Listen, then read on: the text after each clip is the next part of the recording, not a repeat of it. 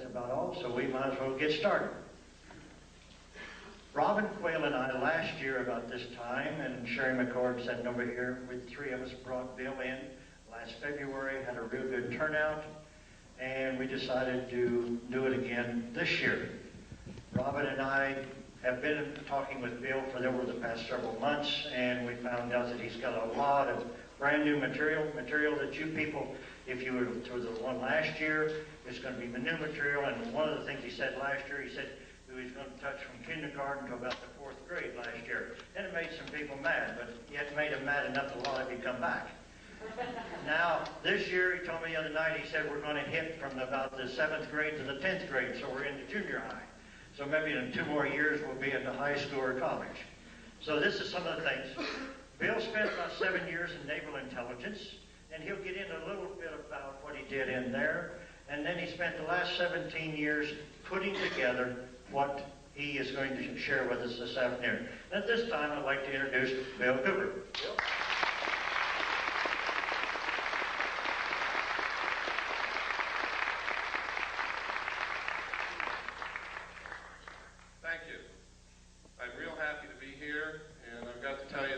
Hospitality is wonderful. When they talk about Georgia peaches, they're not kidding. And probably the best breakfasts that you can get anywhere are down south. My mother was from North Carolina, from Charlotte. I was raised on grits and all the good things. And it was funny, I didn't like it much when I was a kid, but now I can't get enough. Seems like we change over the years. And sometimes the poison becomes sweet. What I'm going to talk about today is a lot of how the sweetness has become poison. Just the opposite has been happening. But it doesn't have to be that way. We can change it. I'd like to know, how many of you are here from out of state? Good, excellent. We try very hard to notify everybody that we have an address on anywhere around any state that I'm going to be in, and I see that people are appreciating that. So we're not wasting our money on the postage. How many of you are here to see what I have to present and hear what I have to say for the first time? My God. Something is working. That's incredible. That's wonderful. How many of you have never seen any tape or heard any audio presentation of mine or been to any of my personal appearances? Okay, that's good. Something is really working. One of the most difficult things about what I talk about is get people to drop their preconceived notions, their preconceived ideas, it can't be happening, this is impossible, Bill Cooper's a nut. Get them to drop those kinds of obstacles and just take a look at the evidence. Because I'm going to tell you right now, I don't want you to believe anything that I tell you today.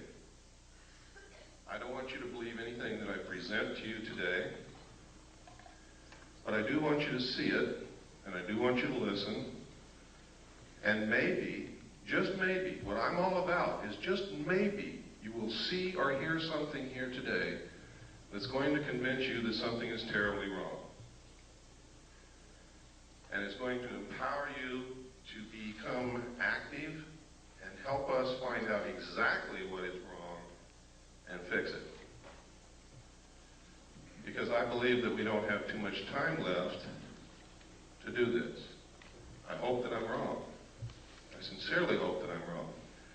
But I have to tell you, ladies and gentlemen, since I have begun telling the world what I know and what I've found in my research, thousands of people have set out to intentionally prove me wrong, to ridicule me, to discredit me, to do all of these things, and no one has succeeded. Everyone who has gone to research the evidence to try and prove that I'm wrong has only succeeded in proving that I'm right. And I have thousands of letters from these people. And they're amazed when they do it. There are people here today who were at my presentation last year who I know didn't believe anything that I told them. They were very skeptical. skeptical and have since become helpers in our crusade because they went out and looked at what's available. Most of the evidence is in the public domain. It's there for anyone to find. That's where I found it. That's not how I got started on it, but that's where I found everything that I'm going to show you today, most of what I'm going to talk about. There is also a lot of deception. There is layer and layer upon layer upon layer of misinformation, disinformation, just plain old ordinary bullshit, and a lot of other things to get in your way. So wading through that can sometimes be difficult. You have to use your gut feeling, you have to use your common sense, you have to dig. But it's important that you learn to do that. For those of you who are here for the first time today, let me give you some background on who I am so that I won't be some mysterious character up here rattling off information, which may or may not be true. I was reared in a military family. My father was a command pilot in the United States Air Force. He is a retired lieutenant colonel. He lives in the state of Texas now. A command pilot means that he literally has flown aircraft for thousands of hours and he's still alive. He started in biplanes and he ended up in jets. When I was a child, I can remember, I think I've scrambled through every airplane that the Air Force and the Army Air Force ever had when I was a child. My dad used to take me out to the flight line to see these planes. I've flown in many of them. I used to eavesdrop on the pilots when they sat around the kitchen table and talked about UFOs and Foo Fighters and dog fights and things that went wrong with their airplanes and everything that you can think of, until they would get sick of me and my brother and sister and send us out in the yard to play. And then we would play what we heard. When I left home, also I was reared all over the world. We lived on Air Force bases in foreign countries. When I left home, I went into the Air Force. I was in the Strategic Air Command. I worked on B-52 bombers, KC-135 refueling aircraft, and Minuteman missiles as an aircraft and missile hydraulic technician. In the Air Force, of course, you have to understand I was a young man at that time. Went in when I was 18. I spent 4 years in. I got out when I was 22. And I met sergeants, people who were over me, but who I became friends with, who sometimes after about 10 or 12 beers would begin to tell me the most incredible stories that I'd ever heard in my life about having participated in teams of Air Force personnel who recovered crashed extraterrestrial spacecraft. Now, you got to understand, if they'd already had 10 or 12 beers, so had I. That's the first thing you've got to know. Second, you have to understand that after 10 or 12 beers at the age of 21, I wasn't interested in extraterrestrial crashed spacecraft. I was interested at the girl at the other end of the bar. So I didn't pay too much attention to all of this, and you could never get these guys to talk about it when they were sober. And you still can't today. And in fact, today it's much more difficult because they have means that they have perfected of mind control and memory erasure, to where now some people who work in very top secret projects don't even know what they work on. They know that they go to work in the morning, they get off of work and go home, they don't remember anything that they did all day. The technology for this is well documented. It's in the public domain also, and it's one way that they've figured out how to keep projects secret. If you don't believe that the military can keep things secret, consider this. You just recently heard of the stealth fighter for the first time. This is 1991. I think the first mention of it publicly was in 1990. Did anyone hear of the stealth fighter before 1990? What year did you hear? Early 80s. Would anybody like to venture a guess on when the first flight of the stealth fighter took place?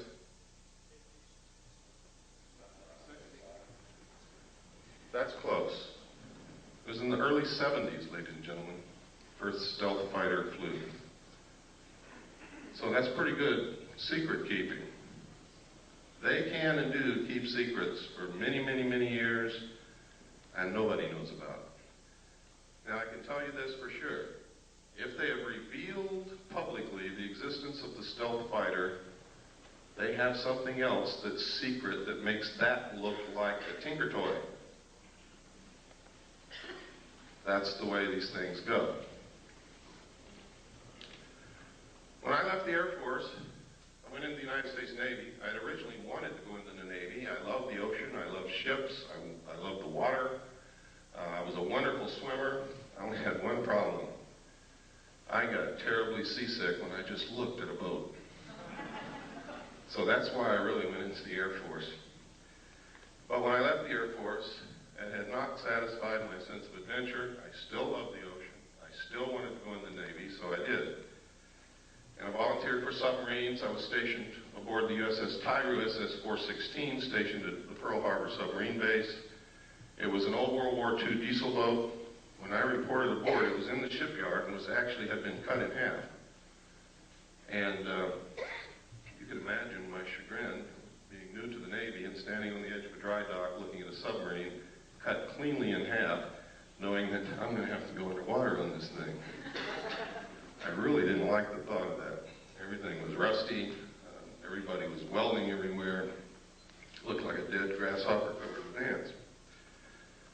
Well, what they did was they inserted a 12-foot section, which became a pretty sophisticated sonar facility, compartment, and put 3 domes on the deck so that we could triangulate targets. And when this was done, we could actually compete with some of the best nuclear submarines in being able to track and kill a target. In fact, I remember thinking at times how easy it was to detect submarines and keep them from getting near an aircraft carrier, and then becoming a crew member on this submarine and surfacing within 100 yards of a carrier, not having been detected until we broke water. Now, to me, that was incredible, because that meant that that carrier was dead. I mean, if it had been wartime, we could have sunk that carrier very easily. I was acquainted with the state-of-the-art of aircraft technology. I was acquainted with not the state-of-the-art, but I knew what it took to go underwater and survive. It was while on this submarine as the port lookout on the transit between the Portland and Seattle area. We had been up there for the Rose Festival as a showboat, really. People came down and toured through the sub. And we met a lot of girls and had some really neat dates, and then we left. And about 1/3 of the way back from the Portland-Seattle area to Pearl Harbor, I was the port lookout. We were on the surface doing about 10 knots when off the port bow, I saw, and I was the only one that saw it, a huge flying disc the size of an aircraft carrier come up out of the water, tumble on its axis, and disappear into the clouds. Well, needless to say, I was stunned, literally speechless. I started to say something, we couldn't talk. Nobody else had seen it, and I knew that they weren't about to believe what I had seen if I told them. And it scared me a little bit too, because I had never believed in these things, even though I had heard stories about them all my life. And I didn't see your little run-of-the-mill 30-foot flying saucer. I saw something as big as an aircraft carrier. But I had a duty to report this because it could have meant a danger to the vessel. My duty was to the vessel and to the crew. But I wasn't about to tell the officer of the deck that I'd seen a flying saucer. So I told him, his name was Ensign Ball, I told him that I had seen something off the port bow at a relative bearing of approximately 15 degrees. Would he help me find it because I've lost it? And you work that way on the bridge of a ship. You work as a team. Everybody helps everybody else out. Since the lookout can't leave his station, officers very often bring them coffee. Well, he looked over there, and the starboard lookout had also heard what I said, and he looked over there too. And I was turning around to look back again, bringing my binoculars up, when the same craft, or another one exactly like it, I don't know which to this day, came back down out of the clouds, tumbled again on its axis, and the most incredible thing happened. There was no splash. It was as if the ocean opened up ahead of it, and then it went into the hole which closed behind it. Now this sounds incredible. And to tell you quite truthfully, it is incredible. And if somebody had told me that and I hadn't seen it, I wouldn't believe it. And I would blame any one of you for not believing it. But I hope before this day is over, you're going to at least consider the possibility that these things exist, because I'm going to show you some real film, pictures, and documents, government documentation. And we're going to talk about a lot of other things that are going on. It's extremely important that people get out of the stuck in the mud, narrow view frame of mind. I can tell you that over the last 17 to 18 years that I've been doing research, I have discovered that our normal, everyday concept of reality is an illusion. It is a manipulation in most instances of the power structure that really runs this country and the world to keep us ignorant so that we won't know what the truth is. I can tell you that when George Bush says, out of the Middle East crisis will come a new world order, he is not joking. And the new world order is not what you think it is. Friendly nations working together. It's going to be a one world, totalitarian, socialist government. Some of the reasons for this are good, some of them are not. I can tell you that there is a hidden secret technology that is astounding, resembles nothing less than sheer magic, would literally set us free, enable us to cure most diseases, if not all, give us probably a source of, if not free energy, very close to free energy, very inexpensive energy, which we need very badly. And I'm going to talk to you why these things are being hidden, when this all came about, and try to give you a basic understanding of what's going on. All of it's covered in my book, which you may or may not have seen. The name of the book is Behold a Pale Horse. This book has more suppressed information printed in it than any other book that's ever been printed in the history of the world, I can guarantee you. And if they don't succeed in suppressing it, a lot of people's eyes are going to be wide open when they read it. Everything that I have found, I document. So it's not a question of deciding whether or not to believe me, it's a question of whether or not you can accept those documents as proof. Someone once said you can put 10 tons of proof in front of people. If they're not ready to accept an idea, they will not accept the proof. No amount of evidence will suffice to prove anything. It is the jury that will decide. And you are the jury. Smart people know that.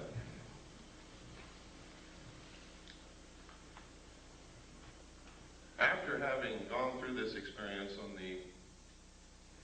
in the con, on the bridge of the submarine, I was later told by the captain that we were not to discuss this, not even amongst ourselves.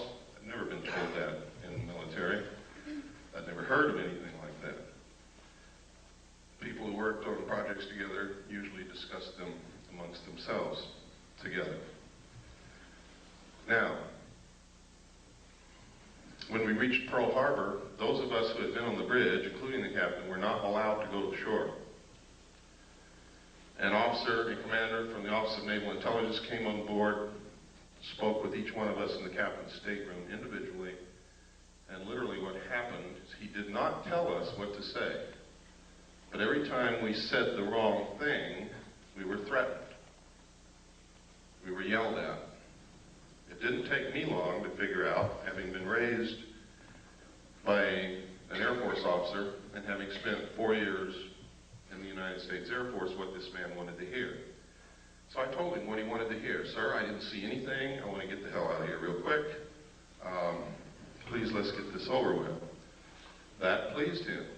I then was given several pieces of paper to read, which literally all said basically the same thing using different words. They were different rules, regulations, and laws governing the safeguard of information pertaining to the national security. And then I had to sign a security oath saying that I would never talk about what it was that I had just told this gentleman that I had not seen.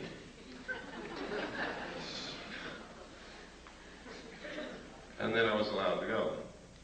Later I was selected and trained for Naval Security and Intelligence. I was given a secondary NEC of 9545, which is Internal Security Specialist. My job was to safeguard, control classified information, secure perimeters, buildings, naval installations, detect bugging devices, all of these things. I was specifically trained to conduct Pacific Area intelligence briefings. And then after all this training, I was sent to Vietnam and made a patrol boat captain for Naval Security and Intelligence. I was attached to Camp Carter, which was the headquarters of Naval Intelligence and I Corps. I was then sent to a division of Naval Intelligence, which was the Da Nang Harbor Patrol. I was given a crew, a patrol boat, and a lot of weapons and ammunition, and they turned me loose. And that was crazy, because I was a young man that didn't know what the hell I was doing. But I did okay, thank God. Some others didn't. Later, I was transferred up to the Dong Ha River Security Group, which was another division of Camp Carter Naval Intelligence. And my job there was to patrol the river, make friends with the people along the banks, gather intelligence, and maintain the safety and security of the river. That river was at the DMZ. It's the Takan River. The base camp was Qua Viet at the mouth of the river on the southern bank. And it was a major supply route for supplies that went to Quezon, which was under siege. While there, I learned that there was significant UFO activity in Vietnam. A lot of it. Why? I don't know. There were rumors flying everywhere. We heard stories of enemy troops firing at UFOs, our side firing at UFOs, UFOs flashing back with blue lights that did crazy things, the same things that you hear happening today. I know of one instance for a fact that after UFOs hovered above a South Vietnamese village all night, the next morning there was not a living soul in that village. Don't ask me where they went because I haven't got the slightest idea. But it's incredible. We were told that any UFO information that we sent in dispatches, messages, or discussed over the radio, we were to use the code word enemy helicopter activity. And that's what we did. The enemy had no helicopters in Vietnam, period.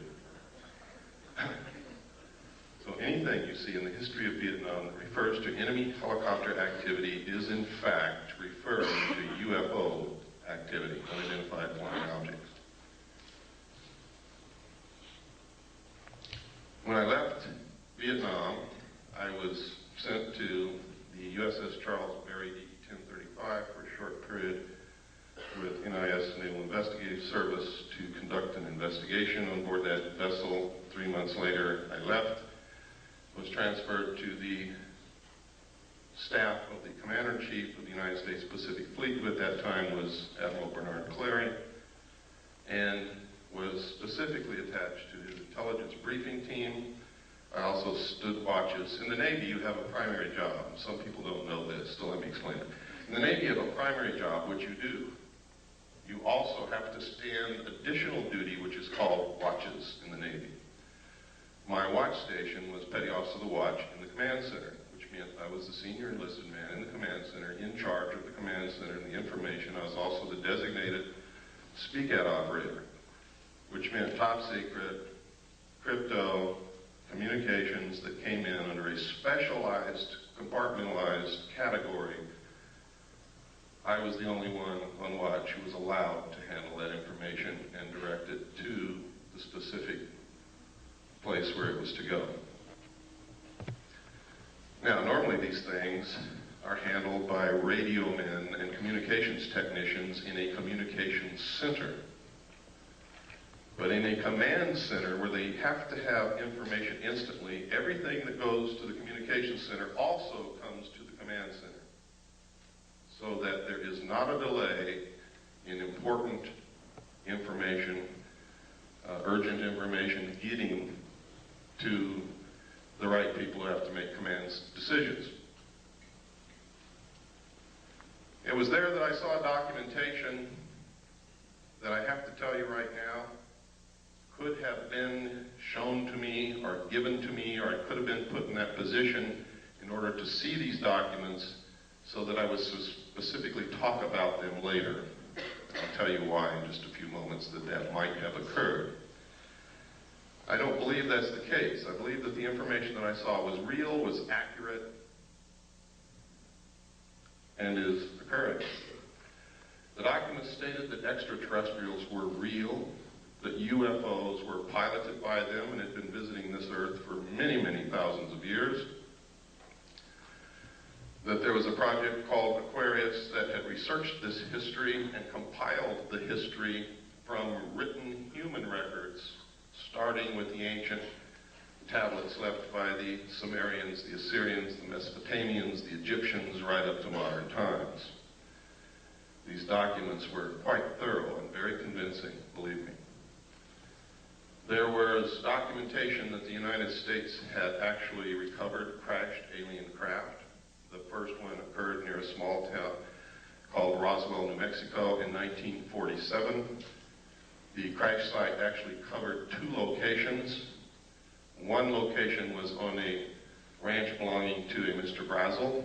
The other location was approximately 60 miles from there, where the main bulk of the craft had come down, from which they had removed 3 dead alien bodies. I saw photographs of these bodies, I saw photographs of the autopsies, and I saw photographs of the internal organs of these beings. It stated that in 1949 another crash had occurred, also in New Mexico, from which they had recovered more bodies, and that they had found 1 live alien creature wandering in the desert. Now you have to understand, just because I saw these documents doesn't mean that all of this actually occurred. These could have been presented to me to make me believe that this had occurred. It stated that they had kept this live alien in captivity until June the 2nd, 1952, at which time he died of unknown causes. They instituted a project called Sigma to attempt to contact the race that this being belonged to. Sigma evolved into the National Security Agency. That eventually contact was made. Landings occurred, communication took place, an alliance was agreed upon. This actually was supposedly happened at Muroc, which is now known as Edwards Air Force Base in California, in 1954. President Eisenhower was on vacation at that time in Palm Springs. During this time, you can see by reading the newspapers that he disappeared. The newspapers went crazy. Reporters were combing the countryside looking for the president. They were told that he had suffered a toothache and was flown by helicopter to a dentist. Well, this was not true.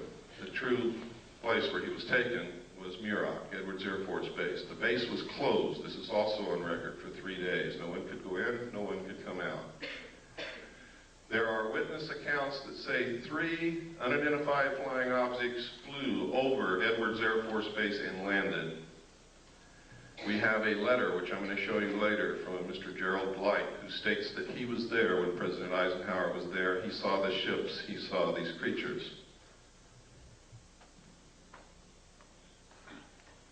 And that's just the beginning, but I'm not going to go much farther than that right now. We're going to get into some documentation so that your disbelief can start to see that this is not as incredible as it sounds.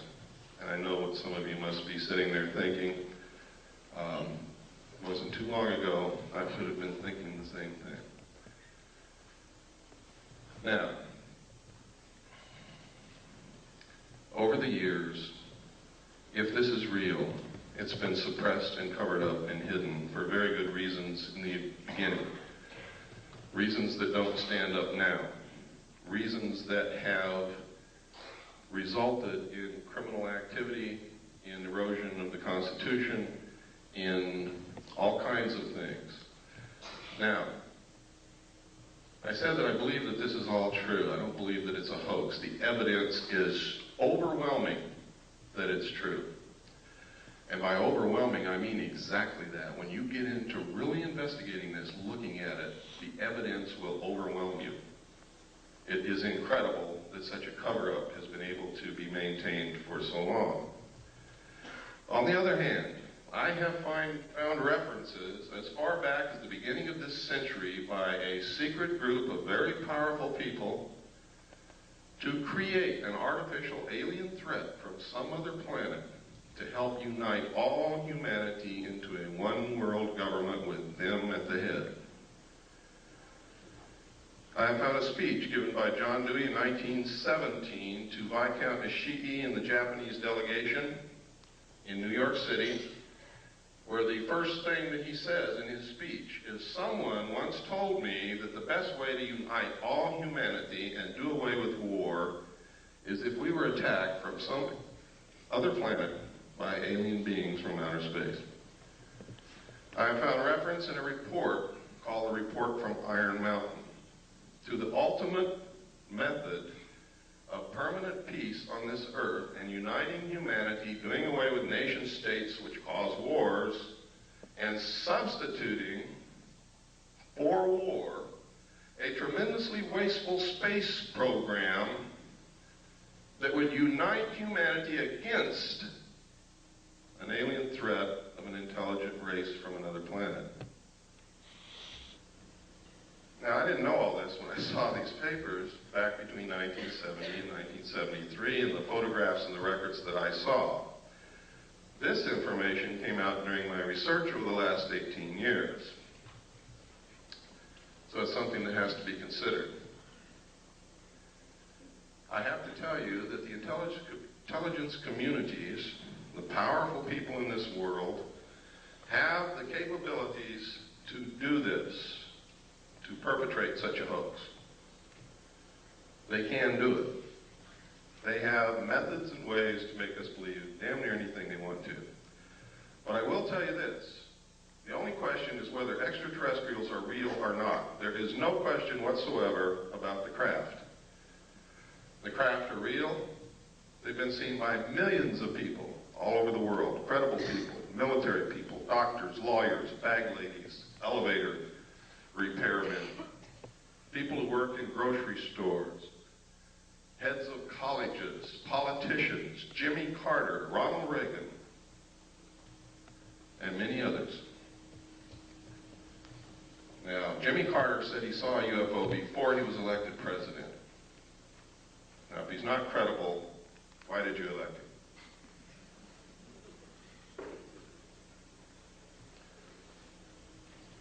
If we can send a man to the gas chamber or the electric chair on the testimony of 2 witnesses in court, why won't you believe millions of people who are telling you that they have seen these craft flying in the air, that they're metal, that they are intelligently guided, that they are real, and that they demonstrate a technology beyond anything that we know of publicly anyway? I can tell you that we have this technology in the United States. It is being flown in an area called Area 51, Groom Dry Lake, in the Nevada Test Range in the state of Nevada. I have seen it fly. Many other people have seen it fly. I have a photograph of it in my book. I also have a drawing given to me by one of the people who have been there and touched it and seen it. The drawing matches the craft in flight exactly. I'm also going to show you a videotape of another craft, what they call a cigar-shaped craft, above the test site, here in just a few moments. So, when you hear people talking about secret weapons, when you see the stealth fighter unveiled, what they have behind it in the wings, that you too can also go see, by the way, in Nevada, if you have the money and the time to go out there and stand in the desert all night. If you look toward Groom Lake, between sunset and sunrise on any given night, you can watch them test fly these craft. But you have to be prepared to stay there 2 or 3 nights because they don't always fly every single night. Now, at this time, to show you that I'm not so far out in left field that you could turn it off, I'm going to show you a tape now, and this tape is going to prove to you that the government's been lying to you for a lot of years. Now, when I say the government, I don't mean our constitutionally authorized and legal and lawful government. I mean the men who have infiltrated our government over the years and are controlling it, subverting it toward their own end. Have been lying to us. Our government hadn't had a chance to work over the last 40 years. And you're going to see why. What I'm going to show you is a tape of the Kennedy assassination. It's not a tape that you've ever seen before. I hope you will pardon the editing because I'm not a professional editor and I have to do this at home because I cannot let this tape out of my possession because that would be totally irresponsible and it would probably disappear. Keep your eyes on the driver of the car. Do not watch Kennedy. Don't look around at the scenery. Keep your eyes on the driver of the car. That's important. They have always known who killed Kennedy, and they have covered it up for all these years. Okay, if we have the lights off, and please run the Kennedy tape. Can I sit down? Can that door be closed? Yes.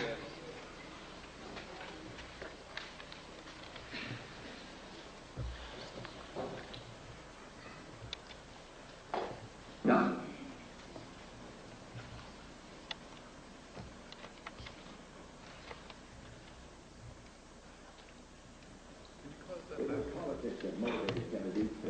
Can you turn up the volume, please? To reconcile differences between two factions of the state's Democratic Party, as well as draw political support in the state that he had barely carried back in 1960. Kennedy, in fact, had felt the visit to be so crucial to his re-election chances that he persuaded his wife, Jacqueline, to accompany him. The first day of the trip, which included visits to Houston and San Antonio on November 21st, had been very successful. Despite his mediocre rating in the latest Gallup poll, overwhelming and enthusiastic crowds greeted the President and the First Lady at every stop along the tour.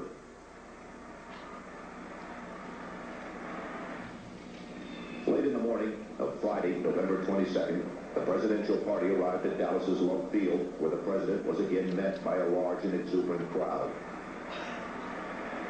After taking time out to shake hands, the Kennedys, along with Texas Governor John Connally and his wife Nellie, stepped into a waiting limousine which would take them through the downtown district on the way to the city's Trade Mart, where the president was to give a luncheon speech. As the motorcade made its way through the streets of Dallas, it was obvious that Kennedy's trip was a tremendous success.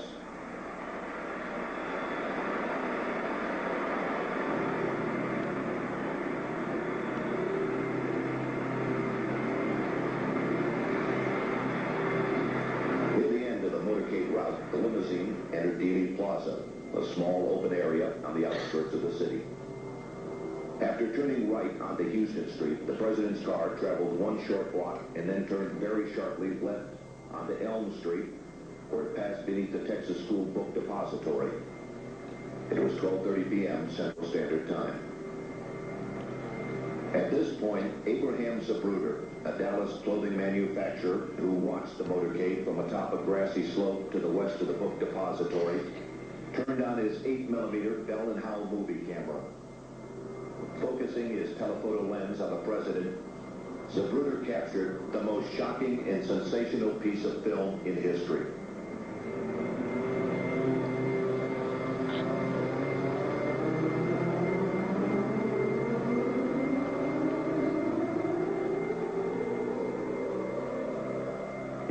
Motorcade in Dallas on November 22nd, 1963.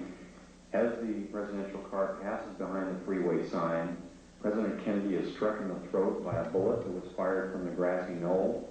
As he's grasping his throat through John Connolly, turning around to his right, he at that point is struck. You notice the passenger of the car turning back to see what has happened to the president. As he turns back to the front, the driver of the car turns with his left arm over his right shoulder with a pistol and fires. You see the 45 caliber nickel-plated automatic weapon in his left hand. He's firing over his right shoulder. You see it in relief. You see his head pointing backwards towards the president.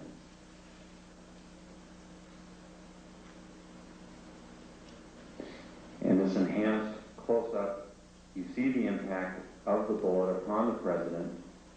The force of the shot drives him violently backward against the back of the seat. You see Mrs. Kennedy react in horror. The ugly gaping wound, which is evident here, according to many observers at the scene, was actually created on the print. This was not the actual nature of the wound. But you notice that Mrs. Kennedy wasted no time in trying to exit the vehicle because she clearly was able to determine exactly where that shot had originated. And it was her personal bodyguard, Clint Hill, another Secret Service agent, who attempted to keep her in. What the arrow is indicating here is what appears to be the outline of a man, a hat, and his rifle. The arrow is pointing to the rifle barrel of the man in the bushes who possibly was the rifleman on the grassy knoll who fired that shot. Another view taken by another photographer. Again, you see Mrs. Kennedy trying to exit the vehicle at all times. Here you see the passenger in the front turning back, looking at the president. Instead of jumping back to assist him, he turns forward. The driver's now rotating. The weapon comes into view and he fires. You'll see this repeatedly in these sequences. Kennedy's been shot in the throat. He's leaning to his left. The driver now begins to rotate. His left arm comes over his right shoulder and he fires now. Again, you see the driver rotate. You see the weapon come into view. He's rotating again. The weapon is in view. He fires. You can clearly see his head turning and his arm and the weapon extending into view over his right shoulder. Many of the witnesses indicated that the car slowed almost to a virtual halt at about this point. And here in the normal version, you see how much more quickly it is speeded up. It's much harder to determine. Many of the people who asked the question why Jackie Kennedy did not.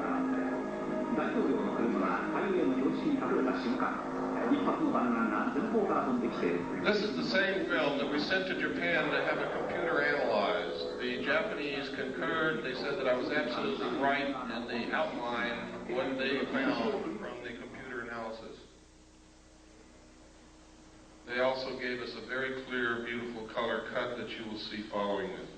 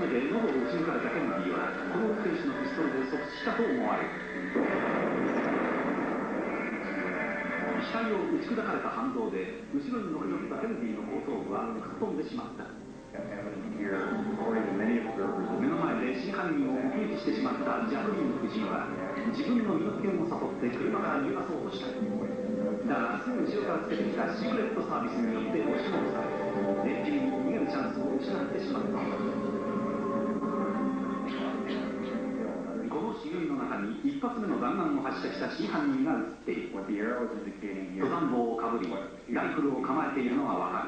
man, a hat, and his rifle, the arrow.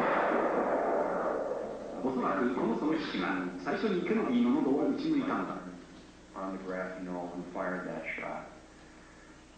Another. 別のフィルムでもシークレットサービスが慌ててジャクリーン夫人を阻止しようと飛び乗るのが映っている。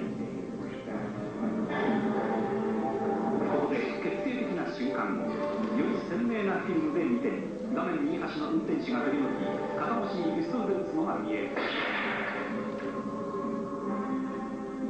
画面の右端に見える運転手の動作に注意すると分かる。ハンドルを握った右腕の足に左手でピストルを突き出している。もう一度見てみよう。間もなく運転手の頭が後ろを振り向くと同時に肩のところに白く光るピストルが出てくるのが見える。今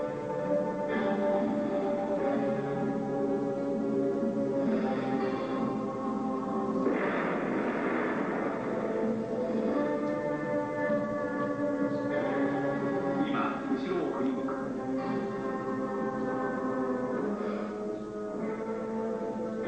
同じシーンを何度か繰り返しているとよくわかる。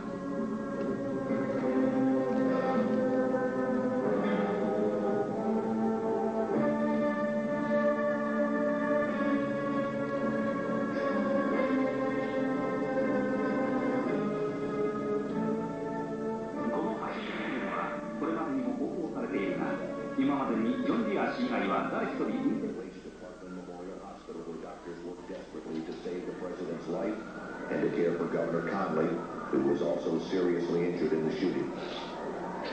Although the governor would make a full recovery, it was obvious to the doctors that Kennedy's wounds were fatal. And at approximately 1 p.m., the president was pronounced dead.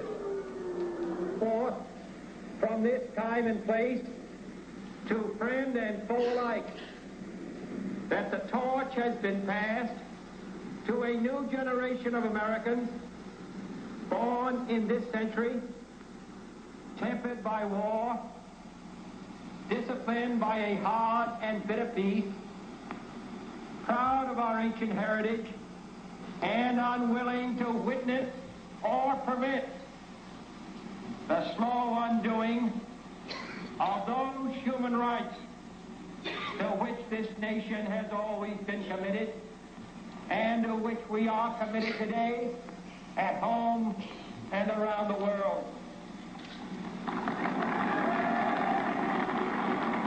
What began with such promise, however, would end less than 3 years later in tragedy.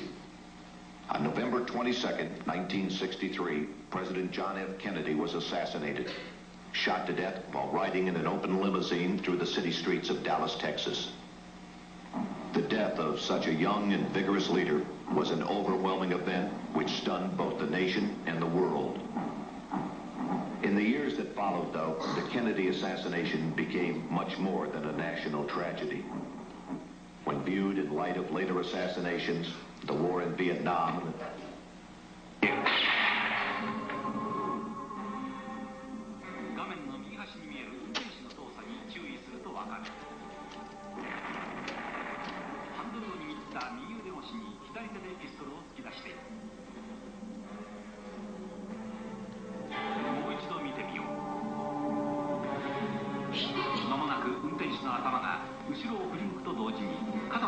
白く光るピストルが出てくるのが見える。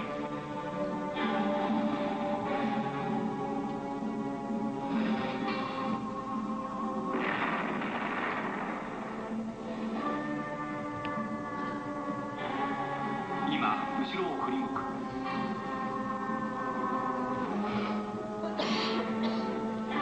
同じシーンを何度か繰り返してみるとよくわかる。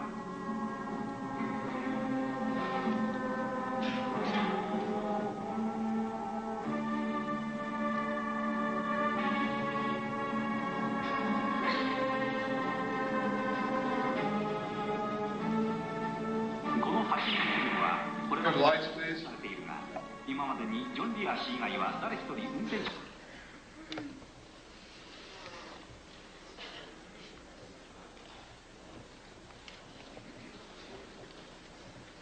While I was with the Office of Naval Intelligence attached to the Commander-in-Chief of the United States Pacific Fleet staff, I saw documents that stated with no hesitation whatsoever, with clear understanding, that President Kennedy was killed by William Greer, the Secret Service agent driving his limousine in the motorcade. These documents disclosed to me that the people involved in the assassination of the President were the Office of Naval Intelligence, the Secret Service, Division 5 of the FBI, and the Central Intelligence Agency. The reason stated was that he was a security risk, that he had ordered them to stop the sale and importation of drugs to the American people, and that he had ordered them to develop a plan to disclose the presence of extraterrestrial visitation to this earth within the following year. He had also ordered a printing of legally constitutional silver-backed money, which is not in the best interest of the world bankers or the power structure or the Federal Reserve, which is not an agency of the federal government, but is a private corporation run, and the stock is held and owned by bankers, most of whom are European bankers controlled by the House of Rothschild. They pay no taxes on the national debt that we pay them and the money that they earn from the interest. So they were dead set against the printing of this money. Kennedy had also discovered what the CIA had been doing for many years. You see, being president, you get to open a lot of drawers that nobody usually gets to open. And he had informed the CIA that he had intended, and he said this publicly, by the way, that he intended to disband the CIA and scatter it in 1,000 different directions. So you see, he made some pretty big enemies. And there were some pretty powerful people who thought that he needed to be killed. Many of you saw this and found this out for the first time today. How many of you are upset by this? I am. I have been, ever since I saw those documents, I've been terribly upset. In fact, in my book, I enclose parts of my service record in the appendix. You can see the exact day that I found out that the Office of Naval Intelligence was involved in the assassination of President Kennedy. I went over the hill with no intention of coming back. It was my good friend Robert Swan who talked me into returning so that I can do what I'm doing today. He said, Bill, you can't help anybody if you're in jail, and that's where you're going if you don't go back. So I went back after 8 days. But you can see the exact day in 1971 when I saw the document that told me who killed President Kennedy. Let's take about a 5-minute break. Let's take a 10-minute break.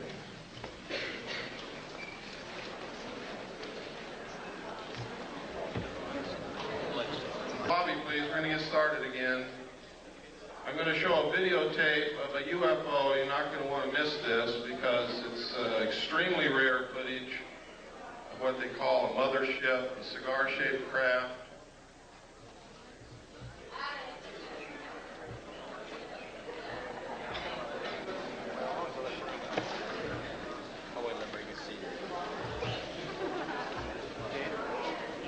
Close that door. Sure.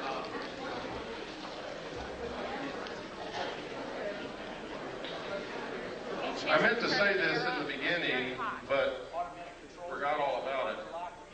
For those of you who have ordered my book, all the paperback books that were ordered have been sent. They've been sent for over a week. So if you ordered it and haven't got it, it's probably in your mailbox right this moment waiting for you to come home, or will be there in the next couple of days. The hardback books are printed, but they are not bound yet. They will not be sent for another 2 weeks.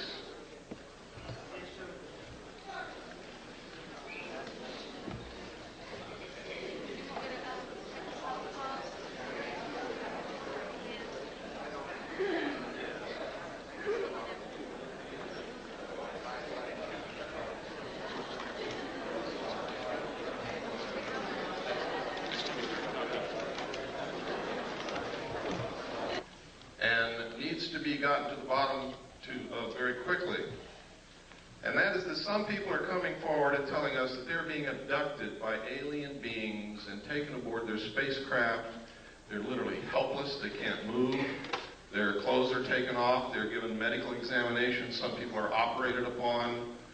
Samples of their tissue is taken. Sometimes sperm and ova is harvested. Sometimes females are impregnated. It's all medical fact that these things are happening. It is not a joke. The only question is, was it really aliens and were they really taken into a spacecraft, or did something else happen and this is a planted story that's been put in their mind to disguise it? You see, this is a classic thing that they do in brainwashing.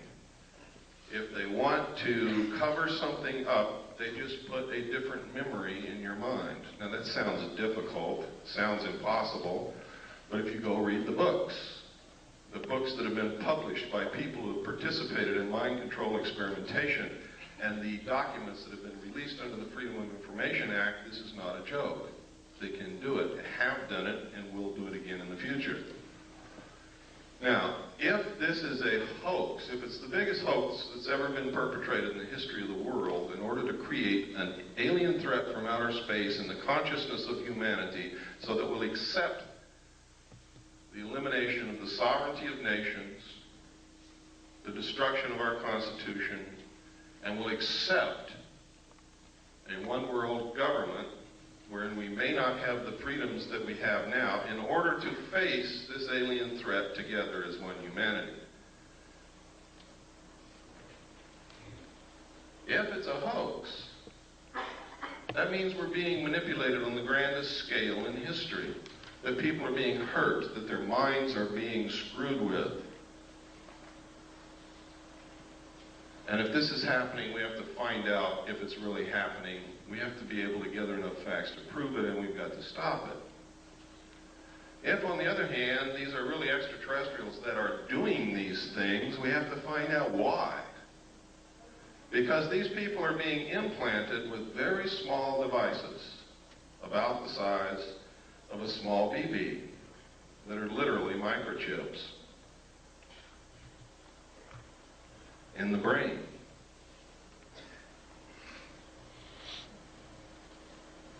What is the purpose? I don't know. Can these people be controlled through these implants? I'm going to show you the locations where these implants are put into the brain. They're easily detected by MIR CAT scan, by anybody who is a medical professional adept at identifying foreign bodies in the human body. So, aside from the obvious reasons why we should be looking into this, those are some of the other reasons why we should be looking into it. If the New World Order is so benevolent and so good for us, why is it that we have to be coerced and manipulated into it? Because this isn't the only coercion that's going on, if that's what's happening. Now I'm going to preface what I'm going to say next, because I'm going to talk about the war in the Middle East for a few minutes. I'm going to preface what I'm going to say next with this statement. I was in the military. I'm a veteran. I support the Constitution and the government of the United States of America and will fight anyone who attempts to overthrow it or destroy it. I am for our troops in the Middle East. I am for them. I hope that not a one of them gets killed. And as long as we're engaged in battle, I hope that we win. But I'm going to tell you right now, we are not there for the reasons that you've been told. And let me give you a little history of this. Number one, George Bush comes on television and tells you that we have to send troops to the Middle East because Hussein wants to raise the price of oil and we can't afford that. That's what he said. It's on tape. It's documented. Next, he says, oh, it wasn't the oil that we sent the troops there for. It's because Hussein was not going to stop with Kuwait. He was going to go into Saudi Arabia. We're there for defensive purposes. People questioned that. The next statement came from Baker, James Baker, the Secretary of State, who said, We're not there for oil. We're not there to defend Kuwait. It's jobs. We're there for jobs. Then at a press conference, Bush said, and I quote, "Some people just don't get the message. It's not oil. It's not to defend Saudi Arabia, and it's not jobs. We're there to prevent this kind of naked aggression."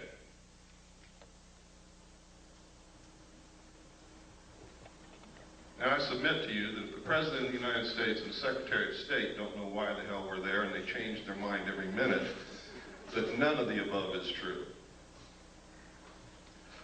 The truth is, a legal precedent has to be established that says that the United Nations is the ruler of the world.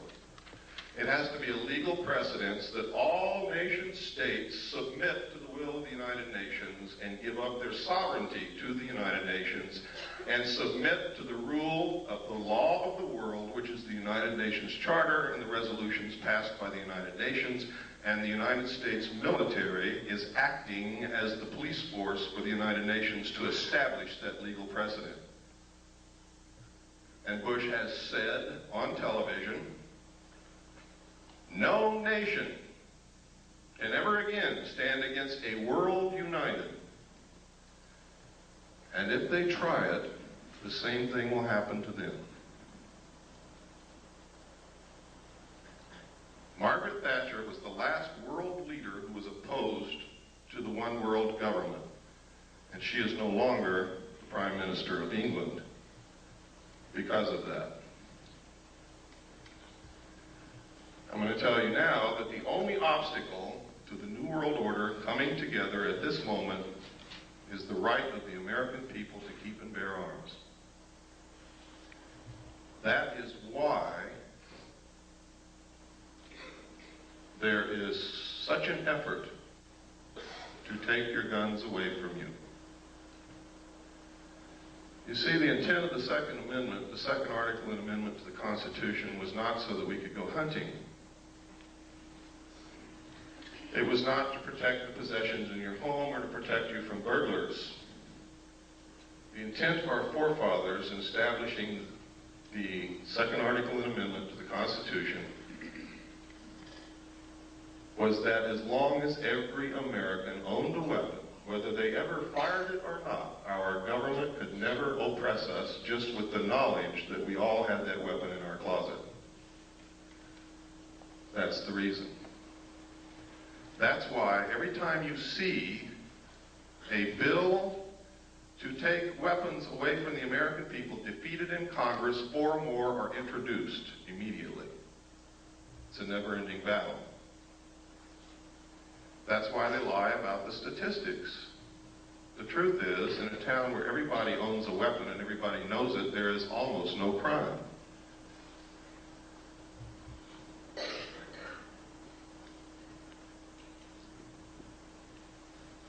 I'm going to show you this next videotape while you're thinking about that, to show you that these craft do in fact exist. This was taken above the Nevada test site. This is what's called a cigar-shaped craft.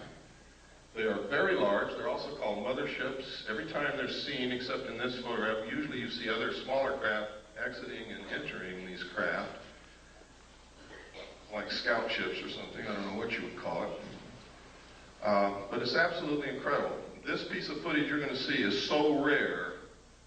I've only seen one other piece of film footage on this particular type of vehicle, and it wasn't even 1/3 as good as what you're going to see here. So what you're going to see is extremely rare, and you probably be a long time before you ever see any footage like this again. It's very difficult to get. Go ahead, there's no sound.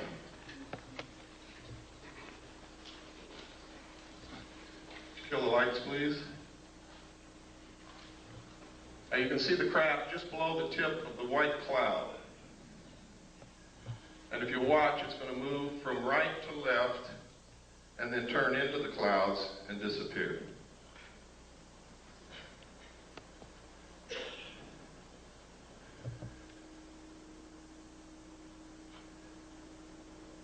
were approximately 15 miles from that location when this footage was taken. Which means that what you're looking at there is approximately 2 to 3 miles in length.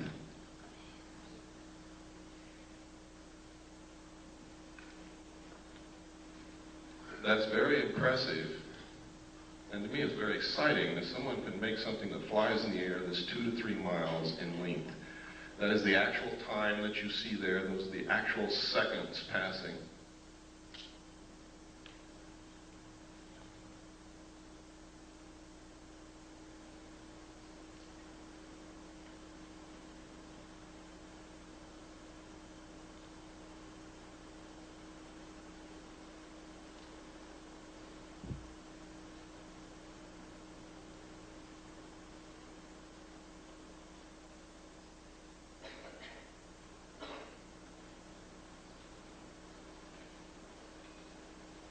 And it's almost gone now. Now it's into the cloud bank. You can stop the tape.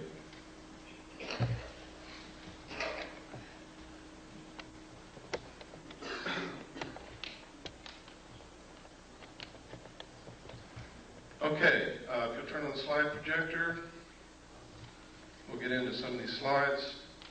I'm going to be going very fast through these slides. Some of you have seen a lot of them before. You're going to see some very startling information here. You're going to see some documentation that's going to prove to you that the government's been lying to you for many years. You're going to see some documentation that proves who I am and what I'm all about. After I left the military, ladies and gentlemen, in December the 11th, 1975, I attempted to leak the material that I knew to the press. I was attacked twice. I've lost my leg. I've had my skull caved in. I kept silent for 16 years, during which time I was the head of the Mixed Gas Deep Saturation Diving Department of the College of Oceaneering. I was the executive director of Adelphi Business College. I was the executive director of Pacific Coast Technical Institute, the executive director of the National Technical College. I was the national marketing coordinator for United Education and Software. And I owned a gallery and studio of fine art in Long Beach, California.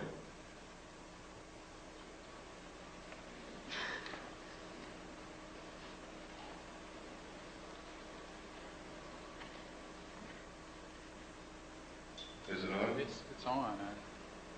Maybe just go forward one.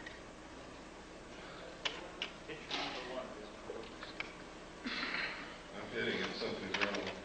There we go. You want to go forward? That's the wrong. I want to go forward. There we go. Okay.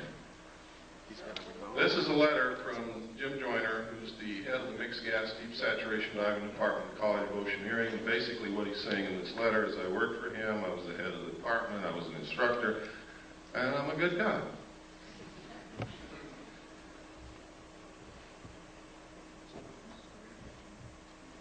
This is not working.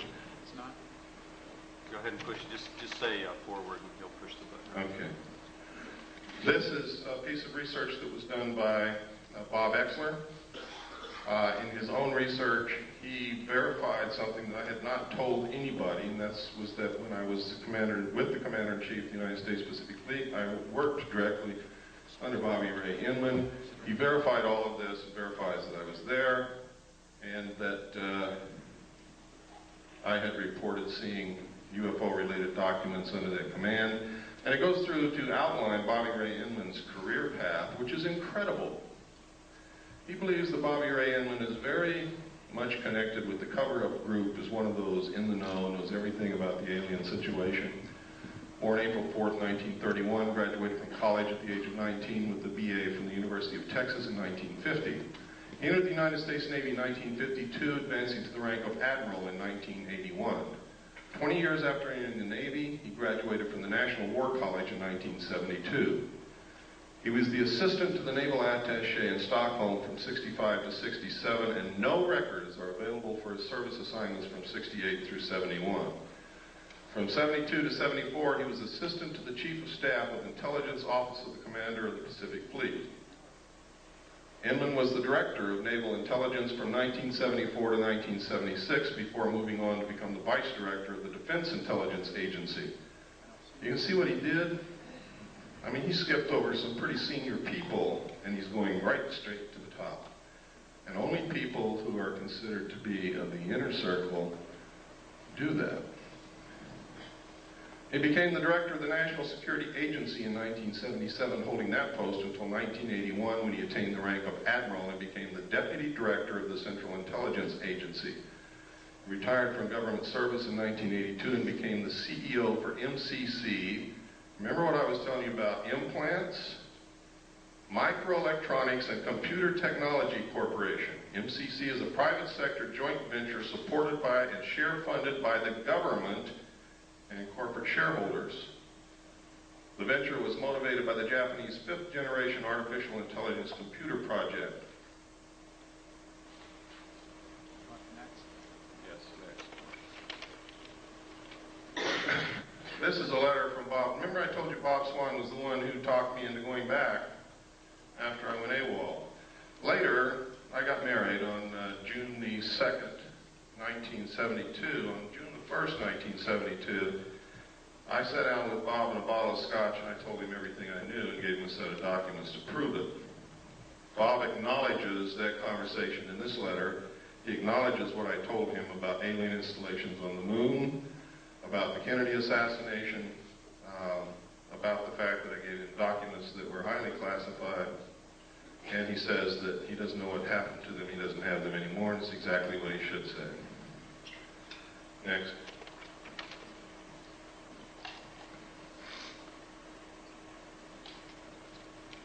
And next. This is a document known as the Eisenhower Briefing Document. Was brought out by a research team of Moore, Chandray, and Friedman. William Moore, with Charles Berlitz, wrote a book called The Roswell Incident, which was the first legitimate work on the so-called crash of the flying saucer near Roswell, New Mexico in 1947. This document is a fraud, and I can prove it to you very easily. But it has a lot of truth in it. In fact, the document itself reads as if it were taken right out of Moore's book, The Roswell Incident. All of the designations on it are legitimate. Top secret and magic was the same designation given to the material that I saw when I was with Naval Intelligence. Magic means Magi controlled. Magi is the majority agency for joint intelligence, which reports only to a top secret group called Majesty 12, also known as Majority 12. It is made up of 19 members. There are 6 from government, 6 from the Executive Committee on the Council on Foreign Relations, 6 from the Jason Scientific Group administered by the MITRE Corporation and Dr. Edward Teller. This briefing document calls it Operation Majestic 12. The documents that I saw said that it was Operation Majority. Also, look at the date, 18 November 1952. Eisenhower was not yet president, and if this is truly one of the highest held secrets in this country, he would never have been exposed to this information until he actually took the oath of president. He was not even in government service at the time he was elected. He was the president of a college. Next, please. I can tell you that of those listed there, those names, Admiral Roscoe Hillenkoetter was the director of the CIA when this group was supposedly formed. If in fact it was formed at that time, he would have definitely been a member. Secretary James B. Forrestal, according to the documentation that I saw, was a member and was the man responsible for the operation of the recovery of the craft at Roswell, New Mexico. And it is really his story that is outlined in Whitley Strieber's book called Majestic. The main character in that book was an abductee, carried the bodies from the crash site to Los Alamos National Laboratory. In the documentation that I saw, that actually did happen at James B. Forrestal. Next slide, please. And next slide. We don't have time to go through every sentence and every paragraph, so I'm just going to hit the major points. Next. Next. On this page, you can see, without any doubt, that this document is a fraud. In enumeration of attachments, you'll see attachment A, special classified executive order number 092447 TS/EO. TS is top secret, EO is executive order. The executive orders are numbered consecutively from president to president, from executive order to executive order, no matter who occupies the White House, for the purpose of continuity and record keeping. Truman wrote executive orders in the 9,000 range. Eisenhower wrote executive orders in the 10,000 range, and so on and so forth. President Nixon wrote in the 11,000 range, and some of the ones that he wrote were actually signed by Carter. This is 92,447. Any way that you look at it, it can only be a date. 09, which would be what month?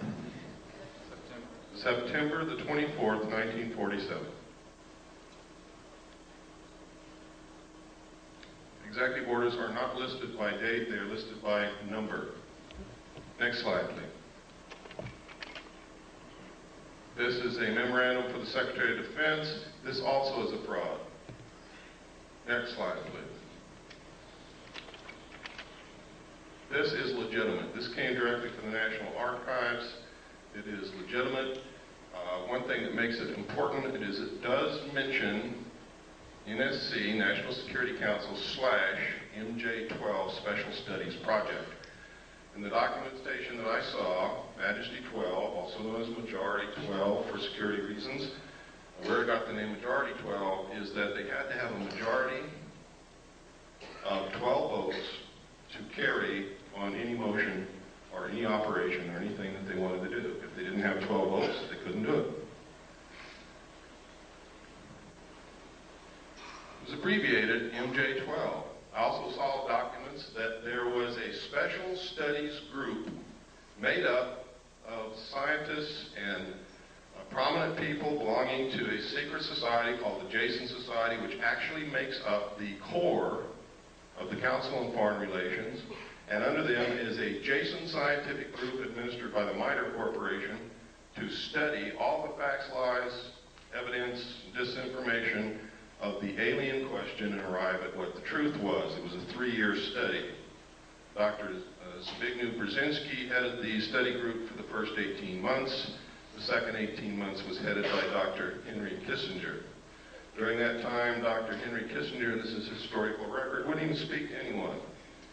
He was gone, get up early, he'd leave, he'd come back very late at night, didn't talk to anybody, didn't care about anybody. He was so engrossed in whatever he was doing that it was like he was living in another world. His wife actually divorced him for this. So it fits. If he was really studying the alien question, I think that's the only thing that I can think of that would engross me so much that I would neglect my wife. Something of such historical and monumental consequence as that. Next slide, please.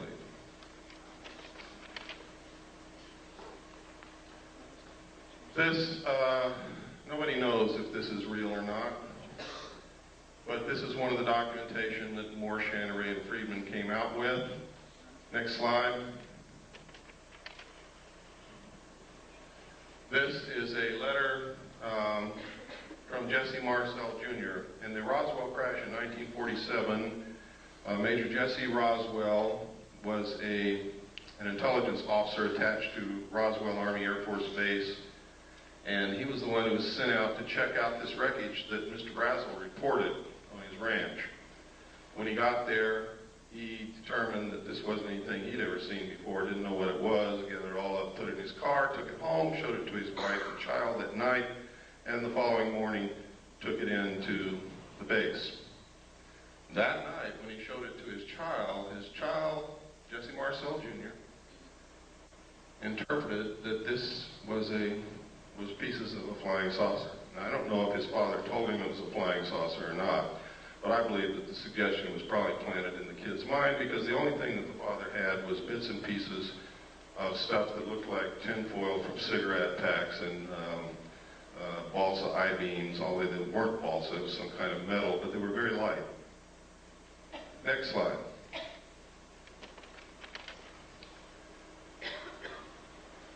In this letter, he recounts that he saw the pieces and it wasn't the remains of any kind of aircraft that he knew of and that he thought it was a flying saucer. Next slide. This is the results of an interview from Jesse Marcel himself, the father. The father goes through and he makes several interesting points.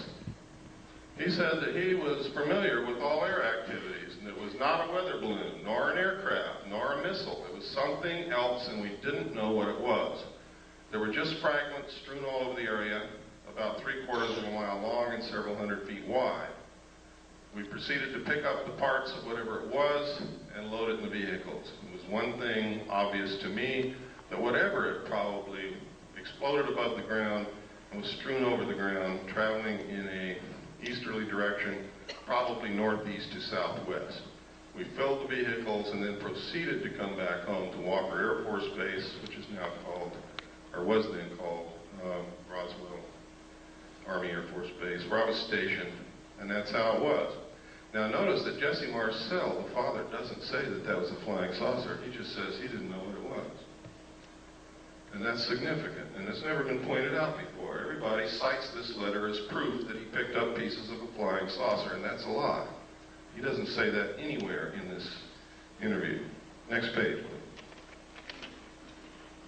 And he goes on here, and he talks about the metal and the pieces and what it did. He said they tried to burn it, could not be burned.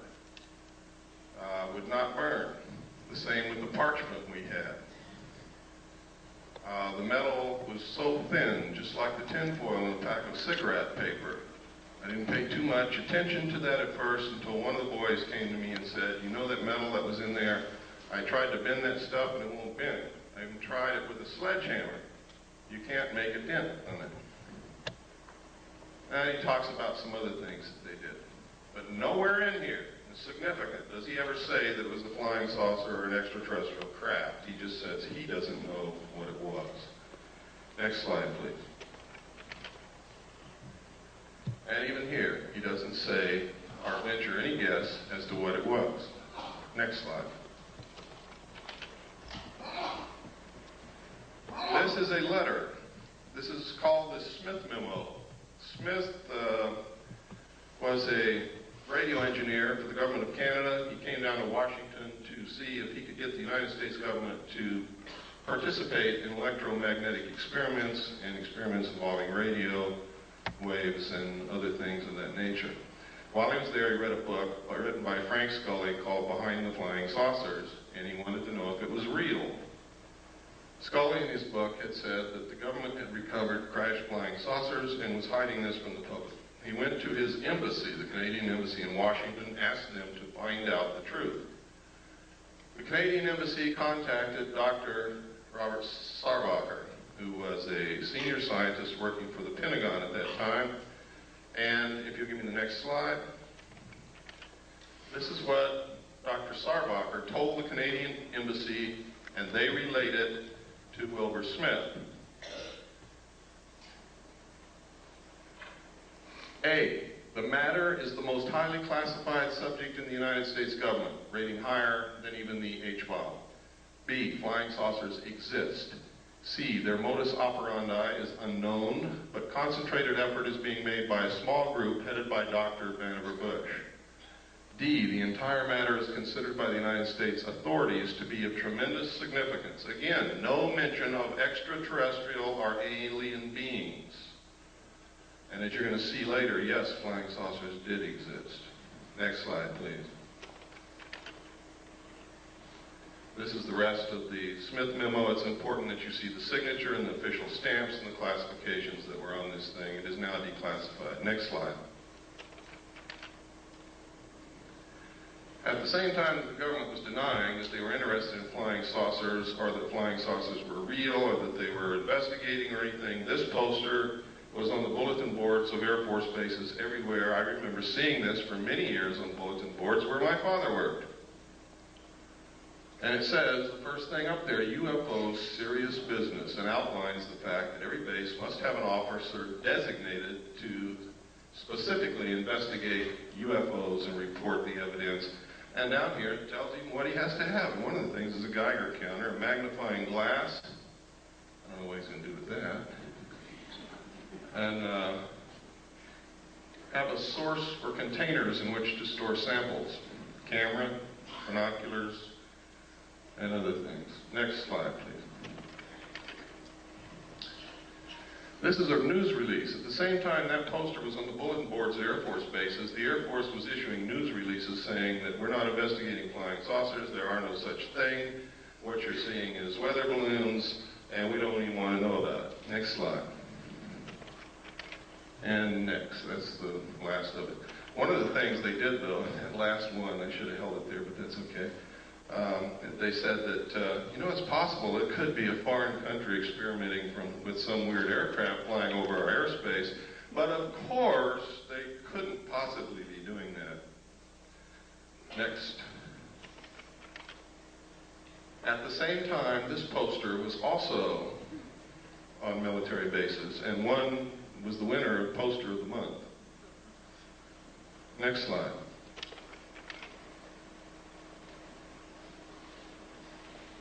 These are cows.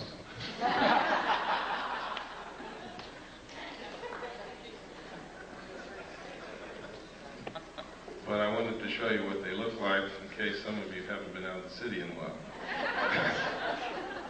Next slide.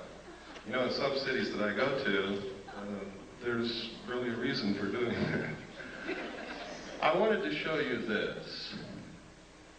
There's something happening with this phenomenon that is absolutely incredible. Everywhere on this slide where you see an M, there has been a classic case of cattle mutilation. I'm going to describe to you what a classic case of cattle mutilation is so that you will know in your mind what I'm talking about. I'm talking about the lips on one side of the face gone. The jaw, the flesh, and the muscle on the lower side of one of the jaw, lower jaw, gone, stripped to the bone. The tongue missing, one eye missing, one ear cored out and missing. Usually a 6-inch diameter patch of skin somewhere on the animal has been cut out. If it's a cow, either the entire udder or a portion of the udder is missing. The rectum is cored out in a perfect cone shape. These sexual organs are always missing. If the cow is pregnant, sometimes the fetus of the calf is gone, but the fetal bag is not open or cut and has not been invaded in any manner. Now that's incredible. But the most significant thing is that all the blood is drained from the animal's body with no vascular collapse, and there's not a drop of blood anywhere. There are no cigarette butts on the ground, there are no tire tracks, there are no shoe prints, there are no footprints, there are no gum wrappers, there is nothing.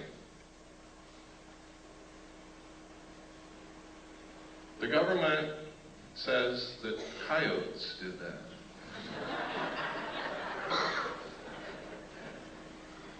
Now, I'm not going to pretend that I know who or what it was, but I do know one thing, it wasn't coyotes. And I also know that our medical personnel, with the best surgical tools at their disposal, cannot make or duplicate the same cuts that are bloodless, that seem to be literally between the cells. There is no blood in any of the wounds. There are always 2 holes on the neck of the animal. Now, we got very curious about why would these specific parts of the animals be missing? And we came up with some things that are very interesting. Dust collects in the ear. Things that float around in the atmosphere collect in the ear. The lips touch the grass and the earth, so does the lower jaw. The eyes exposed to the atmosphere. The rectum is where most of the heavy impurities, the things that cannot be digested, that are poison to the system, collect, and that's why people get rectum cancer and colon cancer from these things. The sexual organs, which show genetic damage. And where does radioactivity show up first in a mammal? In the milk. So then we got very interested in where these mutilations occurred, what time of year, which way was the wind blowing, and what was upwind from these locations, and we found in every single instance there was a nuclear site of some kind, a power plant, a weapons base, a weapons storage installation, a weapons manufacturing plant, a testing area, missile stockpile, uranium mines, and tailing piles, waste disposal areas. In every single instance were upwind from these sites.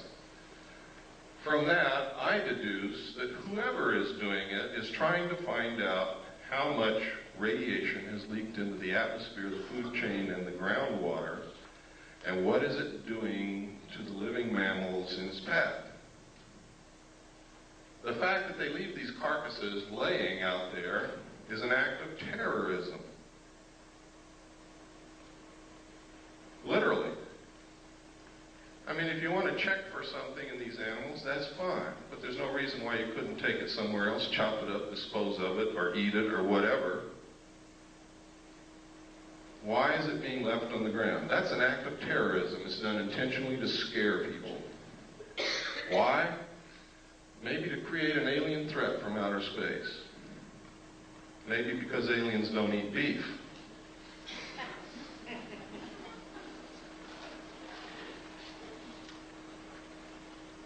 Next slide, please.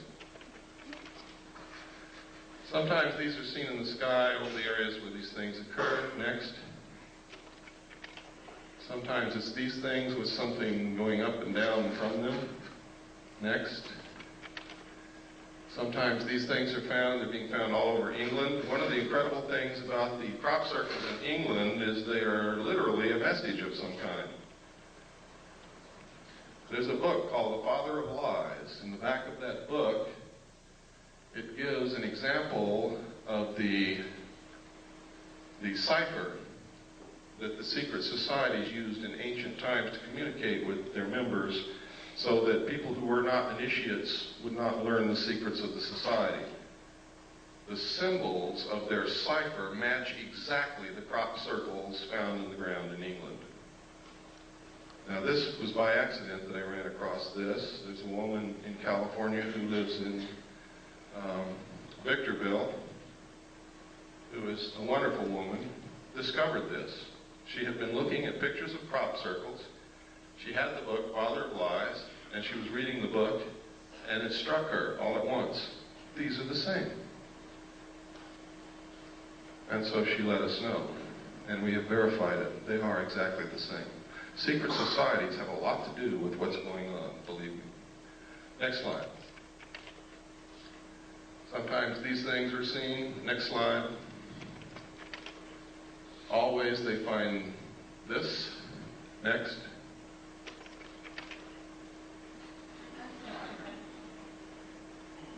Then we got to wondering, gosh,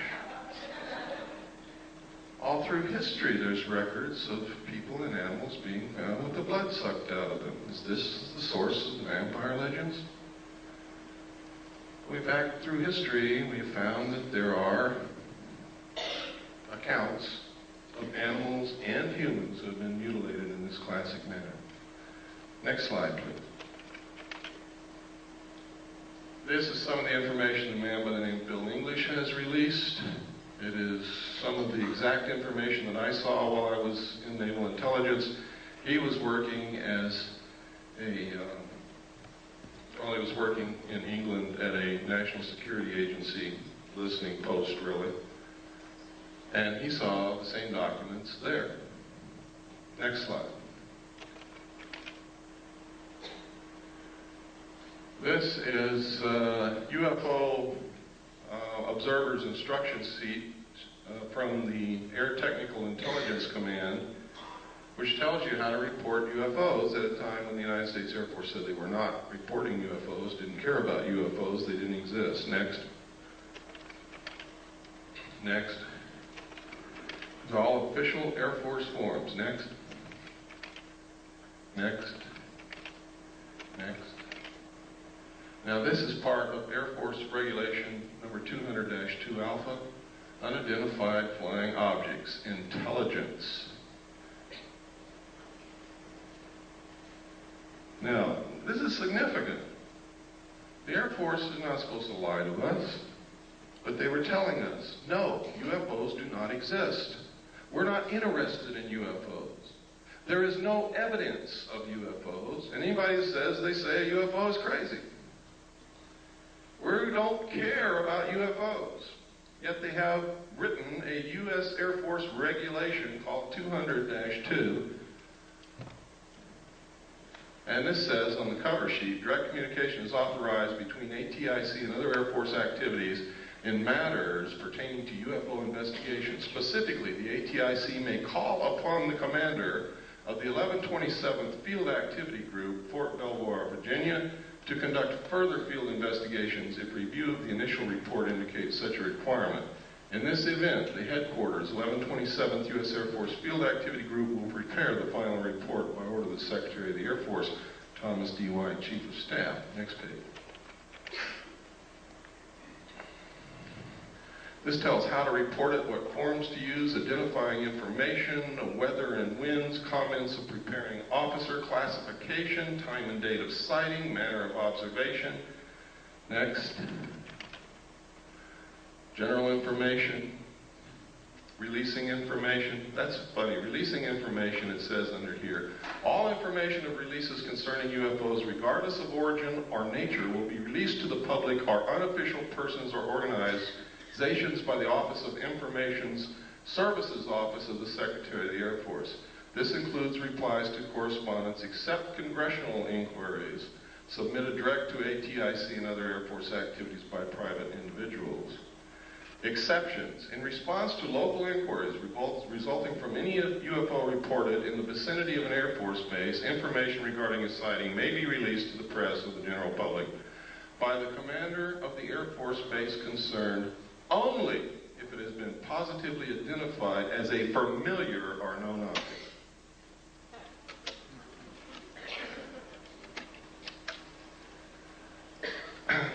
Next, please. And it goes on, but we just don't have the time. This is how to report one that moves around in the sky. Next. Next. Next.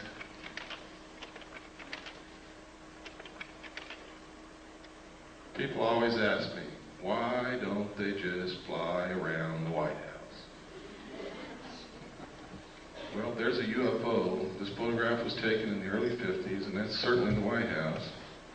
Next slide. Those are not butterflies. The truth is, in the early 50s, there was extensive UFO activity in the immediate area of the White House on an almost nightly basis over a long period of time. It is in the headlines of the newspapers. Pilots were scrambled in their aircraft to go and get them out of the airspace around the White House because it's prohibited airspace. And every time they would scramble, get in their planes, take off, the UFOs would disappear. The pilots would go back and land, the UFOs would come back. This kept happening night after night after night until the pilots got so disgusted and so frustrated they wouldn't even get in their planes anymore. Next slide. This is another, this is 200-2 Identified Flying Objects UFO. This is the rest of it. Go ahead, next. All Air Force regulations. Next.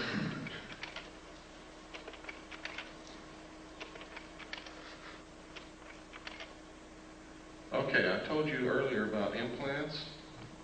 Let me show you where these implants are being found in human beings. We don't know who's putting them there. The people who are being abducted are telling us that they are alien extraterrestrial beings from outer space.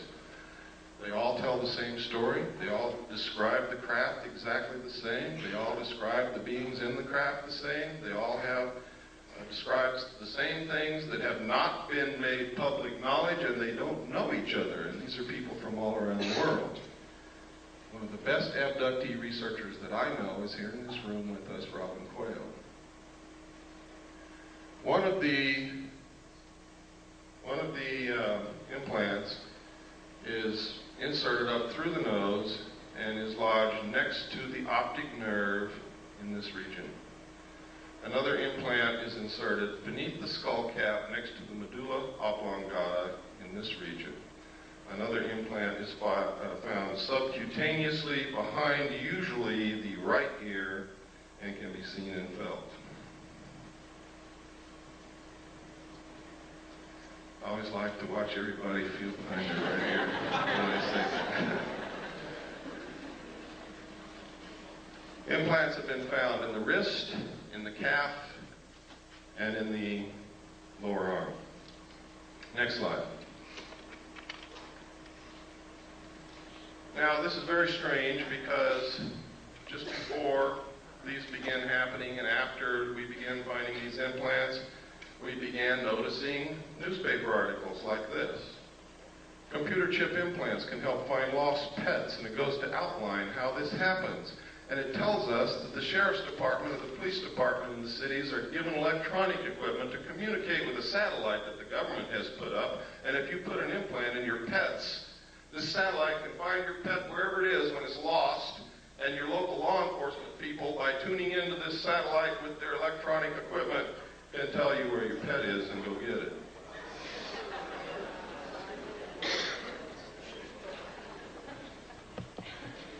Then, next slide, please. Then you hear Dan Rather on the 6 o'clock news say that the pet implant program has worked so well that 97% of all lost pets that have been implanted are being found and returned to their owners, that you should have your children implanted. He said this in 1989. Then you see in the Los Angeles Times, not the National Enquirer, ladies and gentlemen, the Los Angeles Times on 12/12/89, forecast 10 changes for the coming decade. And one of those 10 changes, number 4 in fact, will become necessary in the future with the availability and widespread use of electrical and chemical implants that will allow 24-hour-a-day control of individuals' behavior. Now, are you beginning to get interested in the abductee experience? I hope that you are. You might be next. Next slide. This is just a letter to me from another researcher. Next slide. Who sent me this? It's in my book. It's the Foreign Broadcast Information Service, Foreign Press Note. Foreign Broadcast Information Service is a division of the Central Intelligence Agency, which monitors foreign broadcasts on radio, television, military, civilian broadcast waves, and gleans information. This entire report, each paragraph is a separate report of flying saucer or UFO reports in the Soviet Union during the period covered by this report, and this report was issued 22 November 1989. You never heard of any. Every paragraph.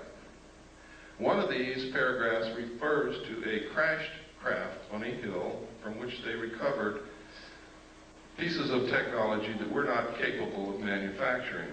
Next page, please. All of these. Now you see at the top is what they found up here. You look closer so I can read it. Some of the scientists have concluded that the object that crashed into Hill 611 was an extraterrestrial space vehicle constructed by highly intelligent beings.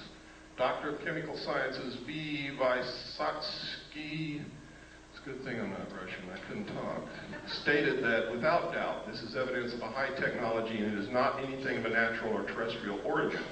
He cited the fact that the remnants of fine mesh included bits of thin threads with a diameter of only 17 microns, and that these threads in turn were composed of even thinner strands twisted into braids. Extremely thin gold wires were discovered intertwined in the finest threads, evidence of an intricate technology beyond the present capabilities of terrestrial science, according to this man that I can't pronounce his name. Next slide, please. And it continues. Next. Next. And I was marking some of the locations. There's a mark on here somewhere. Right here. There's one of the locations, one of the reports. Next slide. These are some of the others. I didn't mark every one of them. I marked the important ones in the Union of Soviet Socialist Republics. Next slide, please. This is the first known civilian photograph of a UFO. Next slide. This is a letter, the Gerald Light letter. This letter is absolutely astounding. It confirms everything that I've been saying. Nobody knew that this letter even existed until Bob Exler presented it at the 1989 MUFON Symposium in Las Vegas. He presented this on July the 1st. I had already issued my information that this confirms on May the 23rd of the same year. In here, he says, "My dear friend, I've just returned from Muroc." Remember I told you Muroc is Edwards Air Force Base now. "The report is true, devastatingly true. I made the journey in company with Franklin Allen of the Hearst Papers and Edwin Norse of Brookings Institute, Truman's erstwhile financial advisor, and Bishop McIntyre of LA. Confidential names for the present, please. When we were allowed to enter the restricted section after about 6 hours, in which we were checked on every possible item, event, incident, and aspect of our personal and public lives, I had the distinct feeling that the world had come to an end with fantastic realism.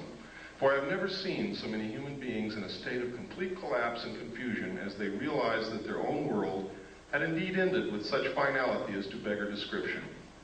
Can you get the sense of what this guy had gone through? "The reality of other plane aeroforms is now and forever removed from the realms of speculation and made a rather painful part of the consciousness of every responsible scientific and political group. During my 2 days visit, I saw 5 separate and distinct types of aircraft being studied and handled by our Air Force officials with the assistance and permission of the Etherians." Notice he calls them Etherians, which means that he attaches some spiritual significance to them. And notice also that he capitalizes Etherians, signifying that he may have viewed them as gods. I have no words to express my reactions. It has finally happened. It is now a matter of history.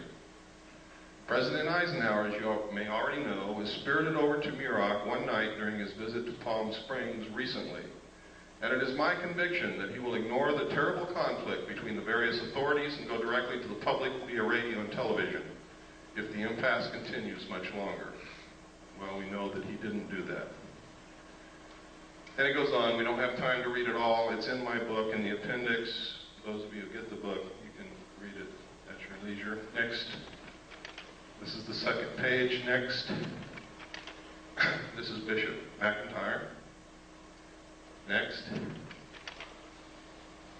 There's old Ike. Remember the slogan, "We like Ike"?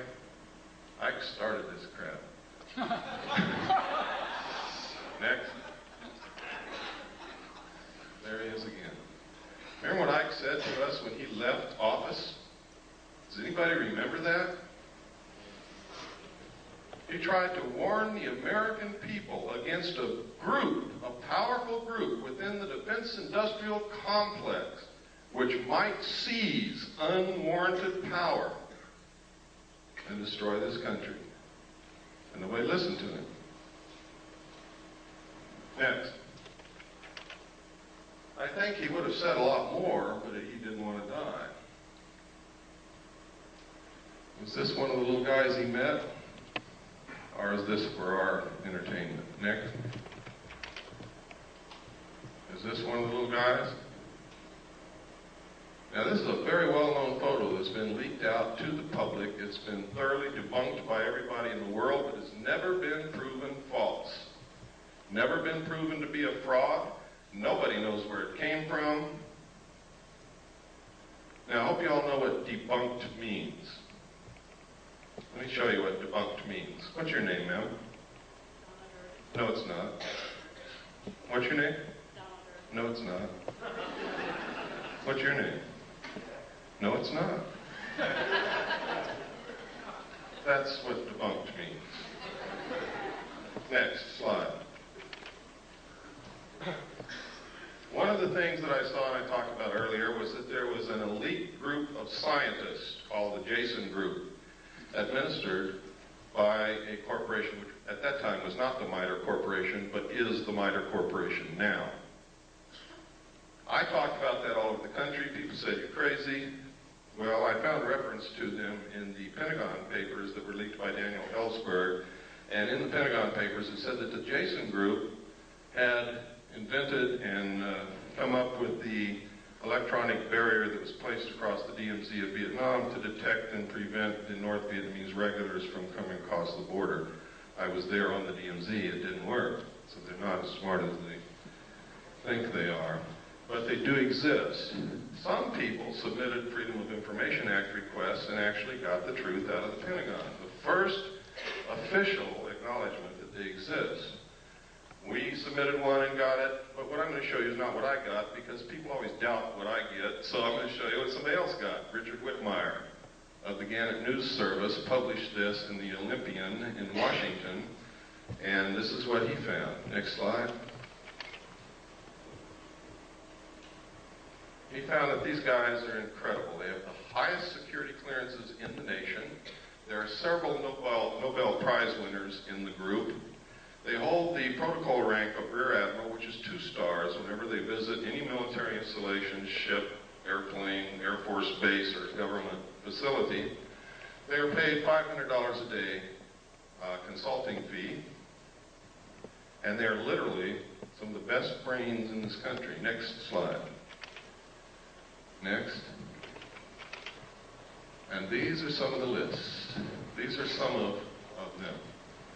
There is only one woman among them. Her name is Claire Max. Let me see if I can find her. I think she's on the next slide. There she is, Claire E. Max. Institute of Geophysics and Planetary Physics, Lawrence Livermore National Laboratory. What do they need with a planetary physicist in a government consulting group? Next. Next. I always try to point out what's happening with women because I'm very sensitive to women's needs nowadays. I think, really, truthfully, if the world were run by women, we wouldn't be in this situation. Next.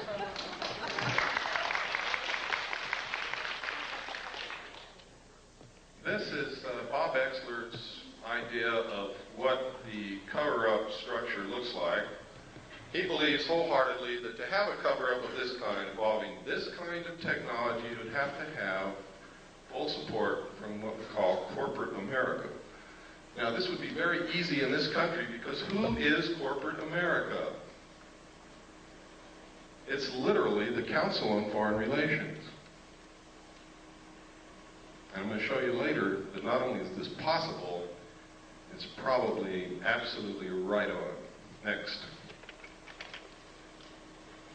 Next, we've already looked at this. This is a piece of film that was sent to Leonard Stringfield, who is another researcher, who, the person who sent this film said that this was an alien extraterrestrial body recovered from a craft that had been burnt.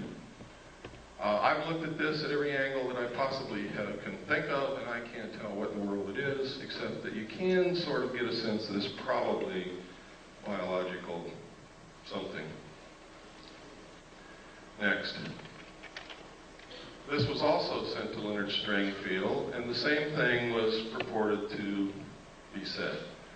They said that this was the burned body of a crashed extraterrestrial being from a crashed spaceship. And this one is a fraud. Because right here, under the body, is a pair of Air Force flight glasses.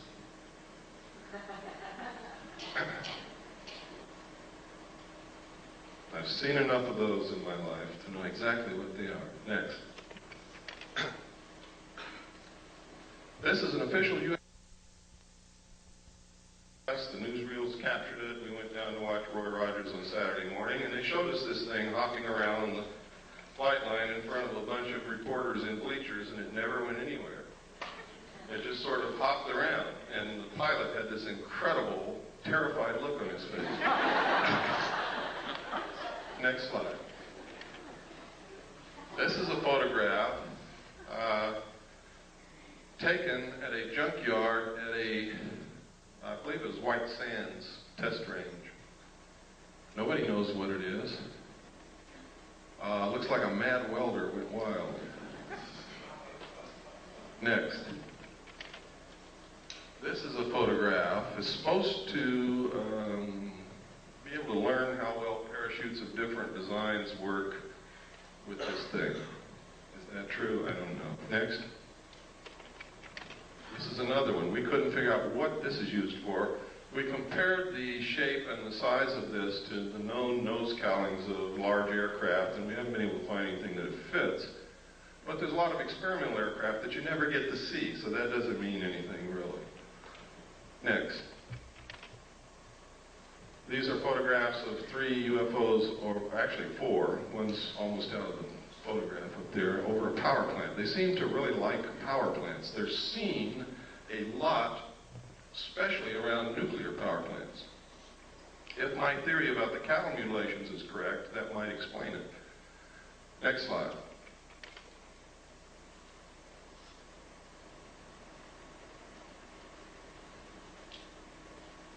February 27th, 1951.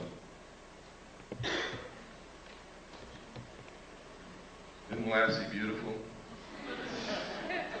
Next slide.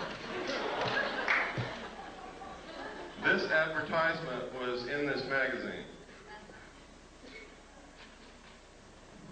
Flying mobile camper of the future may be electric powered, plugging into any electric outlet for recharging. Now this is during the period of time when people like Herman Oberth, the world-renowned rocket scientist who was the teacher to Dr. von Braun, was saying that we couldn't take credit for all the technology that we've developed in the last decade. And when the reporter asked Dr. Oberth, what do you mean? What other nations helped us? He said, it wasn't another nation, son. It was those little guys from out there. And security people grabbed him and hustled him right out of the press conference. That was at his retirement.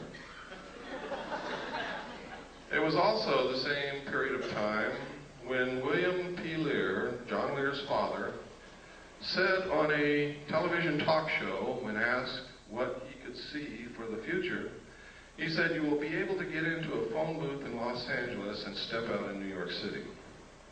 And he wasn't joking, and the audience laughed at this man. This was one of the bigwigs in the defense industrial complex who knew exactly what was being researched in our laboratories at that time. Next slide. And also in this magazine, this scientist, Richard Wilson, exposes flying saucers. He says what they've been saying for day one, they're weather balloons. Next slide.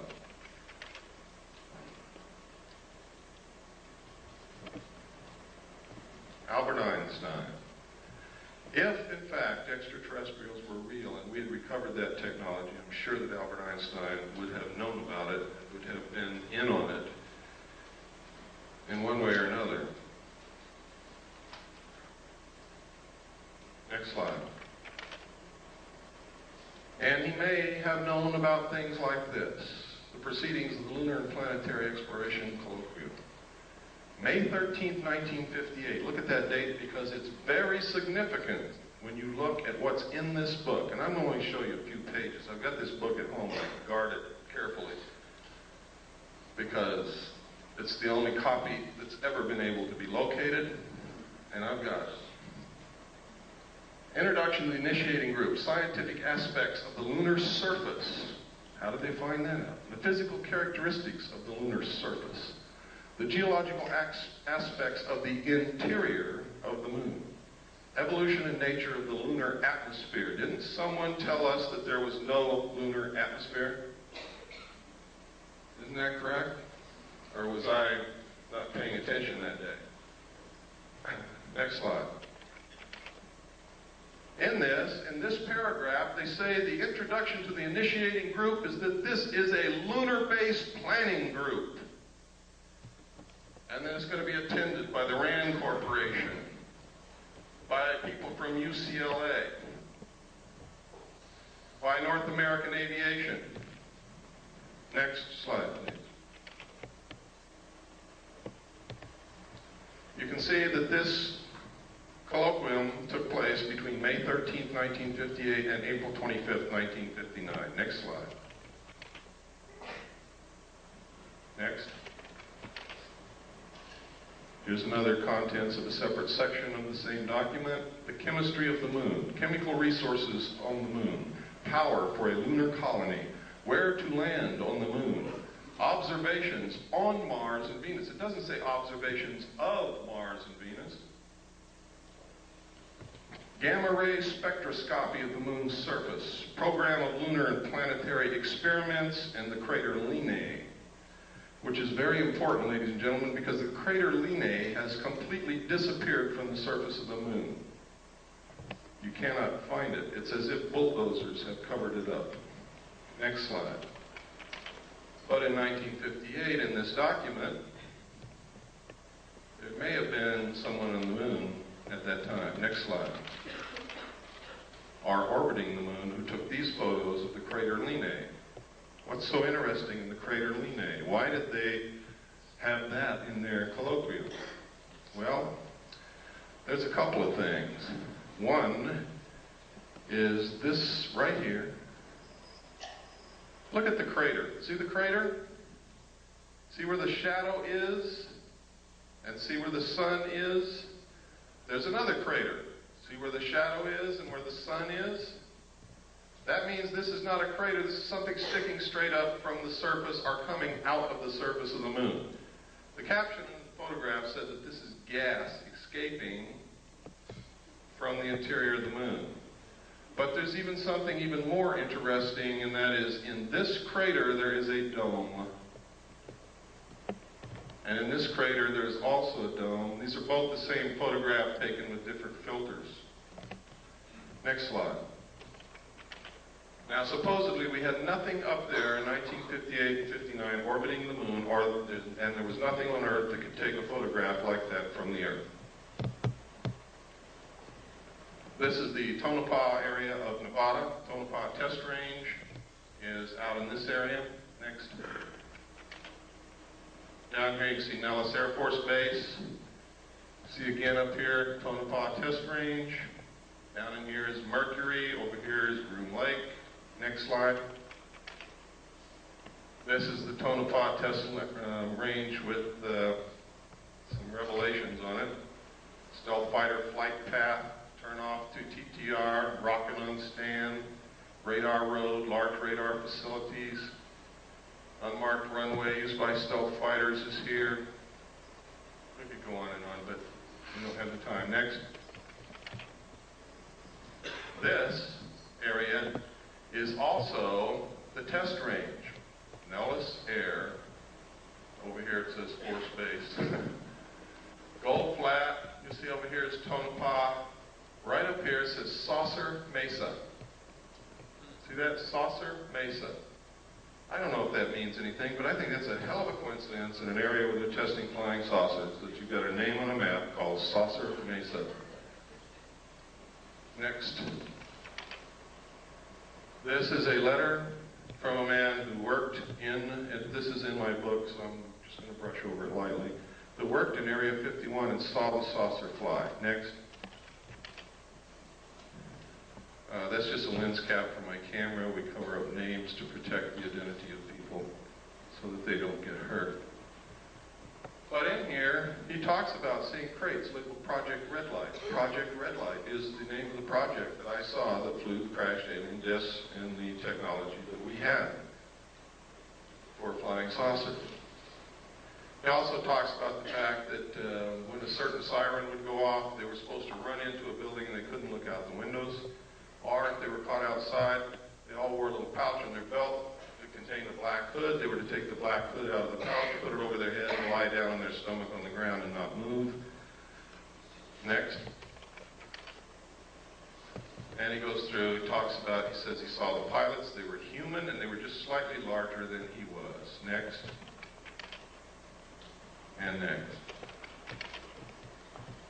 This is a photograph of one of the craft flying above Area 51 in Nevada. Next. This is a photograph of some craft. I forgot where this was taken. It was not in Nevada, but this symbol, some people say that this symbol belongs to a group of aliens called the UMO group.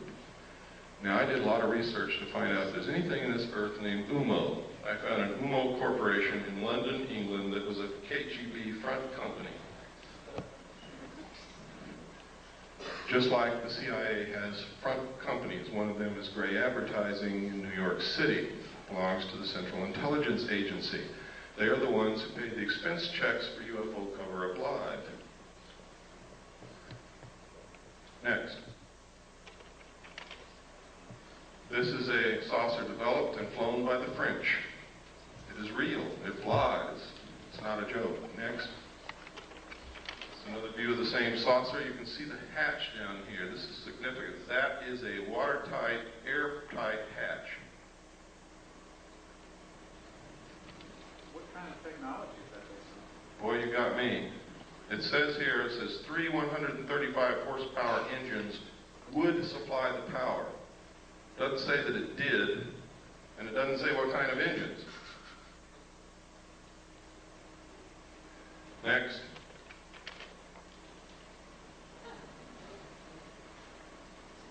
Now, if you remember, not too long ago, Jackie Gleason's wife, after he died, released an unpublished manuscript, and in it she says that Jackie Gleason told her that he was asked to accompany President Nixon to Homestead Air Force Base, where President Nixon showed him dead alien bodies in a morgue. Jackie Gleason was very much interested in UFOs and all of that kind of stuff, and he was a friend of President Nixon. Nobody knows if the story is true, but I don't think his wife has any reason to lie to us. Why would she want to discredit her dead husband with something ridiculous that wasn't true? Next. And that was the cover of this magazine, June 14th, 1955. Next. In which this story appeared. This was information leaked by a general. And he gave them a scoop. These are actual drawings of a United States Air Force flying saucer. Tells how it worked. Shows the air base of the future. And what is it? I'll be damned if it isn't an underground base. Where they can go in and out this way, out cliffs like they do under the Archuleta Mesa near Dulce, New Mexico, or up out the top. What a coincidence. Next.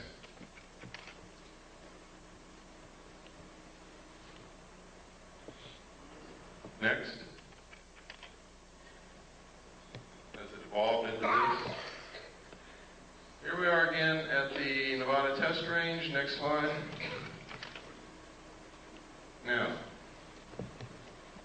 this is Bruin Dry Lake right here. Notice it says danger. Right up here is where the 29.5-mile marker is.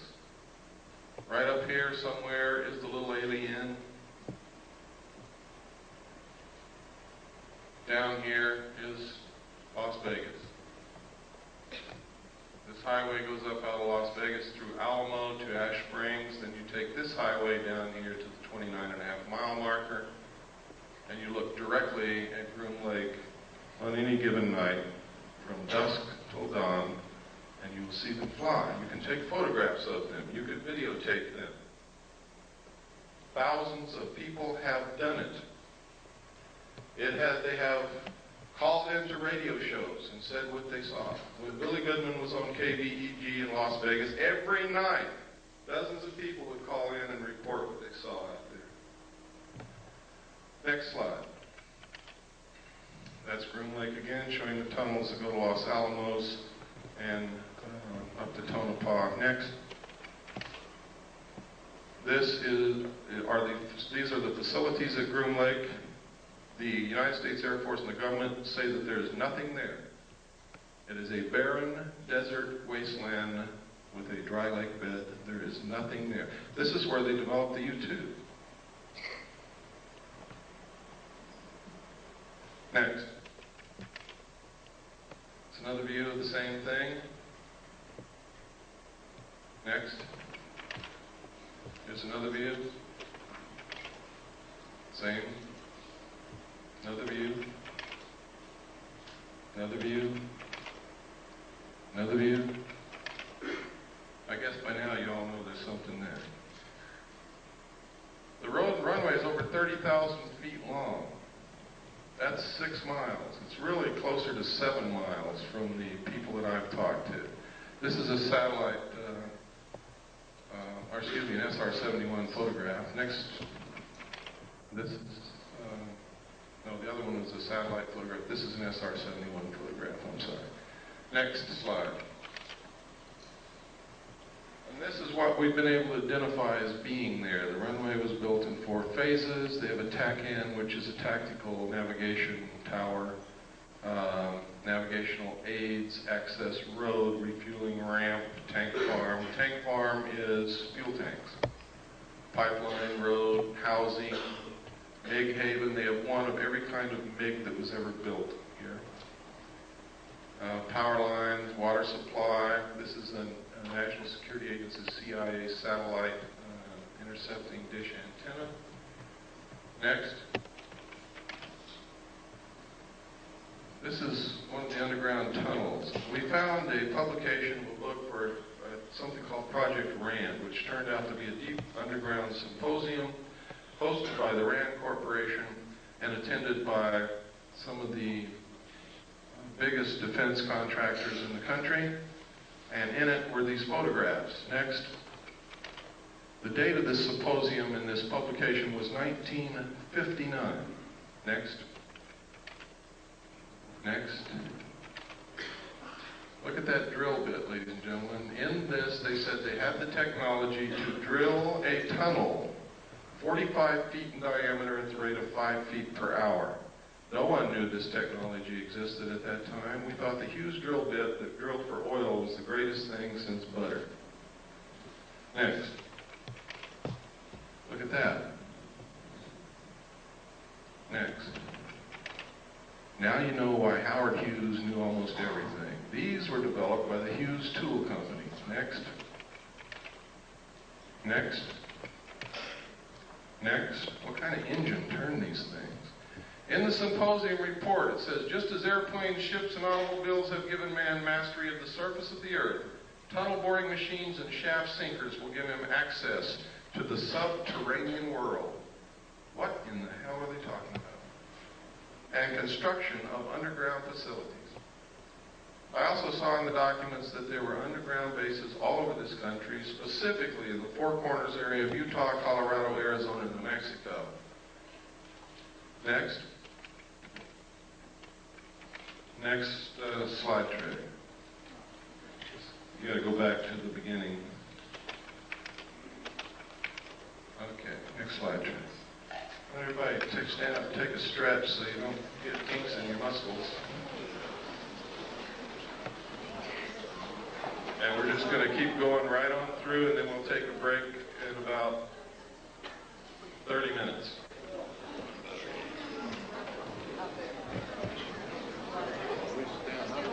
Wrong, and you need to help us find out what the truth is. I don't pretend to know all the truth. I think I have some of the answers. I think I have reached some pretty good conclusions, but again, those are my conclusions, not yours.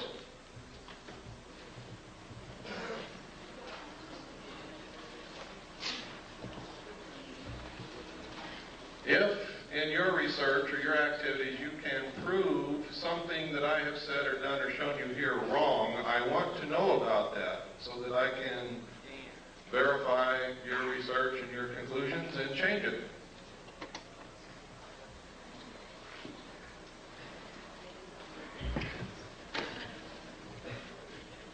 Just go ahead and put the first slide in. Is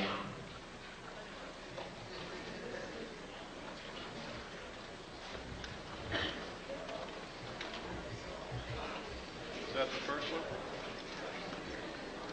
That's backwards.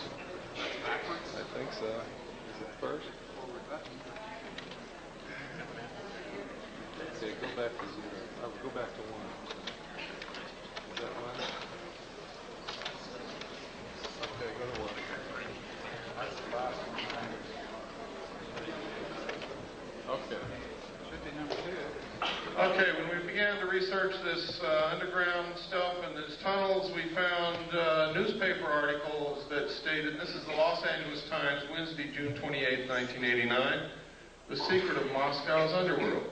Moscow also has tunnels under it, as does much of the Soviet Union. And next slide. Next.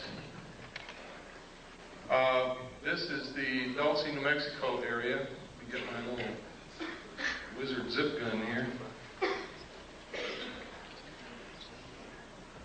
This is the small town of Dulce, New Mexico. Everybody is making a big mistake calling this the Dulce base, the Dulce underground base, the Dulce papers, the Dulce this, the Dulce that. It causes confusion. I don't know how many people have gone to Dulce, New Mexico, walked all day around that little town, and have come back and said to me, there's nothing in Dulce, New Mexico. And they're absolutely right. There never was. Except some very nice people who are terrified. North of Dulce, however, there is an area called the Archuleta Mesa, up here. Under this mesa is an underground installation of immense proportions. Up Seguro Canyon here, there's an area right in here where there are 400-foot cliffs, out of which people who have gone on expeditions that knew exactly where the base was, because they came and talked to those of us who know and found out where to go, have gone up to these peaks across Seguro Canyon from Archuleta Mesa and observed the mesa and these cliffs and the surrounding area. They have seen UFOs fly over this mesa. They have seen them stop over the mesa and showers of sparks come down. Nobody knows what it means. They have seen craft fly in and out of this 400-foot cliff area here. They have seen strange marks on the ground from the air. They have reported during the night hearing what sounds like CB radios or police radios coming from in this area. And I'm sure you've all heard what that sounds like. But there's nothing up there. There's not supposed to be anything up there. The old-timers who live in the area will tell you that, and that's on the Colorado side up here, the old-timers who live up here on the Colorado side, will tell you that back in the 50s, there was a logging road built up in there, and logging trucks went back and forth every day, but they never brought out any logs. Next slide. This is the Colorado side of Archuleta Mesa. Here's the logging road that they built. You can see it. Went all the way up here and then up into the mesa. It's not being used now. This is all under the Jicarilla Apache Indian Reservation, and Archuleta Mesa is considered to be their holy land, their holy ground. It's an excellent security proposition for them. They didn't have to build fences or anything. The Indians keep people away. The Indians see the strange lights and the craft flying back and forth, and they attributed this to their religious beliefs that they have seen all through their history, that it's in their writings, in their tales, in their stories. You can get some of the most incredible stories about UFOs from American Indians, when they will talk to you. Next slide, please. These are some more of the photographs from the Rand Symposium. Next. Oh, This is a page from an Air Force textbook. Space, let me see. I forgot the name of it. I think it's Physics and Space Technology, I believe. But anyway, in this textbook, it says the most commonly described alien is about 3 1/2 feet tall, has a round head or helmet, arms reaching to or below his knees, and is wearing a silvery spacesuit or coveralls. Other aliens appear to be essentially the same as Earthmen, while still others have particularly wide wraparound eyes and mouths with very thin lips, and there is a rare group reported as about 4 feet tall, weight of around 35 pounds, and covered with thick hair or fur, and in parentheses they have clothing with a question mark. Members of this last group are described as being extremely strong. Human fear and hostility. It says, besides the foregoing reasons, contacting humans is downright dangerous. Might be one reason they want to keep themselves secret if they're really here. Now, this is a textbook. This is a page out of a U.S. Air Force Academy textbook. Next page. This is another page out of the same textbook. It says, this leaves us with the unpleasant possibility of alien visitors to our planet, or at least of alien-controlled UFOs. When this textbook got into the hands of researchers, they excised the entire chapter from the textbook. Next.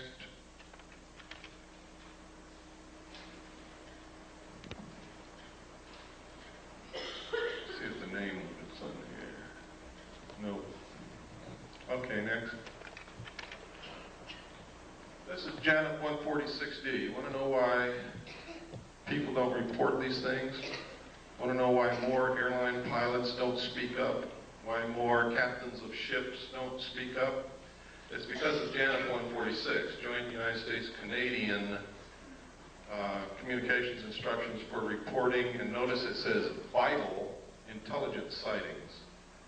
Now, in this regulation, it says, if you make this report, you can be thrown in jail for talking about any of the information in the report. You can be fined. You can lose your license. But if you don't make the report, it's okay to talk about it. Next. And this just goes through telling you what's in here. Next. Next. Next.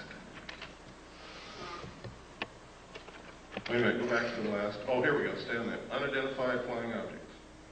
Just want to make sure that you know that this specifically stated in this report that they're to be reported. Next.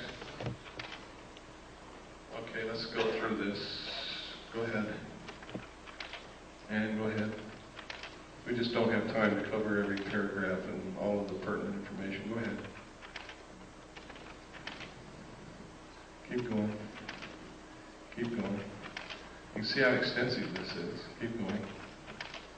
Keep going. This is some footage that I put in here because someplace I get to where I'm going, and they have assured me they will have a video projector, and they don't. So you'll see a little bit on Kennedy assassination here. I use these photographs because this man was extremely human and photogenic and charismatic. So much so that if you hated his politics, you still couldn't help like John Kennedy. Most of the pictures you're going to see came out of this magazine, next, this magazine, next, and this book, next.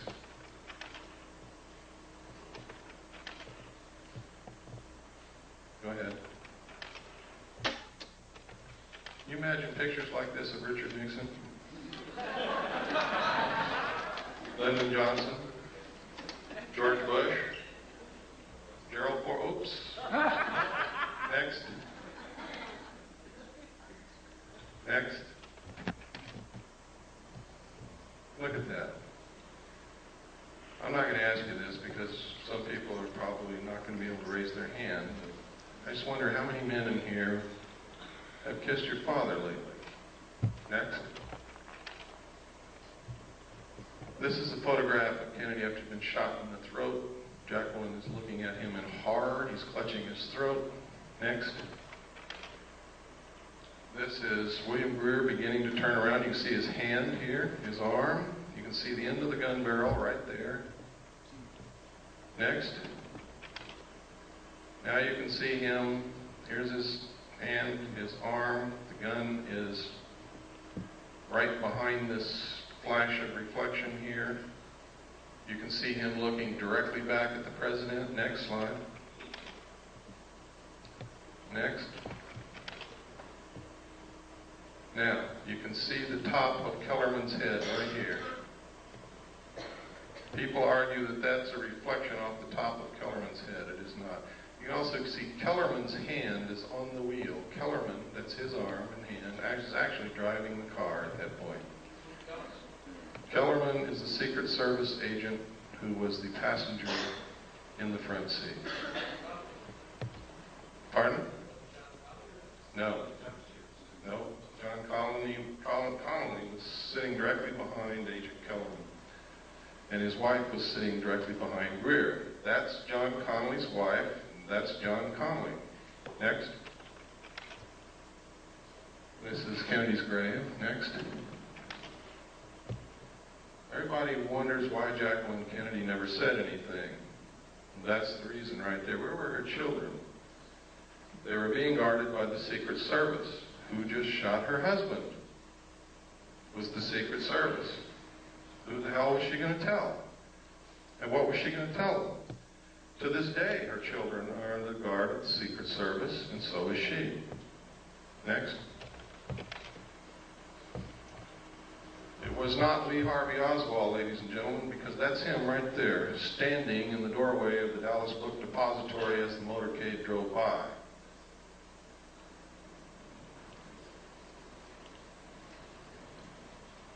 The Central Intelligence Agency has agents in the civilian community writing books and making statements to keep you confused. They will tell you that's not Lee Harvey Oswald, it's somebody who looks like him. What was Jack Ruth's part in? I don't know, but he certainly had a part. Next. There he is again. Lee Harvey Oswald. We have done body proportion measurement comparison. We have studied the clothing. We have studied the jawline, the features of the face. Next. And it is Lee Harvey Oswald.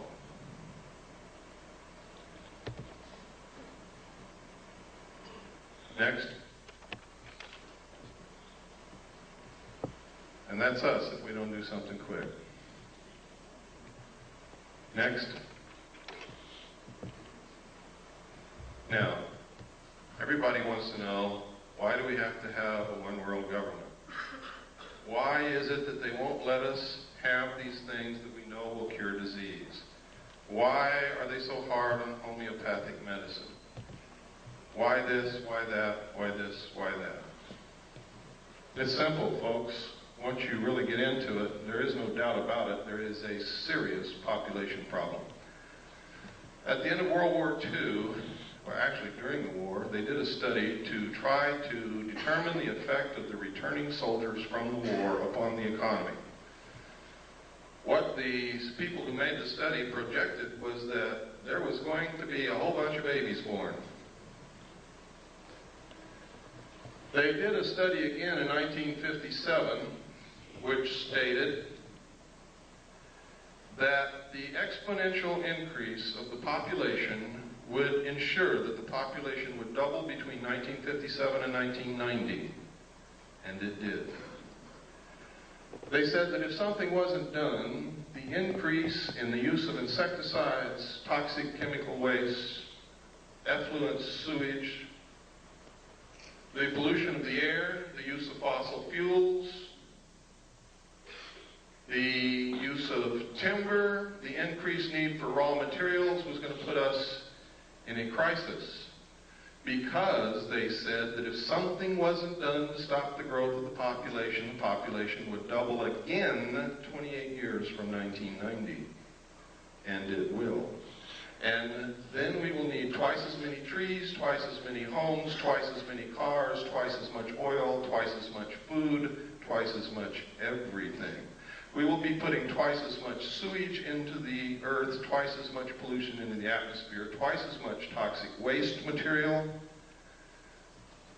And the study said if we don't stop this, if something isn't done, the human race will cause itself to become extinct shortly by or after the year 2000. Some people still didn't believe it. So the Club of Rome was formed secretly by Dr. Aurelio Pachetti in Rome, Italy. He got together a group of elite men and scientists, and they did another study and came up with exactly the same answers. They then commissioned a group of people in the United States at MIT. They put together a team to establish a computer model to determine what can be done to stop this, what can be done to ensure that it doesn't happen again, what can be done to ensure that the human race survives. And the answer is some of the things that I'm going to show you. All of this is in my book. It's thoroughly documented. It's going to really upset some of you, but it's true. The first indication publicly was this book written by Dr. Paul R. Ehrlich. Now, y'all wonder why is Dr. Paul Ehrlich writing these books? That's because his wife, ladies and gentlemen, is a member of the Club of Rome. Next slide.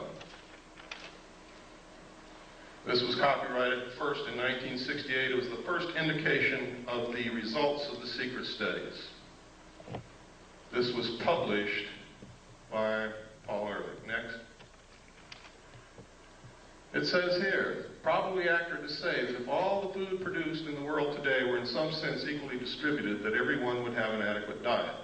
Does that mean that those who claim that there is no population problem, only a problem of distribution, are correct? Absolutely not. Population pressures are a product of animals as they exist, not as they might be. If lions ate grass instead of antelopes, the plains of Africa could support many more of them before the plains would be overpopulated. Similarly, the carrying capacity of Earth for saints is considerably higher than the carrying capacity for Homo sapiens. In theory, the problem of human overpopulation could be solved by a reduction in population size or by a change towards more saintly behavior.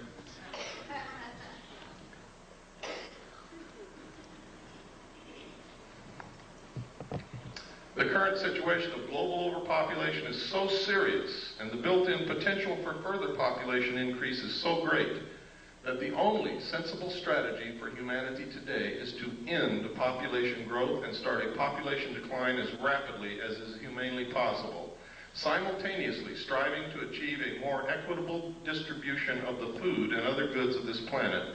Limiting births and increasing social justice are not alternative strategies to preserving society. They are, ladies and gentlemen, necessary complements. Next slide. Now, here is the key. In this book, Paul Ehrlich told us that they had already decided on the solution because they had tried zero population growth and we didn't buy it. We didn't buy it. It worked in some small areas, but it didn't work in many, and it certainly didn't work worldwide. This paragraph tells you everything that you ever need to know about what is happening today and will answer a lot of your questions. Basically, then, there are only two kinds of solutions to the population problem. One is a birth rate solution, in which we find ways to lower the birth rate. Didn't work. Didn't work. The other is a death rate solution, in which ways to raise the death rate, war. You asked me about the Middle East. You asked me about what happened to Iran. You asked me about El Salvador. You asked me about Nicaragua. You asked me what's going to happen in the future. This paragraph tells you what's going to happen. Famine, pestilence, find us. They have just shut off the water to all the farmers in the San Joaquin Valley. they produce 50% of all the vegetables that are consumed in this country. Do you believe that's an accident after reading this?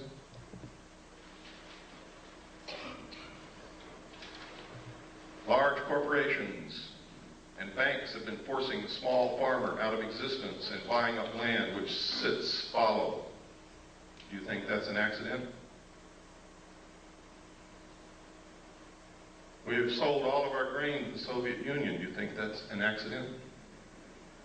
There's not 20 days supply of grain in this country if we needed it in an emergency. Now listen to this. The problem could have been avoided by population control, in which mankind consciously adjusted the birth rate so that a death rate solution did not have to occur. He's telling us, ladies and gentlemen, that they have already decided upon it and that it is in effect. Next. The next warning was the limits to growth. This was published by the Club of Rome. Next. The conclusions are, and this is only what they've revealed to the public, what they told to the power elite of the world is an entirely different story and is much more radical. If the present growth trends in world population, industrialization, pollution, food production, and resource depletion continue unchanged, the limit to growth on this planet will be reached sometime within the next 100 years. The most probable result will be a rather sudden and uncontrollable decline in both population and industrial capacity. And what they don't say here that they said in the secret report is that the masses of people in the world will result to the overthrow of their government and anarchy will reign as they try to feed themselves and their families and find jobs. It is possible to alter these growth trends and to establish a condition of ecological and economic stability that is sustainable far into the future.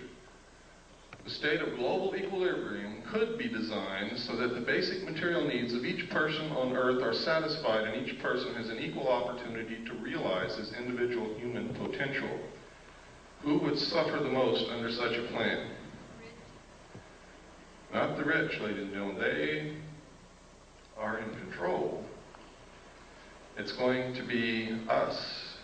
Americans consume most of the raw materials in the world. 50% of the energy supply is consumed in this country. We pollute the earth more than any other nation. It is us who are going to have to go back and live like our ancestors did, and they're going to make us if we don't learn how to do it on our own. I'd rather be a volunteer than a slave. I don't know about you. If the world's people decide to strive for the second outcome rather than the first, the sooner they begin working to attain it, the greater will be their chances of success.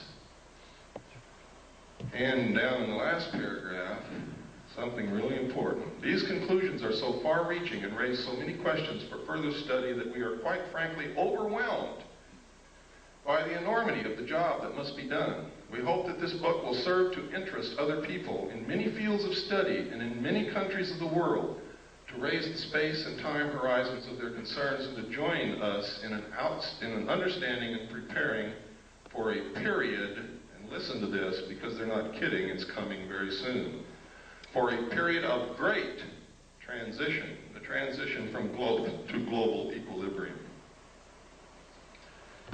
Henry Kissinger said when asked what he foresaw for the coming decade, he said, everything will be different. There will be a new world order. Many will suffer. For those who survive, the world will be better.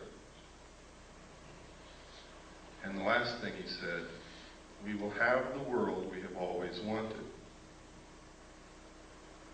Now, if you know anything about Henry Kissinger, he never wastes words, and he knows what's going on. Next.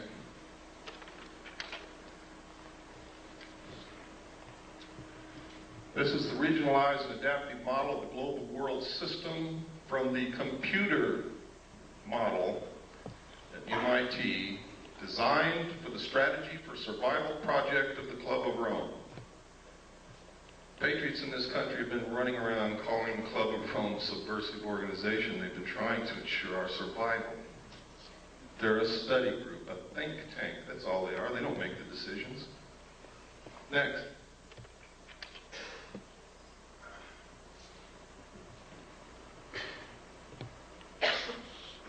We don't have time to go through all of this, but it's in my book. That chapter is going to be the most interesting chapter that you're going to read in my book. And everything that I say in there and here is thoroughly documented. Next. And next. And next. These are the New World regions. There's already a new constitution has been made for the United States of America. It's called the New States Constitution. It was paid for by your tax dollars over a 10-year period. It was developed by the Center for Democratic Studies in Santa Barbara, California, and it cost $25 million. The entire Constitution is also in my book. Next. You could see by there Region 1 was the combination of the United States and Canada, and that's the real reason for the lowering of the trade restrictions between the United States and Canada. We are fixing to be merged. Next. And next. There are 10 regions in the New World Order, and you are looking at them now. Next. Next. What's one of the answers? Alternative 3. I also saw documentation, and I've already shown you documentation on slides, that there may have been somebody in the moon in 1958, and I can tell you right now, there is a base on the moon. We are attempting to colonize space because of their attempts to control our greed and our wastefulness and our destruction of this earth do not work. The only hope for the survival of the human race is colonization of other planets.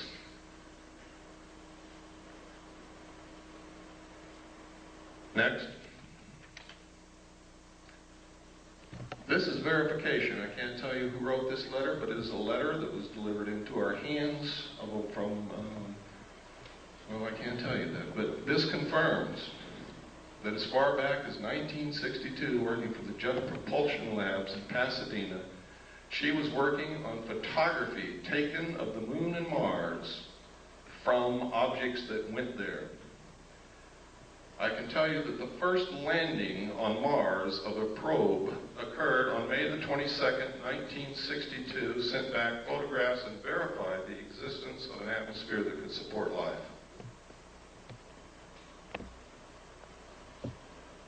This woman was married to a man. She says in this letter, his function was to design domed modular living facilities, next slide please, for colonies of Earth scientists to be stationed on the moon and then Mars.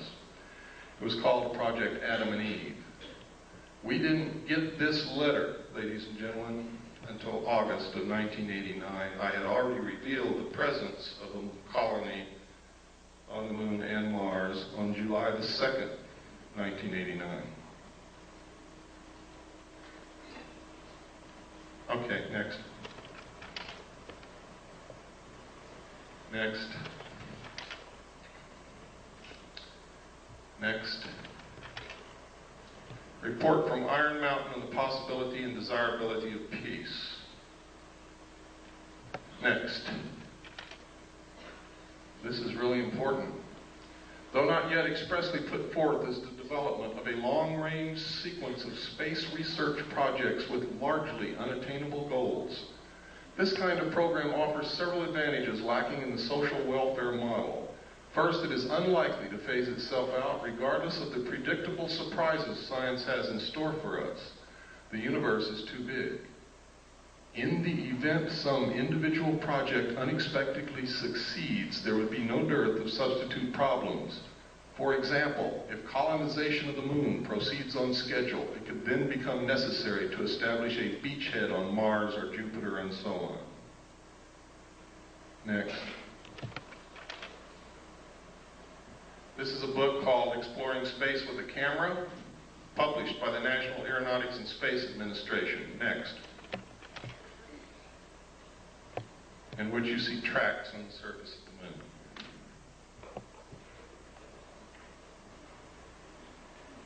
Now I want you to notice where these tracks go. Start way up here.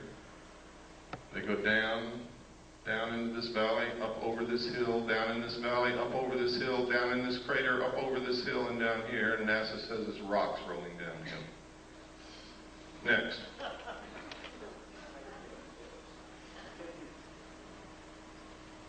Next. Here's another one. Look at this. It goes way down in this crater, up here, over here, down in this little crater, up, down again, and stops right there and makes a long shadow. Next. Here's another one. So whatever was making those tracks was still there? Yes. Next. Look here. Look at those tracks. Look at that object and look how big the shadow is. Here's another small set of tracks here. Goes out into the washout in the light. And here's another one. It comes up out of the crater and down here. And there's the object casting a shadow. Rocks rolling downhill. Next. These are official NASA photographs taken right out of a NASA publication. I didn't fake them. You can go get the same book and look at them yourself. They told us there's no water on the moon. I guess that doesn't call for any comment, does it? Next. This is another book that we had to get because they had pulled it off the shelves when they found out what was in it. And another one also. Also printed by NASA. Next. There's the title page. Next. And this is the other one, Atlas and Gazetteer of the Near Side of the Moon. We have located one in the library of the Jet Propulsion Laboratory, which the title is The Lunar Base, and we are trying to get someone in there to photograph it now. Next. Next. Next. Right here, you can see a machine inside the crater throwing dirt out of the crater, and right there you can see a saucer sitting on the rim. Over here you can see a crater that's already been artificially mined and is just left vacant. Next. That's another view of it. You can no longer see the disc that was sitting on the rim. It's gone. Next. Pardon? I don't remember. We've already passed that page. Does everybody want to go back to it? Got to be quick. Go ahead. Next. Down in this crater, you see all kinds of artificial objects. We have no idea what they are. They are not natural. It's really strange. You can see here a building with a ramp coming this way and then up to the top, and then a flattened off top here and square corners all around it. You never find anything like that in nature anywhere. There are other objects, I won't go into them. That is the most obvious. It has square corners all the way around. Next. Here you can see the antenna from the lunar orbiter here. Look at these weird things in this crater over here. These are the ones we just looked at, and that's where the mining is going on, or what appears to be mining up there. And this is the artificial crater that we looked at. All of the other photographs that you saw were macro photography taken from this photograph out of the book. Next. Anybody see anything strange there? It's right out of the book, folks. Don't see anything strange? What's that? Next. I don't know. What is it? Give me the next slide. What is that? Give me the next slide. Okay, go back one. This looks exactly like a B-24 Liberator bomber. Is it? I don't know. Look over here. Here's another one. There's a wing, there's a body, there's a tail section. Small plane. Next. Look here. See this mountain that has been shaved off? The top is flat and there are 4 domes on it. Can you see it? Give me the next slide. I know there's somebody out there that's faking. They don't see it yet. Okay, give me another slide. Now can you see it? Right out of the book. Look at this dome here on this flattened off area. It looks like a piece of pie. There's a dome. 4 domes on this mountain. And we're talking from way, way up. Those domes are big, even though they look small to you. Next. This is the crater Kepler. Anything unusual there? Right out of the book. Look at this. You see those 4 domes lined up in a row right there? You see where the side of the crater has been cut out? Do you see where somebody's built it's either a road or a wall beside a road that goes from here down into the crater?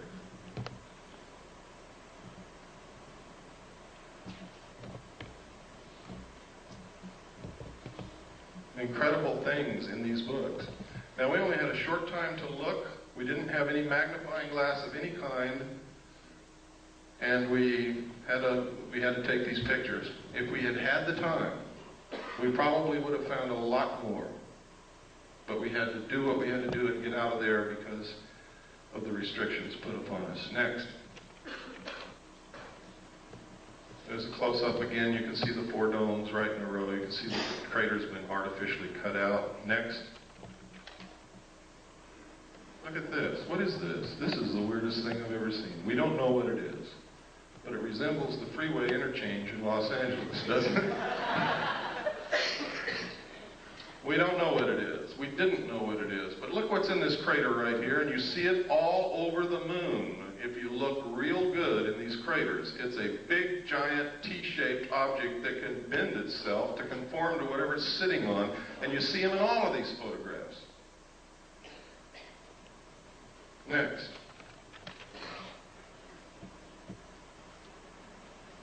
Look right up here on this ledge, folks. You'll see a whole bunch of buildings. See them? They're all square and rectangular with perfect 90-degree angle corners all the way around.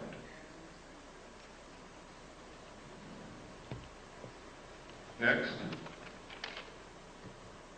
This is what we were looking at, the freeway interchange. I don't know what it is. I just call it that because... Next. Oh, go back. I'm sorry. There's something I wanted you to see. What is this? Next.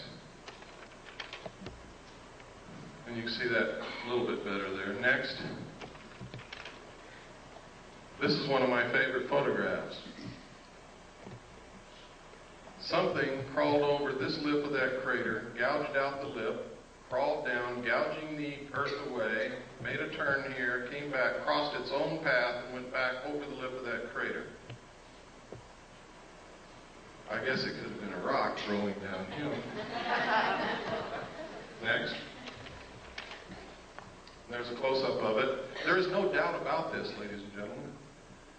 You can see it as plain as day. It came up over this rim, came down, made a turn, went back over its own path and out. Next. Look at this. Experts that we have taken this to say that that resembles the crater made by a very large artificial explosion, such as a nuclear weapon. Next. That's Kepler again, just to show you that it did come out of the book. Next. Next.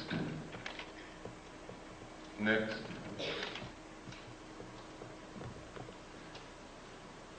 What was it? Oh, you can see these T-shaped things again. There's another one. You can see here an opening into the moon here, shaped almost like a triangle or a pyramid, and there's something parked right there. I have no idea what it is. There's another one up here, the opening, triangle shape, and something parked right there. Look here, there's another T-shaped object here, or cross-shaped here. There's a building right here, or what appears to be a building. Look here, look at these tracks. Look at this. It has an arm coming out the side and something trailing behind it. Next. Look at it. Boulder rolling downhill. Next. I forget what this was. I think we were just looking at this strange, looks like somebody's been running around there with a bulldozer. We don't know what it is. Next. Can you see the clouds? Can you see the clouds in the lunar atmosphere, ladies and gentlemen? This is an official NASA photograph out of an official NASA publication, a book that they printed that shows clouds in the atmosphere of the moon. Next. Of course, we could be imagining things, but we're not, because you can see those clouds go over geological formations and over the rims of craters. Next. You ever seen a square crater? Next.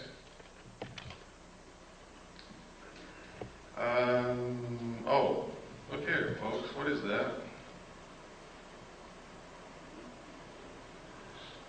Doesn't that look like a triangular-shaped lake or reservoir with an island in the middle? Is it? I don't know. Next. That's the same picture a while ago. I kept trying to get a better picture of this object because you can sure see that thing sticking out with an arm trailing behind it.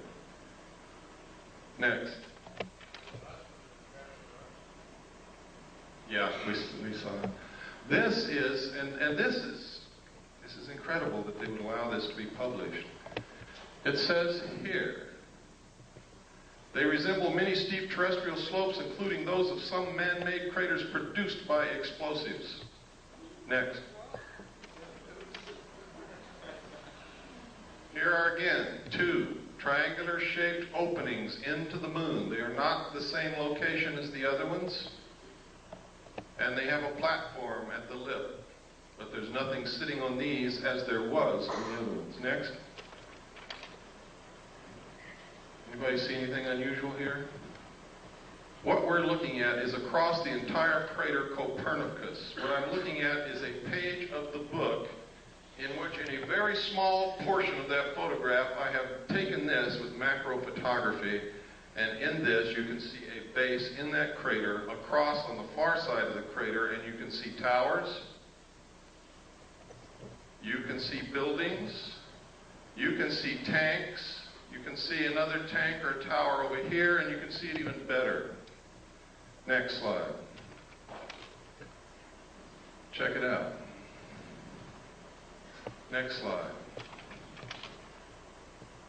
Look at this. Look at this big Christian cross right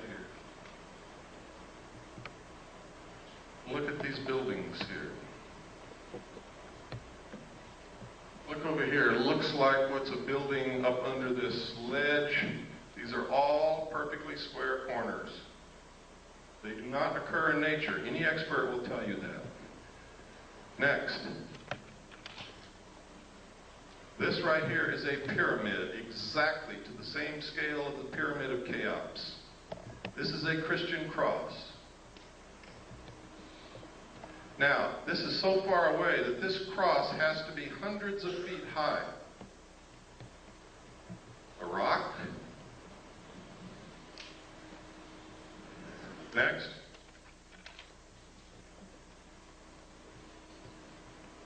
See the pyramid? See the tower? See the buildings?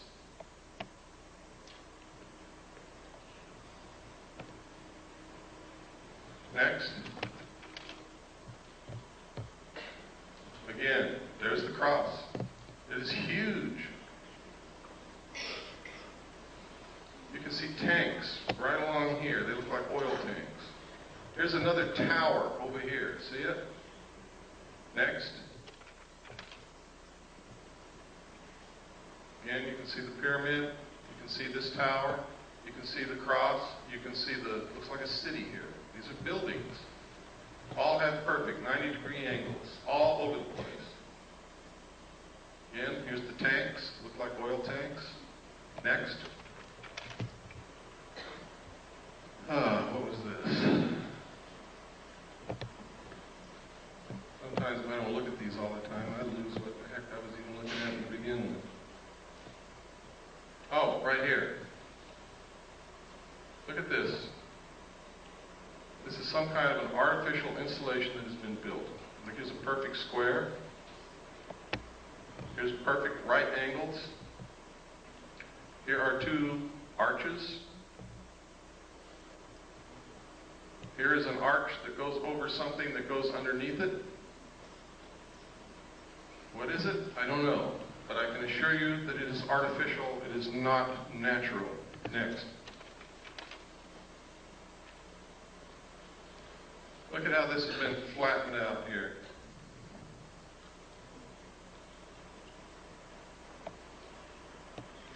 And I think there was some domes or something here, if I remember correctly.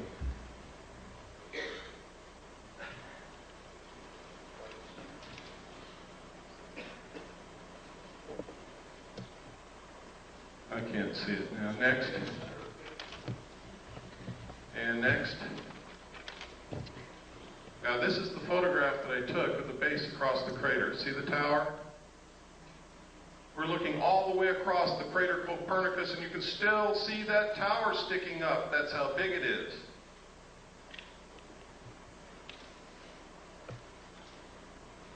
That's what caught my eye. And then I began to take macro photographs. It wasn't until we really developed the film that we knew that we had anything from that, because this is the photograph that I was photographing. That's why NASA put it in the book.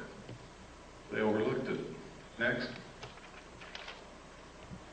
That's Kepler again. Next. That's the crater Copernicus. That's the one. This is the photograph that I took the pictures over there. The last one you looked at was a close-up of about this area. And the close-ups that you saw where the base was were right in here. Next. That's the one, remember, we talked about, we didn't know what it was. It looked like a bulldozer had run back and forth inside the crater. Next. Next. Next. Next. Boulders, downhill, moonquakes. There's the Christian cross. This is the base again. These are the buildings in here. Next. These are photographs of Mars, ladies and gentlemen. What you're looking at is agricultural terracing. Ancient agricultural terracing. You can follow each terrace all the way around. NASA says this is wind erosion. But NASA tells us that Mars doesn't have any appreciable atmosphere, only 1% as dense as Earth's. Next. Next. These lines are exactly like the lines on Nazca, and you can see that each line carves into the lip of that crater. Next. Here you can see the face on Mars. Up here you can see an arrow in the surface of Mars. See it? Over here you can see pyramids. What we call the fort. We don't know what it is. Incredible? Damn right it is. Look at this plateau with these buildings on top of it. Next, or whatever they are. Another view. Next. Under computer enhancement, the face has eyeballs and also has teeth.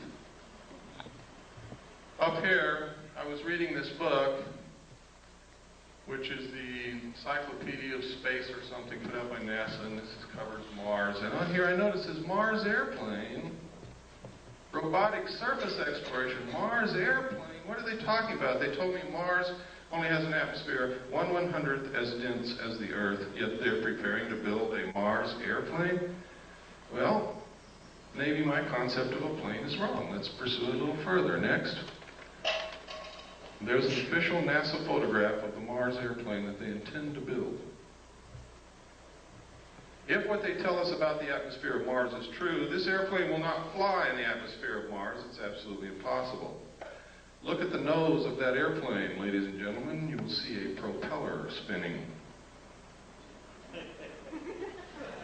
Next.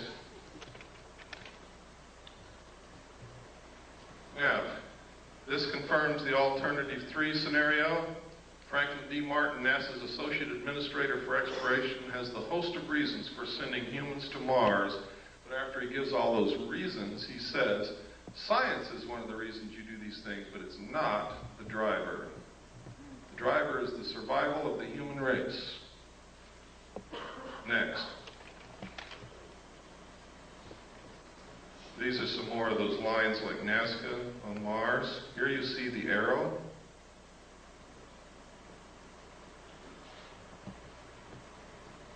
Next.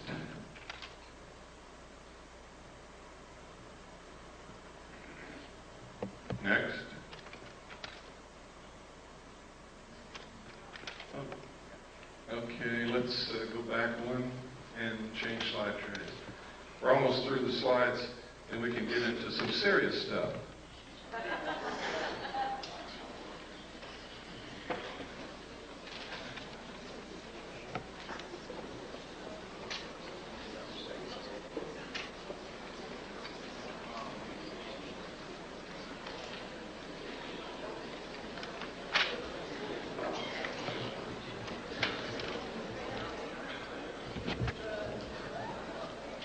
Robin Quayle told me if I came to Georgia and did this, that she would take me to dinner tonight.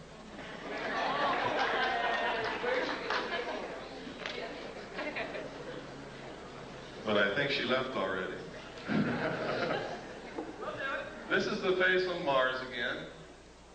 Look at that square crater right next to the arrow. We measured the arms of this arrow and the length across it. It's a perfect triangle in here, and these arms are exactly the same length. The chances of that being a natural occurrence are almost zero. I imagine there's some remote chance, but I certainly wouldn't give that much credence. Next.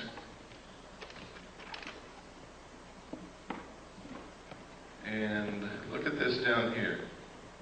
It's almost boat-shaped with what appear to be buildings on top. They may not be buildings. We can't get perfect 90-degree angles on it, but that could have been eroded away over who knows how many centuries. Next.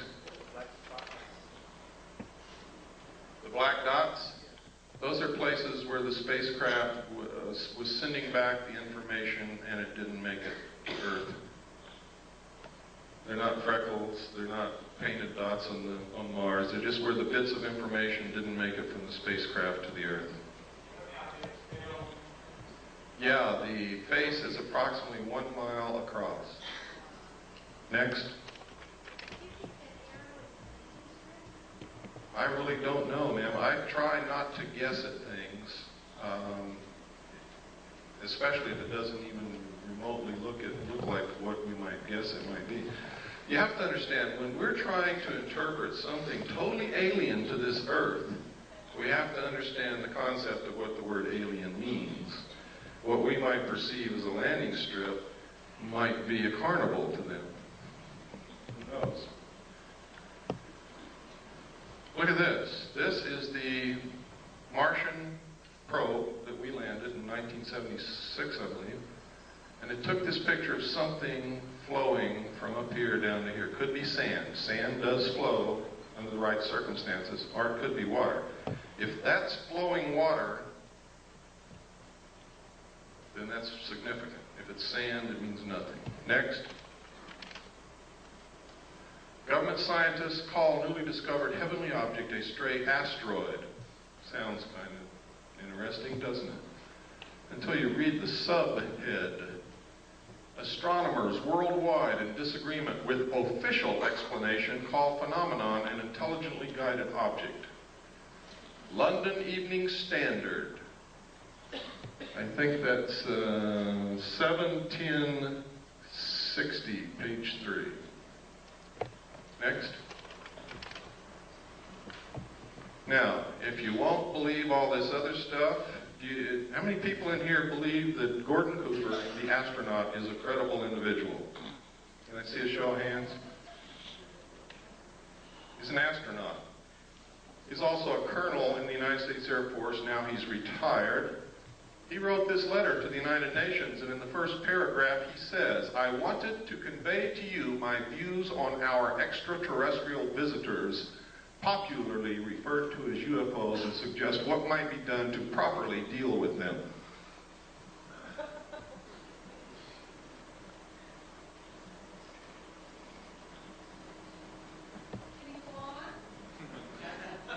Certainly. I was waiting for the gasps to die away.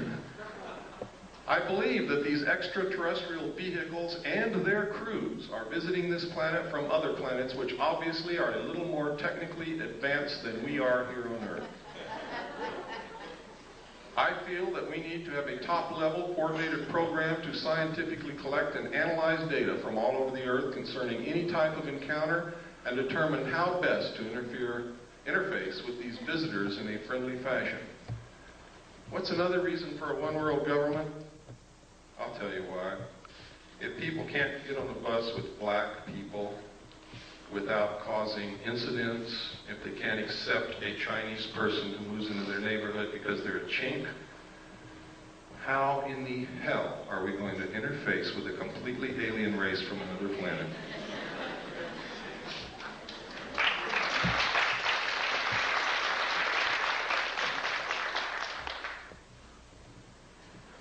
Okay, next slide.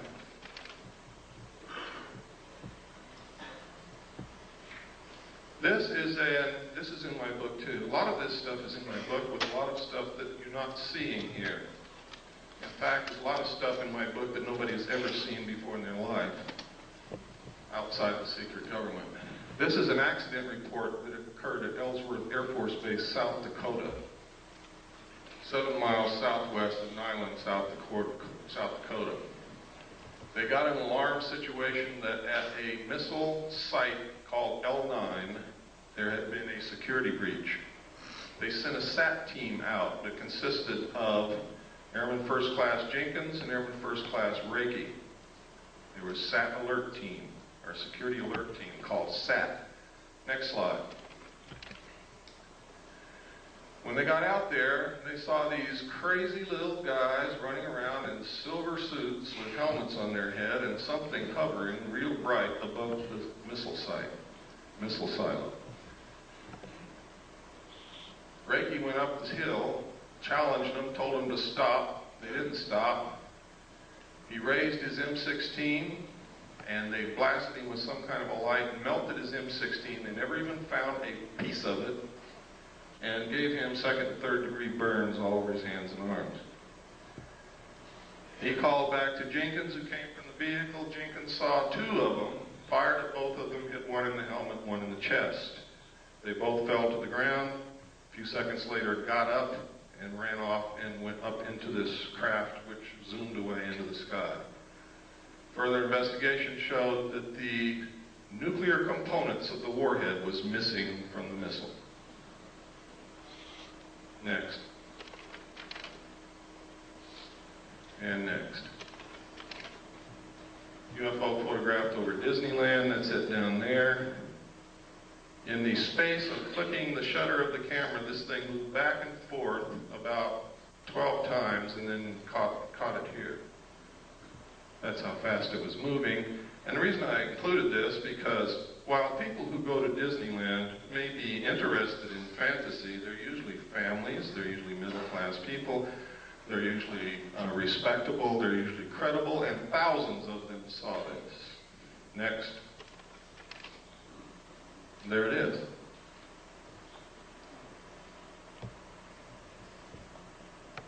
That's incredibly fast when you figure that during the time the shutter snapped, it moved back and forth that many times. Next. This is a Billy Myers picture. One of the things that I think is incredibly suspicious about his still photographs is they're always sticking out of the tree. However, I must caution you because he has produced some movie film which is incredible. It's been analyzed by different countries, different people, different scientists. They can find nothing wrong with it. Shows craft way out in the distance with trees in between, flying over cars that are moving on the ground and all kinds of things. Next. This is one sitting on the ground. Looks like, never mind. Next.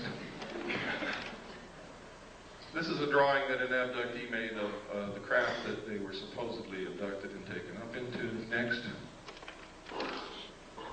This is one of the best of the historical, genuine photographs of UFOs that exists. Because of the different things in the photograph, you're able to obtain perspective, depth, and you're able to triangulate and compute the size and shape and distance away from the camera of the saucer. Next. This is another very good one. Next. This was over Phoenix, Arizona. It was seen by hundreds of people. Next. This was taken over Mount Rainier in 1948. It's original Kodachrome slide, which we made the prints from. And I made slides from the prints that we had then, and we also made 4x5 negatives and transparencies in case something ever happens to the slide. This is given to us by someone who works in the government whose identity cannot be revealed.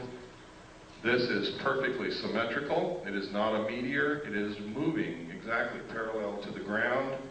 This is ionized air. It is not fire or flame. Next.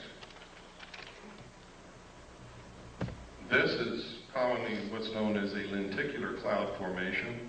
This red haze over here is the test firing of a rocket at the Rocket 9 facility at the west end of the San Fernando Valley. I only know that because I used to live right on top of the mountain next to it. Next. Somebody's hat blew off. Next. Notice that photograph was taken by the local barber. These are photographs that were taken in New Mexico and Colorado during a particularly heavy, what they call a flap. There's a lot of sightings by a lot of people in one area. And there were a lot of photographs came out of that. These are some out of the newspaper. I tried to photograph them so that they can be identified as not something that I made up. I have been accused of being the most rotten bastard that ever lived, making up everything, phoning photographs. So I have to be very careful. Next. This photograph was taken over London. It's one of my favorite. I have a degree in photography, and this is a very artistic photograph. It's a very rare photograph, and it is a very unusual subject, and I have to like it. Next. This is another part of what I call Project Snowbird, to make the public think that what they're seeing can be explained away by technology like this. And you saw some of it on the news about the war. They said they had things that can fly over the enemy and do recon with no pilot in them, so no loss of life if it gets shot down. That's what that is. Next. And next. And this is just about the Aurora spacecraft that they fly in Nevada. It's what they call a TAV, Trans-Atmospheric Vehicle, which literally takes off from Groom Lake, flies completely out of the atmosphere, can orbit the Earth, and I believe that it can do more than that, but that's where I'll leave it. Next. This is the first photograph that we had of the UFO over Mount Rainier taken in 1948. The man at first would not allow us to even touch the slide. So we took a camera and made a picture of the slide, blew up the slide, made a print, and made Polaroids from the print, and then we're photographing the Polaroid. That's how crazy we were getting, until finally he agreed to allow us to use the slide, and we were able to make the prints that we have in the transparencies and the 4x5 negatives to preserve that image Next. We go through a lot of work to produce the material that we have, believe me. It costs a lot of money, it takes a lot of time, it takes a lot of searching. Sometimes it takes begging and pleading and everything else. Next. And next. Next. This is what's called a cigar-shaped object. This appeared in Omni magazine, and this is a photograph, taken a photograph of the photograph in Omni magazine. Next. Next. This is a classic UFO photograph. It's considered one of the best ever taken and is considered by every expert to be absolutely genuine. Next. This is the man who took Albert Einstein's place, Stephen Hawking's. How many of you read his book? Anybody here? I would suggest that you read it. Next. Another lenticular cloud formation. Is there really a cloud? Or could they possibly have the ability to generate what looks like a cloud around them? I don't have the answer to that question. Next. I read in documents when I was in naval intelligence that they do have the ability to generate clouds of what appears to be clouds around them. I guess water vapor. I have no idea in the world what those are except clouds. Next. And next.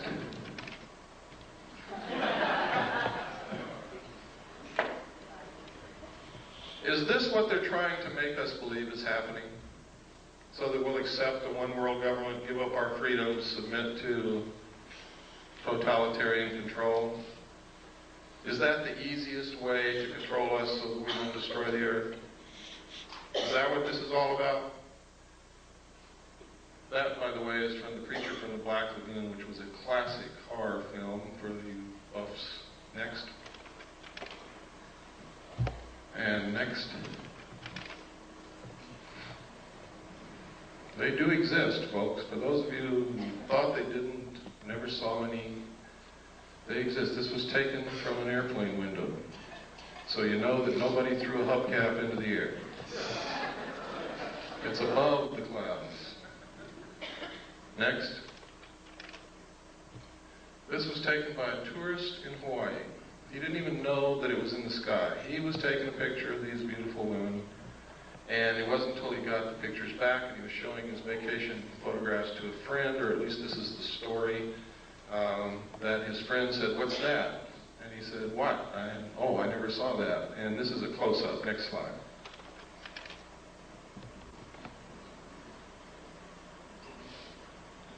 Incredible. Next. Now, they say this is a UFO. I spent a lot of time in Vietnam, and it sure looks like a flare to me. Next. Anybody know what this is? This is the Russian space shuttle. What's it look like? Looks like the U.S. space shuttle. Now, I'm going to tell you something that for some of you is just going to shatter your whole world. The United States and the Soviet Union have been secret allies ever since World War II. And the guise of antagonism between us has been artificially produced to create large sums of money from the populations of both countries for experimental methods of controlling populations and to fund and carry on a joint space program to colonize the moon and Mars. Please don't hang me. But it's the truth. Every bit of technology that the Soviets have ever obtained has been given to them covertly by the United States of America. This is no accident. That is our space shuttle that we gave to them. The only thing is theirs has a little bit better technology in it because we experimented with ours first. We gave them the atomic bomb, and then we fried the Rosenbergs as scapegoats. Next. Next. These are a series of photographs put together from the Venus orbiter. The United States maintains that the atmosphere of Venus is so thick that we cannot take pictures of the surface of Venus, and cameras and film will not last, or cameras and TV cameras will not last on the surface of Venus to send back pictures. So they do what's called cloud-penetrating radar mapping, and that's what this is. For you Hollow Earth folks, there's a hole up there. I don't know what it means. Next. If any of you see this happening, please call me immediately.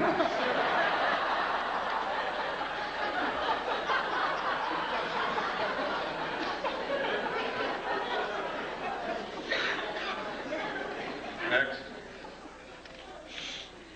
This is a photograph of the Russian Venusian lander sitting on the surface of Venus, sending back pictures of a sun-drenched desert landscape.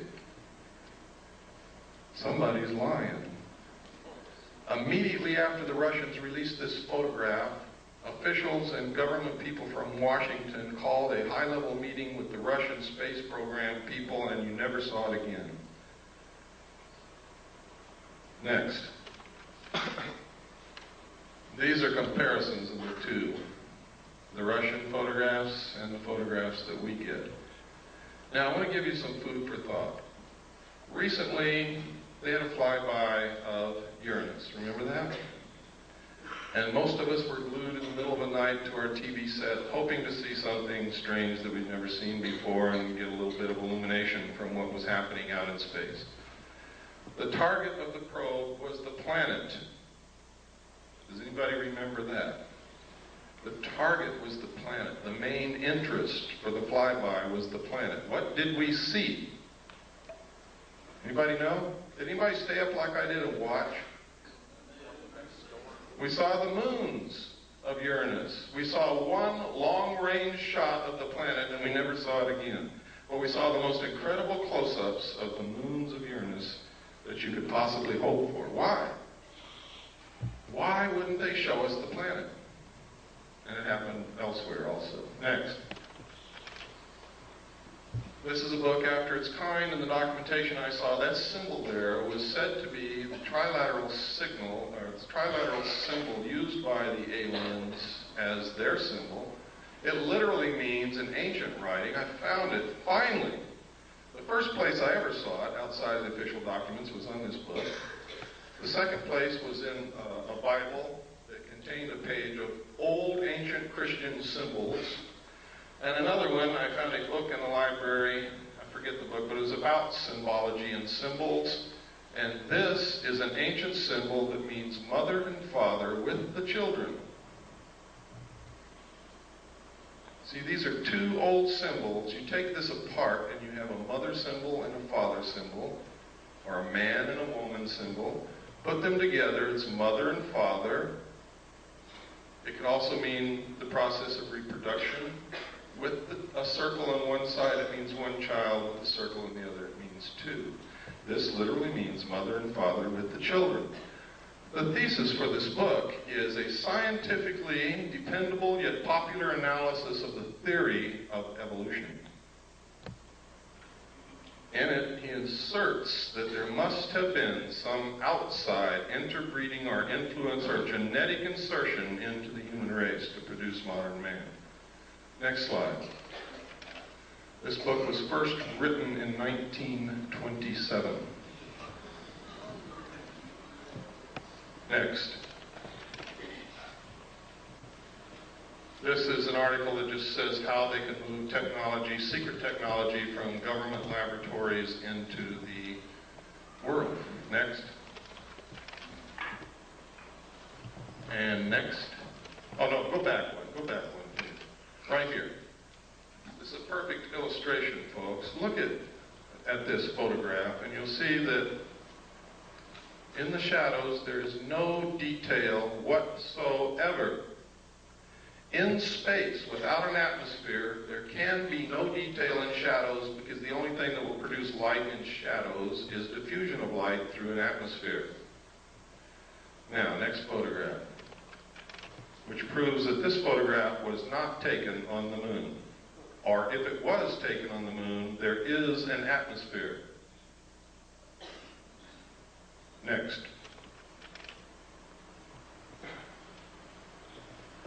Oh, this was right after I gave my talk in Sedona, which I'm sure some of you know about. I was driving back the back roads because I wanted to see some of Arizona, because I had fallen in love with Arizona, and now I've moved there, and I'll show you how much I've fallen in love with it. And I saw this cloud form. There was nothing there. There was no cloud in the sky anywhere, and all of a sudden, bam, a saucer-shaped cloud right in front of my eyes. I stopped and took the next picture, and it disappeared as equally, as quickly as it had formed. There was not another cloud in the sky. There's no lake. There's no water anywhere. It was incredible. I can't explain it, but it's certainly something worth looking into. Next. This is a drawing made by one of the students at the last college where I was the executive director. Stan was the head of the security department. Some of you know Stan Barrington. He's my only authorized representative in this world. Would put my life in his hands, and I have on several occasions. Stan was the head of the security department, and one of the students in the security curriculum was in trouble, was failing. Stan was counseling the student, and she drew this picture. And she drew, next slide, this, and next, this, and next, and these little guys. Now, she had no idea that I knew anything about UFOs or flying saucers. Nobody in the world did at that time. Stan didn't even know then, and I didn't even know then that Stan had guarded a flying saucer when he was in Delta Force in the Army. But Stan brought me these things, and he said, "You ever seen anything like this?" And I said, "I don't know, Stan, where'd you get it?" He told me, and we brought the girl into my office and sat her down, and I began to try to find out why she was failing and where this stuff came from, and it turns out she had a year of missing time. A whole year out of her life she could not account for, and she couldn't concentrate on anything, and that's why she was failing. Next. This was drawn by Krista Tilton. Notice the similarity. My student had never seen Krista Tilton in her life, had never read a UFO book, didn't know anything about any of this. Next. Next. Next. This is Aviation Week in Space Technology, November 21st, 1988. Write that down because somebody's going to ask me. November 21st, 1988. You can find it in used bookstores and libraries. Next picture. In which this ad appeared, talking about technology so advanced it will help answer some big question, and on the facing page, what's there? This picture. On the side of the neck, there's hair growing. We did extensive analysis of this photograph. We rephotographed it, we relit it, we blew it up. We tracked down the photographer who would not tell us what it was he photographed. We asked originally to Amoco for the name of the artist who drew the picture. They said, "I'm sorry, we can't reveal the name of the photographer." We found the photographer. He would not tell us what he photographed, but he sent us an 8x10 copy from the original negative, and then we began to work on that as well as with the ones we had photographed out of the magazine. And this is what Amoco told us. They told us several different things. First, they told us that it was a 9-foot-tall bronze statue. Second, they told us it was a 12-foot-tall bronze statue. And third, they told us it was a 9-inch clay statue. When we pressed for more information and became literally obnoxious on the phone, not accepting what they were telling us and wanting to see the original artwork, they refused and hung up on us. So, whereas I cannot say definitely that this is a live alien, I can tell you one thing: it is not a bronze statue. I can also tell you it's not a clay statue. And hair don't grow on the necks of statues. Next. You can see the moisture in the eye and the incredibly small detail in the texture of the skin and whatever this is, and in the eye. Look at the lip. You ever kissed anything like that before?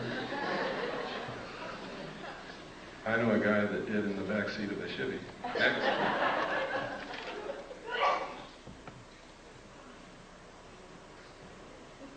Look at the incredible detail. I have never seen an artist in my life that was capable of doing this kind of work. But I haven't seen all the artists that there are either. Next.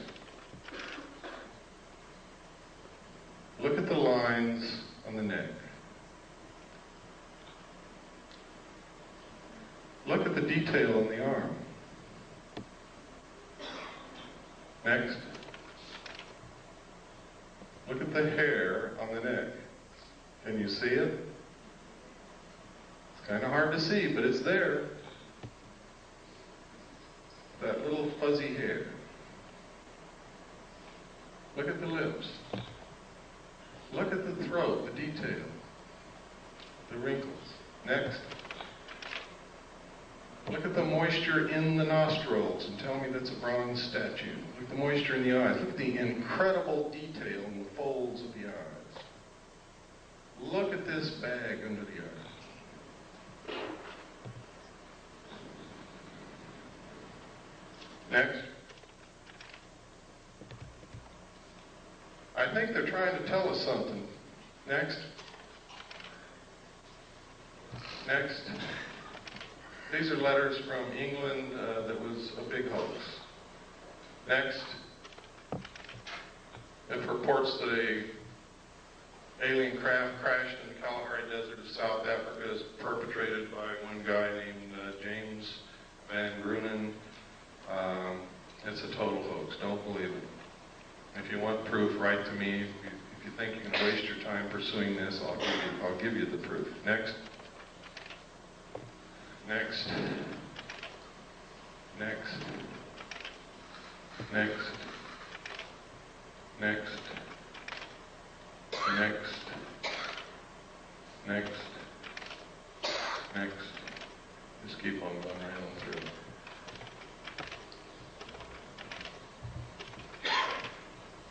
Okay, next. Oh, this is significant. 1917, the Imperial Japanese Mission, record of the reception throughout the United States, the special mission headed by Viscount Ishiki. John Dewey, professor of philosophy at Columbia University, he's the one who built our education system that is not teaching our kids anything. He said, first sentence in his speech, someone remarked that the best way to unite all the nations on this globe would be an attack from some other planet. In the face of such an alien enemy, people would respond with a sense of their unity of interest and purpose. Next. Knowing who John Dewey was, and knowing what he's done to our educational system, and knowing that this was written and planned a long time ago,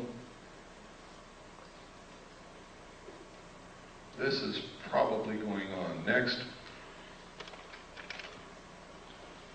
This is from the report from Iron Mountain. Credibility, in fact, lies at the heart of the problem of developing a political substitute for war. This is where the space race proposals, in many ways so well suited as economic substitutes for war, fall short.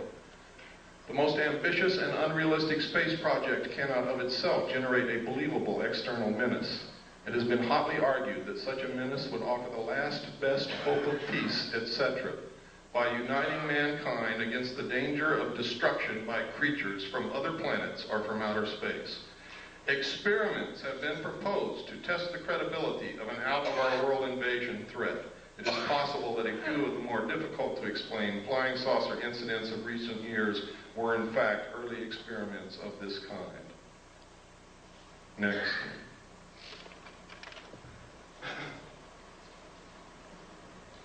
By guys like this. Next. Or this. Anybody know who this is? It's John Lilly. one of the fathers of the CIA mind control methods. Next. Is this what's going on?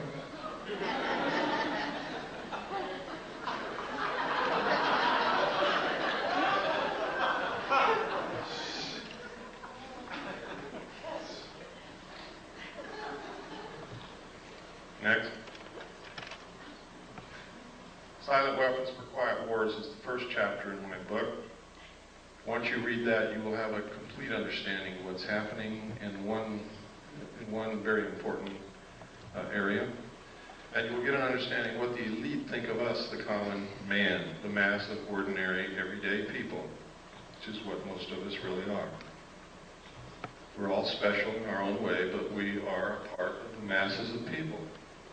They believe that we are cattle, that we do not use our intellect, that we are easily manipulated, that we will not solve the problems of the world because we are greedy scumbags.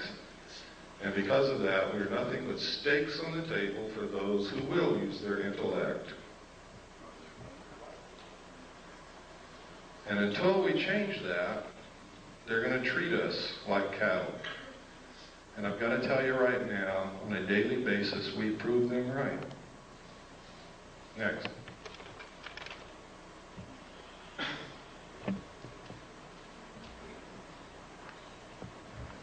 Close Encounters of the Third Kind, E.T., V, many, many, many, many, many others. Many, many, many movies. We've been bombarded with alien movies, alien commercials, an alien spaceship landing at the end of the 1984 Olympics to reinforce in our consciousness the creation of an alien threat that does not exist, or to wake us up to an alien presence that has been here for many, many years. It's not an accident that these things are happening.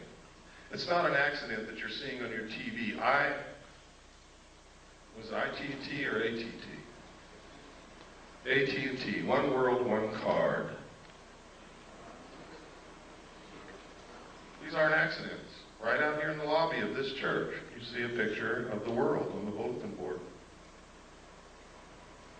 And go, when you leave, just look what it says. Next. Don't get me wrong, ladies and gentlemen, I'm not opposed to a one-world government at all. I think in the evolutionary future of mankind, it is absolutely necessary and unavoidable. What I'm opposed to is being manipulated into something I know nothing about, and knowing the fact that if I have to be manipulated into it, I'm not going to like it. And knowing that the best government that's ever been created on the face of this earth is going to be destroyed in the process. And that we're going to lose our Constitution and our Bill of Rights in the process. That's what I'm opposed to. I want to be included. I want to help them decide what this is going to be, so that I can be satisfied with whatever it turns out to be. Stephen J. Kurzweil, MD. I've met this man, I've talked to him, I've researched this case thoroughly. This is his credentials, his curriculum vitae. Look at who this man is. This is no flake. This is a medical doctor with many degrees, a lot of credentials and memberships in many of the medical society, what do you call them?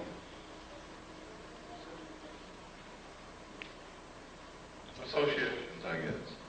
He's also Phi Beta Kappa and an Alpha Omega Alpha Honor Medical Society. This guy has the credentials that most people would drool for. What happened to him? I'm going to show you his testimony here in a couple of minutes.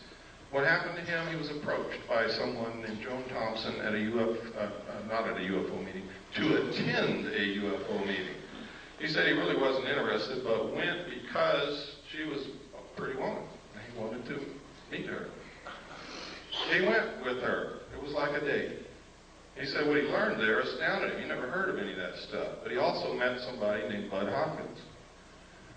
Joan Thompson told him that she was an agent of the Central Intelligence Agency, and Bud Hopkins identified himself as also being an agent of the Central Intelligence Agency and recruited this doctor to help them work with abductees. and report information to the Central Intelligence Agency. He worked with them for a while until he found out that Bud Hopkins had no credentials whatsoever, was an artist, a painter, but was hypnotizing people who had been abducted, was conducting group psychology therapy sessions with them, was extracting as much information as he could out of them and then dumping them like a hot potato. And this man, Stephen Kurzweil, MD, with all these credentials, reported Bud Hopkins to the New York State medical authorities, and nothing happened to Bud Hopkins. Stephen Kurzweil, on the other hand, was charged for being delusional, and they're trying to take his medical license away from him,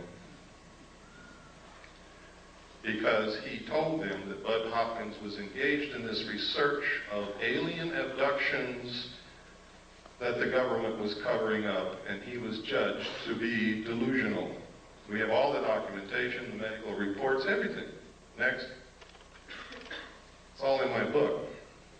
These are the official charges that the state of New York brought against him. It's incredible. Next.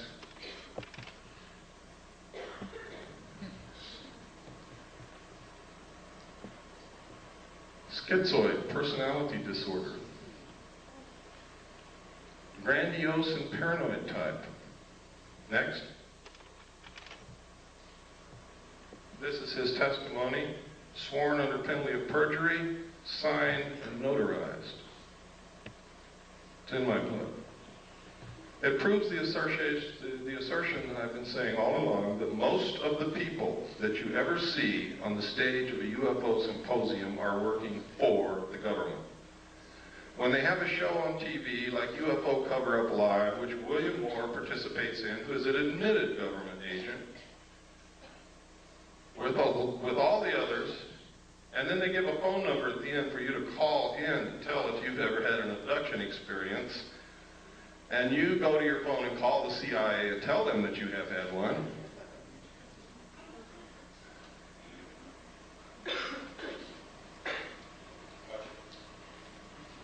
That's right, gotcha. You guys better start being careful, and you better start listening to those of us who are really looking for the truth and not trying to bullshit you.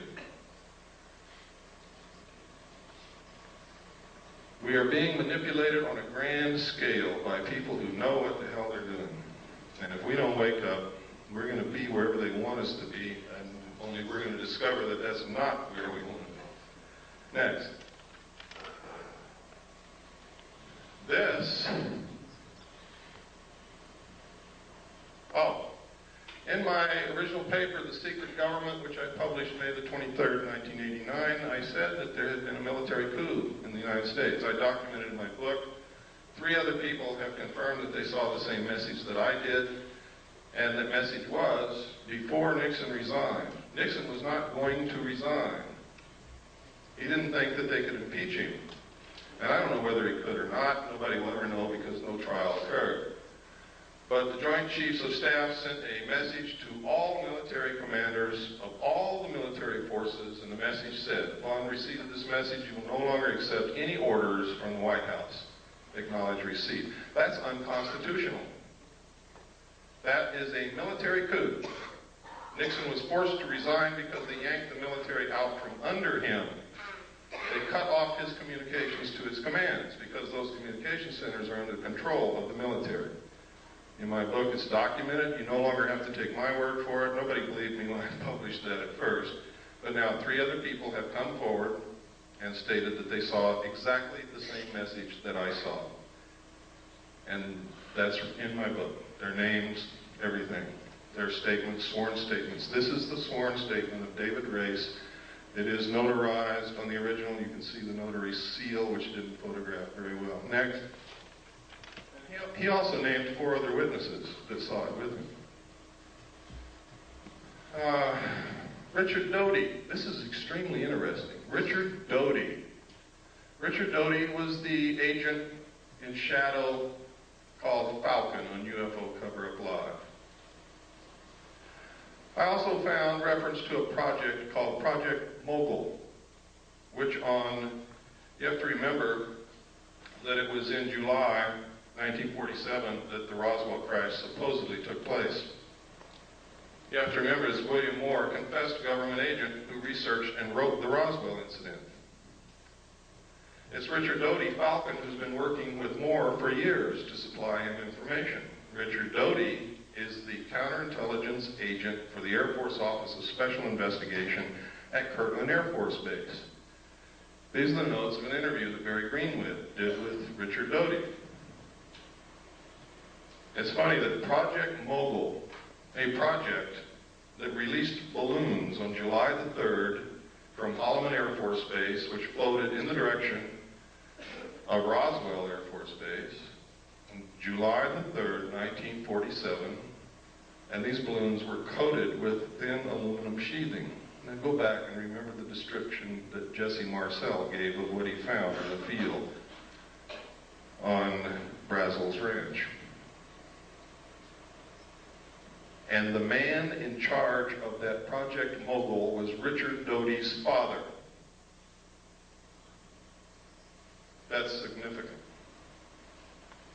We are now in the process of getting documentation through the Freedom of Information Act to prove this. Next.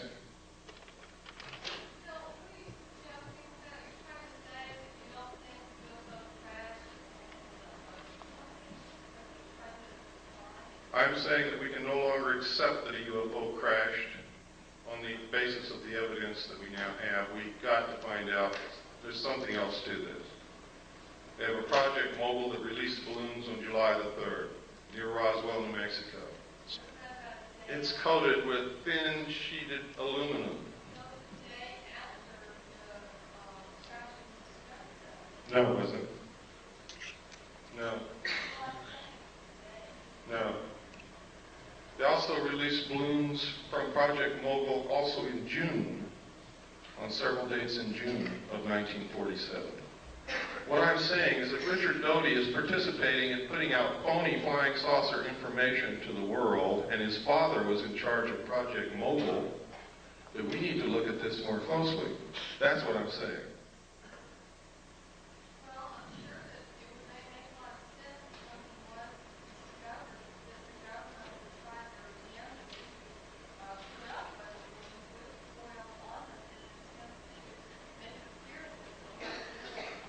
You don't understand. These balloons were also released in June of 1947. The crash at Roswell occurred in July.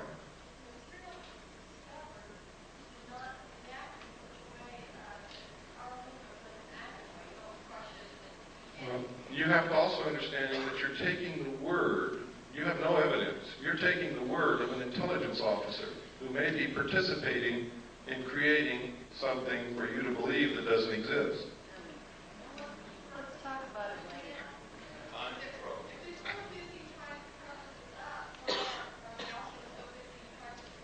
Listen to me very carefully. One of the best ways to bring about a one-world government and get you to accept the destruction of your Constitution and the loss of the sovereignty of this nation is to create an artificial alien threat from outer space so that all humanity will give up whatever they have to and band together to face this threat. That's not what I'm saying. I'm saying I'm presenting evidence to you that should make you want to do some more investigating before you believe anything. And I specifically stated at the beginning of this lecture, I don't want you to believe anything that I say or anything that I show you, but I want to create enough curiosity and maybe anger and maybe a lot of other things in you that you help me start looking for the truth. That's what I'm about. Earlier, you said that you would explain why the government spent billions of dollars on stealth aircraft and other conventional aircraft with this technology that we have. Why are they so ignorant of the fact that we have this kind of technology, if that be the case? I've already explained it to you, sir. Some people can't, and I know it's hard to put all this together. You saw that there's a population problem. The technology that they're hiding from us would make us live longer, would give us better lives, would give us a source of possibly free energy or next to free energy. would probably give us methods in which to kill most, if not all, illnesses and diseases. And their goal is to cut back the population. They're not suppressing cancer cures so doctors can get rich. They're suppressing cancer cures so more people will die. So that they don't have to come out and say, you and you and you up against the wall, it's your day to get killed. They make it appear to be natural, or as natural as they possibly can. That's why. Can you talk about AIDS? This is a letter no, that's in the book. I'm not going to get into AIDS today. That's in the book. This is a letter that was written to the White House to Mr. Fitzwater, who was Reagan's press guy. And what he wanted to know is who wrote the paragraphs about aliens that Bush inserted into the end of 6 speeches that he gave during his administration. Most people don't even remember that he said those things, but he did. Next slide. What Marvin Fitzwater wrote back was that the president himself inserted those paragraphs. They were not put in there by the speechwriters. One of the speeches was to Boston High School students and faculty. Next. In which he said, I couldn't, but one point in our discussion privately with General Secretary Gorbachev, when you stop to think that we're all God's children, wherever we may live in the world, I couldn't help but say to him, just think how easy his task and mine might be in these meetings that we held if suddenly there was a threat to this world from some other species, from another planet outside in the universe. Do you think all this stuff is coincidence? I hope you're beginning to wake up. He said this 6 times in 6 speeches in his administration. This is come together one world government stuff. This is alien threat from outer space stuff.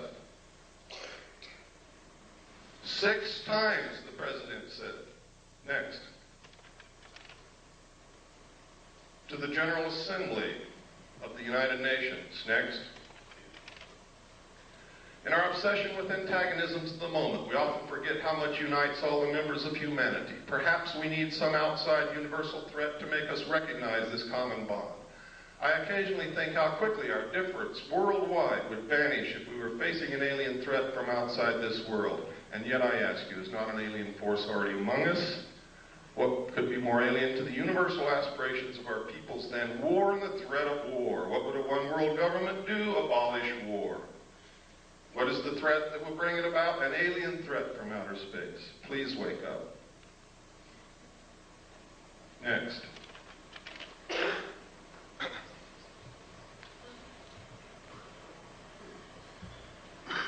In my book, I document the things our own Congress and our own people have been doing to destroy the Bill of Rights, the Constitution, and join the one world order. Document it. I don't just say it, I document it. Most people don't know what goes on in Congress from day to day. They can pass anything they want to and you would never know it until they come and bang on your door and throw you in jail because you didn't know it. Next. That's right. But they're not there because they know that most people aren't watching and don't give a damn. The backbone of hidden government. This is documented in my book, NSDDs, National Security Decision Directives, National Security Memos, the fact that they write memos and write law outside of Congress and the executive branch, and most of it is signed by auto pen. The president never sees it. Next. And next. And next. And these are some of the things that they've done. There's no time to go into it. Next. Next. This is the United States with the Soviet Union into a one-world government.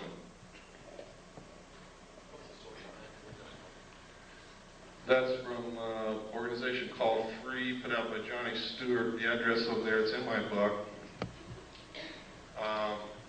You want to know why you can't get the truth off of television, radio, or the newspapers? CFR owns, controls them. Barbara Walters, all of them are members of the CFR. Next slide. This is the super world government. I have the Bush administration. It's updated in the book of all the membership in the Bush organization. Next. This is George Bush. Notice Dan Quayle's not a member.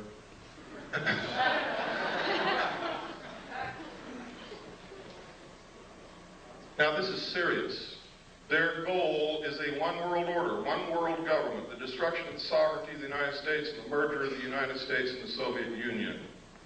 Why do you think our generals and admirals have been going back and forth to the Soviet Union and theirs have been coming back and forth over here? They're getting ready to do it.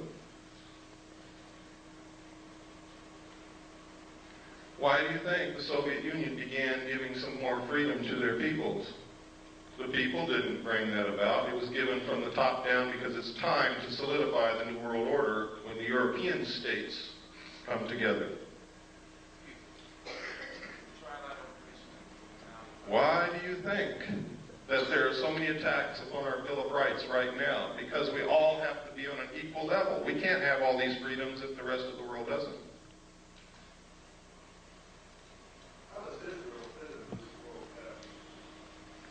I don't know what you mean by how they fit. There's certainly a thorn in everybody's sides, but not because they're Jewish, but because they will not settle the Palestinian question. There'll never be peace in the Middle East until they do.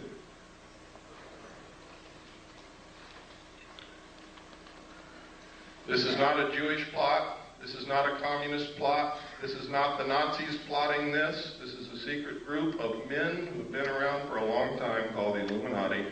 They are made up of all different religions, all different political viewpoints. They believe in reason. They believe in solving problems. They believe in controlling the populace if the populace won't control themselves. What's wrong with it? Do you like being a free person? I'm being serious. Who's the person who asked that question? Where at? I'm saying we don't know what goes on in our government now. Whose fault is that? I'm not trying to pick on you. I'm trying to get at an answer. Really, I'm not picking on you. But I have to... I don't know, I'm just questioning. Okay. The reason that this is happening is because we've all abdicated our roles as responsible citizens in this country. We bought a business. Here's what we did. We bought a business. We hired everybody that's going to work in this business. We stocked the shelves with merchandise, and we went on a permanent vacation.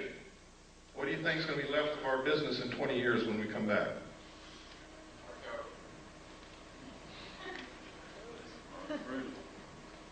Nothing's going to be left. Because as soon as all those people that are working for you find out you're gone, everything's going to go, too. Oh, yes. Well, let me get through this because I've got a time limit and I've got to get through all this information. It's important that you know it. The United States was set up so that each individual citizen is a sovereign king. It's the first time in history that's ever happened. A king. Can you imagine that? A king. The government, for the first time in the history of the world, worked for the citizens. We sent representatives to represent our will in our state government and in our federal government. And while they were gone, we took care of their family and their business for them, and we sent them along a little stipend to live on. And they really represented us up until a certain point in time when all of a sudden somebody created professional politicians. And we quit watching what they are doing. How can we tell our politician what we want out of him if we don't even know what the hell he's doing in Washington, what bill he voted on, even what's coming up in front of him, and we never read the bills anyway. H.R. 5210 was introduced as the omnibus drug bill of 1988 to help get drugs off the streets, and everybody said, yeah, support it. But when you read it, inside it, it establishes funds to develop a national identity card. It establishes military installations as mental treatment centers. that legalized concentration camps.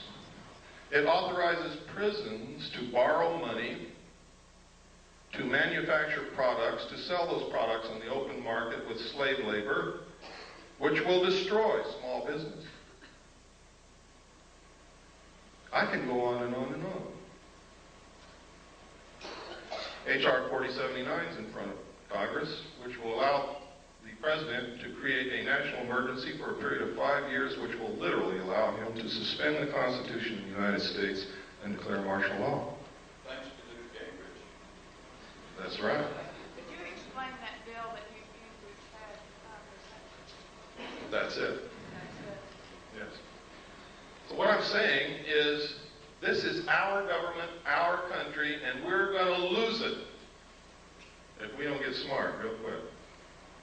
And we're going to find ourselves a part of a one-world totalitarian socialist state merged with the Soviet Union and the other countries of the world in a cashless economic system.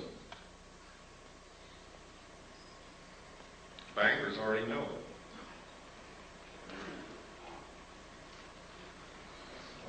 That's my message to you. My message is to you that all of this extraterrestrial stuff may be phony. I may have been used. They may have passed me all this kind of stuff. For years I believed it was real, and now I have doubts, real doubts. Now I'm telling you, I don't know if extraterrestrials are real or not, but there's no doubt in the world that the technology is real. And I've shown you documentation after documentation after documentation. And there's more in my book. Much more. So much, in fact, that that book is probably going to cause me a hell of a lot of trouble. But it's worth it if we can save our country. Next slide. There's the membership in the media.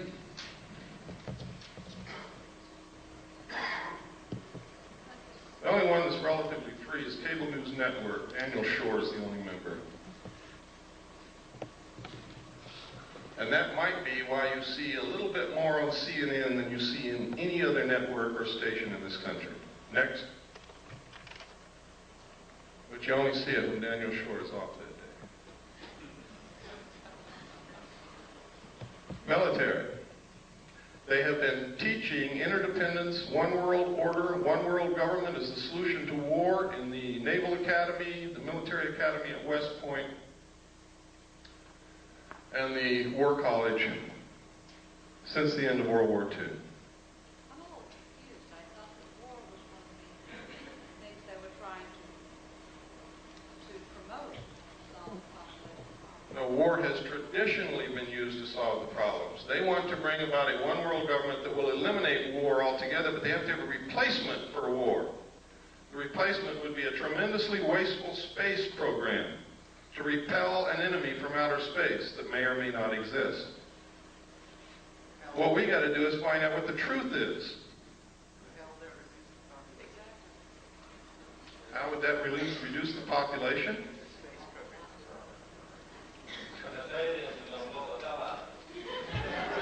Next slide, please. Next. Next. Is Colin Powell on that list? Next. Next. These are the letters I get back from Congress. Thank you. Next. Thank you. Next. Thank you. Next. Thank you. Next. And from Alan Cranston. Thank you for your letter expressing your views on foreign policy. And he goes on to tell me what all he's done in the 100th Congress and what he's going to do in the 101st Congress. Next. Thank you. Screw you, Alan Cranston. Next. Out of 500 and I forget how many letters, I sent a letter to every senator, every congressman. Those were the only replies that I ever got.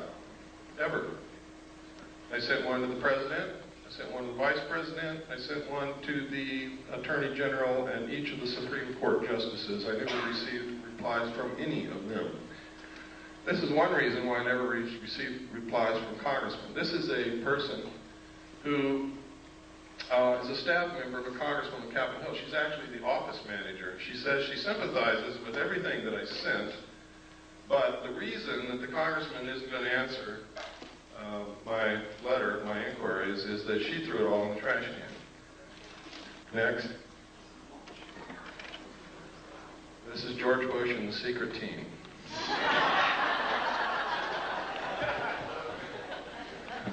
Next. Another reason for a new world order is if extraterrestrials are real, who speaks for planet Earth? Who? I mean, if they're really real, who's going to speak for all of us? Who's going to represent the Earth?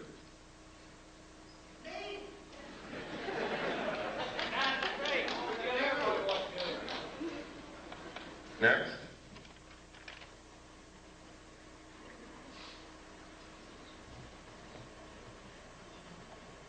For all those of you who were going to tell me that you're just one person, there's nothing that you can do, I think this says it all.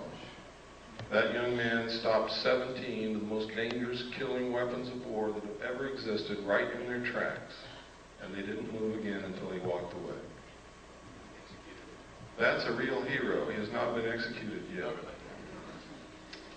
He is a real hero. He's the only real hero that I know in this whole world. In this whole world. That's him right there, and he's Chinese, and most of us would say, here comes the chinks into the neighborhood. That man is my brother. I don't care who he is. And I hope that you learn that he's yours. His heart's probably bigger than all of ours in this room put together. But that's your answer when you come to tell me that you're only one solitary little person. There's nothing that you can do. This is our country. It belongs to the people. And we can do whatever we want to do with this country, but we have to do it together. I hope that we can all find a way to do that. If we could have I believe that's the last slide. If we could have the lights, we'll have some questions and answers. Or we'll have some questions. I don't know how many answers.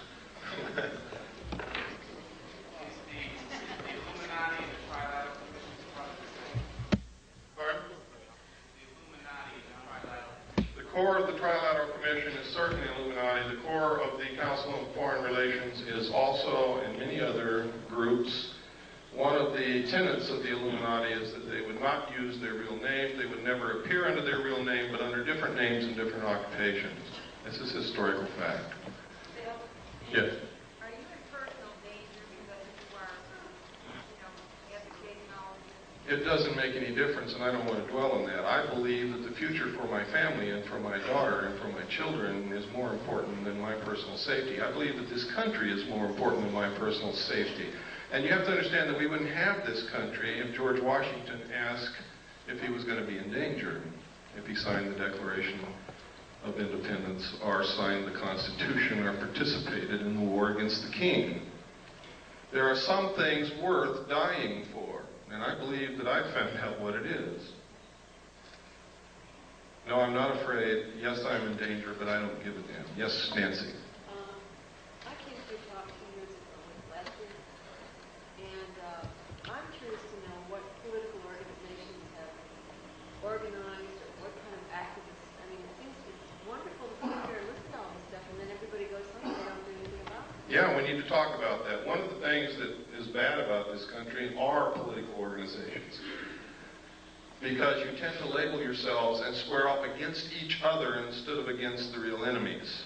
For instance, I know many people in this room consider themselves to be right-wing conservatives. I also know many people in this room who consider themselves to be left-wing liberals.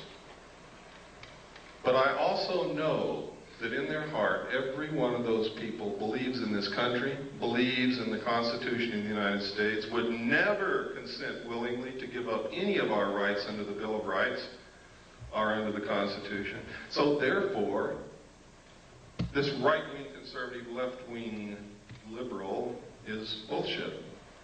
They're really Americans, but they don't know it. They don't realize that they're just really Americans. Why label yourself something other than that? I'm an American, I'm a constitutionalist because that's what this country represents. The Constitution is this country. Destroy it and this country ceases to exist instantly. Therefore, I have no other political viewpoints, period.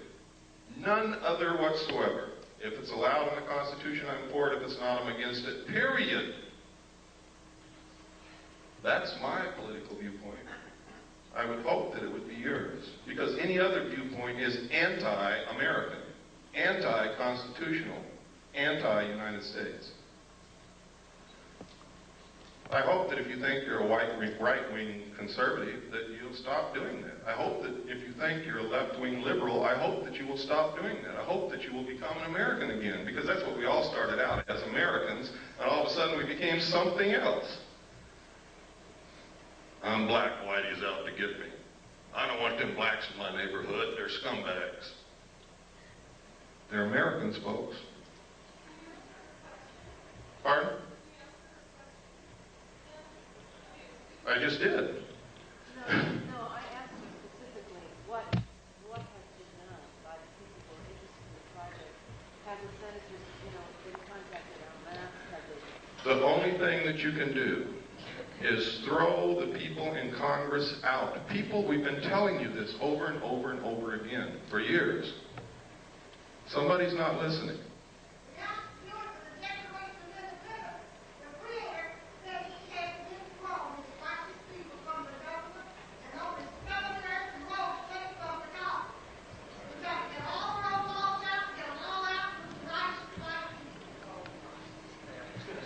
Well, I will not support any racist attitude from anyone, but you have to get the professional politicians out of Congress, out of office, out of the presidency, out of the governorship, out of the state houses, and you have to send citizens who will truly represent us, who truly will do what's needed, and only send them for one term, and that's the only thing that's going to work. If you think you're going to change the minds of these people who are so ingrained into,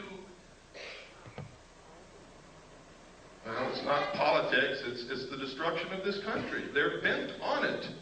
If you think you're going to change their minds and all of a sudden they're going to start representing you, you're wrong. They're not. Yeah.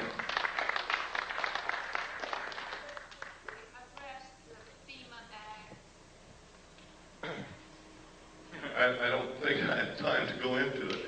The problem with the things that I talk about is there's never enough time to really talk about it. And I know that some of you are sitting there and you have questions and you want answers.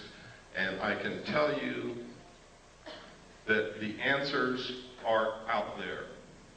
Part of what needs to be done is you have to quit relying on people like me and others and help us. You have to become one of us who search and dig and educate. If all of you could go out of here and educate 10 people, each one of you, and then they could go educate 10 people, and it doesn't have to be in one day. You could take 6 months to educate those 10 people, and they could take 6 months to educate 10 people in a very short period of time. Everybody in this country would understand what our real problems are. The real problems are we're not paying attention. We're not running this country. We don't know what the problems are. We don't know what's going on. We've left our business and gone on vacation. We are fighting amongst each other while the real enemy is destroying the country. That's the real problem. That's correct. Yes. May I suggest that everybody get a little copy of the Constitution? It takes about 20 minutes to read. And if you don't have one, if you write to me and send me a self-addressed stamped envelope with 50 cents on it, I will send you a copy free. Come up to me in the parking lot, I'll give you a copy of it. Excellent. Yes, sir. In your book, you say there's a lot of tax effects. When we went to press, I thought Oklahoma was the only state. It's actually in 22 states. Oklahoma is the only one I have the documentation on at this time. Is that, the outcome? Have they actually started doing that? They have until March 15th to register all their property, everything, down to the VCR, their knives, forks, and spoons, everything. If they don't, A tax man will be sent to their door with a warrant and will take inventory of everything in their home. Anything they find that was not declared on the list, or if they never submitted a list, they will be taxed 20% over and above what they normally would have been taxed. But you see, taxation is just the excuse to register the property.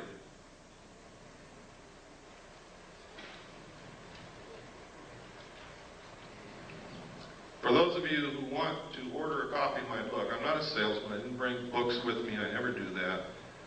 I don't bring tapes with me, but we have them. Part of what I want you to do is get active. To get active, I'm not going to bring you the books or the tapes. If you want them, the order form is outside on the table. Pick one up, write to us. We'll send you a packet of information. If you order the book, send for the book, we'll send you the book. We'll do whatever we can to help you. Yes? I wanted to ask you first, there's a lot of literature in terms of the alien the animal mutilations, Yes. human mutilations, the genetic things. Do you feel that probably this is a fabrication in terms of creating a fear in which, like you're saying, would come as an attitude of one planet against an alien? It's exactly what I believe. Now, you have to know that when Hitler got ready to go into Europe, to invade France and the other countries of Europe, he began broadcasting Nostradamus' predictions. What did you see on television last night? Why do they use these predictions and prophecies? Why all of a sudden are you hearing that the book of Revelations is coming true in front of your eyes? To get you to give up. If it's been prophesied and it's going to come true, you're not going to fight it. To neutralize the Christian community so that they won't fight the new one world government. Hitler dropped the prophecies which said Hitler was going to win and was going to be the ruler of a 1,000-year time of peace. So the French dropped their weapons and ran. Pay attention to what's happening. AT&T, one world, one car.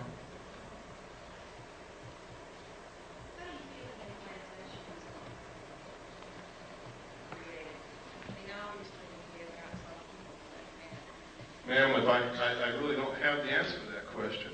The abductees say that it's alien extraterrestrial beings. You start doing research and you find out that the intelligence community has done so much work into mind control and implantation and being able to control individual human beings with this technology that you begin to wonder if it's really aliens or if it's really us. And then you look in the UFO community and you find out most of these people are connected directly to the intelligence community, are active agents that have been caught or have confessed. And you have to wonder what in the hell's going on. Which ones are those? Pardon? Which ones are those? A list of I can tell you that Richard Doty is, John Lear is, Bob Lazar is. You've seen evidence that Bud Hopkins is. I can tell you Whitley Strieber is, because there's no other place he could have gotten the information that he wrote in his book, Majestic, except from the same top secret documents that I saw, only he's never been in a position with a clearance to see them. He's an author. I could go on and on. Yes, sir. What about personal property? If this new war, world order will go like you suggested tonight, what about personal property, like land, home? Private property will be abolished. You will use what the state gives you. Remember I said totalitarian socialist state. In a socialist government, everything belongs to the state. Will there be any places in the world that will have that kind of situation? The question was, will there be any place in the world where they won't have that situation? Let me say this again, as George Bush. Read my lips. New world order. New world order. There's places you could go and probably escape for a time because it's not number one on their agenda, but they're going to get there sooner or later, believe me. What about changing the That's coming. I foresee a cashless system where you use a card or a laser tattoo on your hand And I'm not trying to connect this with any religious prophecy. This is what I know is coming. This is what they have planned. I've talked to bankers who already know this is coming, and they're prepared for it. They're already withdrawing $100 bills from circulation now. Next will be $50 bills. They're doing it now. The president has already said, out of the Middle East conflict will come the New World Order. And people still keep asking me, how much time do we have? There is no time. Yes, sir. I wanted to say that ever since I was in high school, early high school, and I learned that the Federal Reserve was a company that was formed by, there's 9 families that own the Federal Reserve. It is a company. It's not a part of the government at all. The Federal Reserve, at the same time the Federal Reserve was formed, 2 constitutional acts or amendments were passed. And one of, my point is this, is that, well, I want to ask, I put a question out there, which is that Bush made a comment the other day on the news, and I think I've followed it for years. It's very interesting to me. I watch the Federal Reserve, the news that comes out of the Federal Reserve. I understand. I'm not trying to rush you, but could you get to the point because we're running out of time? Okay. I have 2 points. One point is that Bush made a comment that this war will not create any trouble for the banking industry, which leads me to tell that as soon as the war is over is when they're going to call the notes due and we'll go to a cashless system with a card. And my comment about that is that I don't see how people are going to, when you go to somebody and say, okay, give me your money and here's your card, this is where you are today, you're negative $500 or you're plus 2,000, whatever. The people are so attached to their monetary value in life that I find it really difficult to see American people to battle that. In other words, that in lieu of, oh, give me the card, let me be able to sell my future and give me this card, and it's okay if I can't have a card right now. You know what I mean? It's like, I see the money thing as being another piece of the picture of going towards a totalitarian type government because you're taking the money, your money is not yours. A cashless system literally is slavery, and I'll tell you how that works. First, as it stands now, the money in your pocket is not your money. And you're going to go to the bank one day and they're going to say, I'm sorry, we're not taking this anymore. It is not yours. It belongs to the Federal Reserve. And you'll see that on the note.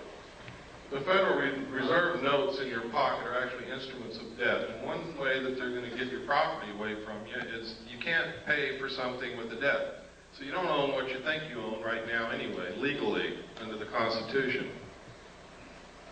And that's the truth. They're going to come and they're going to collapse the economy instantly. The money is not in the banks. They've been doing fractional lending, fractional banking, which means if you have $1,000 on deposit, they can loan as much as 10 times that out. That doesn't exist. They created on the books with the stroke of a pen, which means that if all of you wanted to gather up enough cash to go pay your debts, you couldn't do it because the cash doesn't exist. If you wanted to go draw your money out of the bank, you couldn't do that either because it's not there. It's very easy for them to collapse the system. Those of us who have done the research know that the third world nations have already pledged their natural resources to the World Conservation Bank, which is going to be the new World Bank, in exchange for forgiveness of their debts, which means they're not going to pay back all those billions that we've loaned them, which means the money is not in the bank, doesn't exist. The economy is going to be the easiest thing for them to collapse. How are they going to get you to join the new economy? They're going to say, we have a solution. You see, one of the tricks of the Illuminati is they create a problem and then they provide the solution when you beg them to. They're going to come to you and say, you have a house and we have the note on your house. If you'll accept our new economic system, we'll refinance your house and let you keep it. You also have a car. We'll do the same with your car and your furniture and your kids, because you probably owe the hospital. Okay? See, when I was a kid, it was a disgrace to be in debt. Nobody was in debt. There was no such thing as credit cards, and if you even mentioned debt, People got angry with you. Now, in just my lifetime, and I'm 47 years old, they've changed all that to where everybody is in debt and it's accepted, and if you're not in debt, you can't get a hotel room because if you don't have a credit card, they won't let you in. And that's the truth, and that's how they're going to do it. And you're going to say, well, I want to keep my house, I want to keep my car, and I want to keep my kids, so I'll join. And they say, fine. For every dollar you used to have, we're going to give you 10 cents, and we'll start all over. They're going to devalue the money at the same time and eliminate the middle class. And there will be two classes of people, the rulers and the rest of us. This has all been public knowledge for years, but people have ignored it, and they've called anybody who tried to educate them a conspiracy nut, an idiot. But you can see it coming through true right in front of your eyes now today.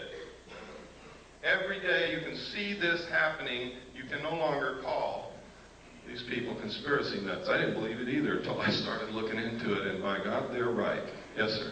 Yes, I just want to share with everyone something I had read in a current laser magazine, and under development there is a barcode scanner that will not be able to be seen with the human eye, but will be seen with infrared technology. So that you could have a barcode scanner on yourself and no one.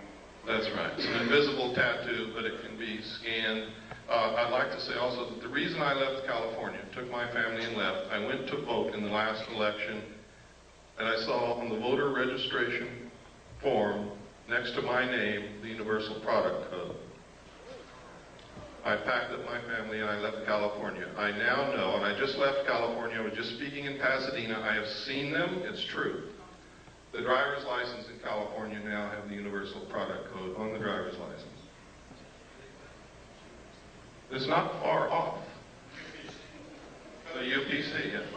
The barcode, for those of you who don't know what Universal Product Code is. Yes? It's been used in over 700 cities in Europe for over 7 years now, where they inject plastic under the skin, the right hand or the forehead. It's going to be the new world. It's going to be your accountant. It's not going to be any more cash. There will not be any more swap meets. There won't be any selling your mattress to your neighbor when you buy a new one. Everything will be registered. They're already starting it in Oklahoma and 21 other states. You will register all your property. If they come to your home and something's missing, you're a criminal. There will be no black market. You will not be able to work. You will not be able to buy. You will not be able to sell. You will not be able to get medical care. You will not be able to do anything except with your number through the computer. This is the truth, folks. I'm not making this up. If you have a banker that knows you well enough to be honest with you, he will tell you this. I don't know, man. I don't know. But I do know that Star Wars is not what they're telling you it's for. Star Wars is the satellite computer link-up between the nations to make the one world banking and economy system work. And it's paid for by American tax dollars. If they want to imprison you in a 2-square block area, all they have to do is zero out your computer account outside that area. And you won't be able to live if you walk off your 2-block square area. If they don't want you to leave your city, they can do the same thing. Your card will only be good in your city. Yes? Is it possible that they have developed this kind of system that is very similar to what's talked in the Bible as a psychological effect to get people to sort of... Of course. It's like I said a while ago, they're following the book of Revelations like a script to neutralize opposition against them. If you believe that it has been prophesied and it's ordained by God, you won't oppose them. I'm a Christian, and I'm not buying it. I'm going to oppose them. And I don't think that God or Jesus Christ would be very pleased with me if I didn't, even if it was God bringing it to pass. Because they're not going to like it. Let me take 3 more questions, and then unfortunately we're over time. I'd like to stay and talk to you more, but we really can't. I have a brief question. Okay, and your hand has been up for a long time. I'm sorry. Go ahead. I really came here for some answers, and this is the one question I really would like to know because you've been going through such a learning experience through your research. When you saw that large ship come out of the ocean spread that came up, this day, do you personally think that came from outer space off this Earth? Personally, I don't think it was built on this Earth, knowing what I know about the state of aircraft technology and about submarines. But what I think doesn't make a bit of difference. It's what I can prove that counts. And I can't prove that there's anybody here from outer space, although there's a lot of evidence to support it. What I can prove is that there's a lot of manipulation to put us in a one-world government and destroy this nation and enslave all of us in a cashless economic system. That I can prove. And that's what we better be looking at. Yes, sir. Seem to be a lot of people earlier that see they're involved in MUFON or some of the other organizations. Every time there are people in India, they all seem to be ex-military people that seem to have an incredible amount of insight. Is it basically just staff by military people that are just here to tell you whatever you want to do? I don't know. I know that MUFON is not doing what they claim to do. I know that evidence has disappeared when it's been sent to MUFON. I know that physical evidence of UFOs is one of the hardest things in the world to collect, and when they collected a liquid that dripped from a saucer in Gulf Breeze, Florida, and sent it to MUFON, it disappeared. That's what I know about MUFON. I know that if aliens are really here, and the government wants to keep it a secret, all the publications dealing with the information and all the organizations investigating this would be infiltrated and controlled by the government to suppress the information. I know that if aliens are not real and the government is perpetrating this hoax, then they're doing it through those organizations and publications and through people like me that innocently was passed documents through my hands and tried to come out and talk about it.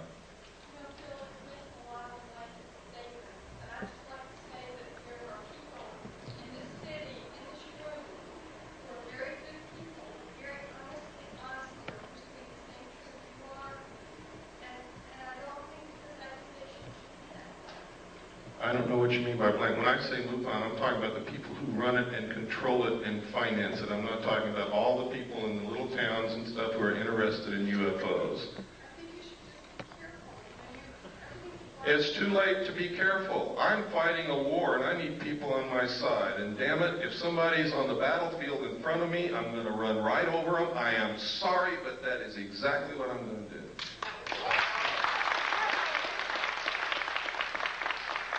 Yes, sir.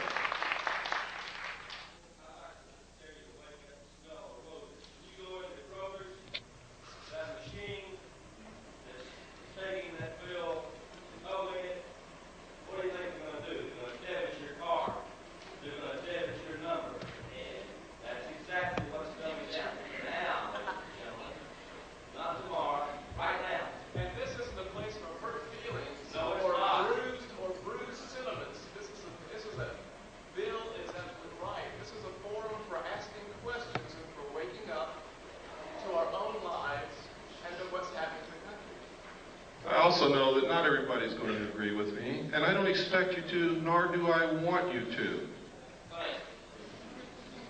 We're out of time. I'm sorry, I said 3 more questions, and I did a lot more than that. I want to thank you sincerely. You're probably the best citizens in Atlanta, or you would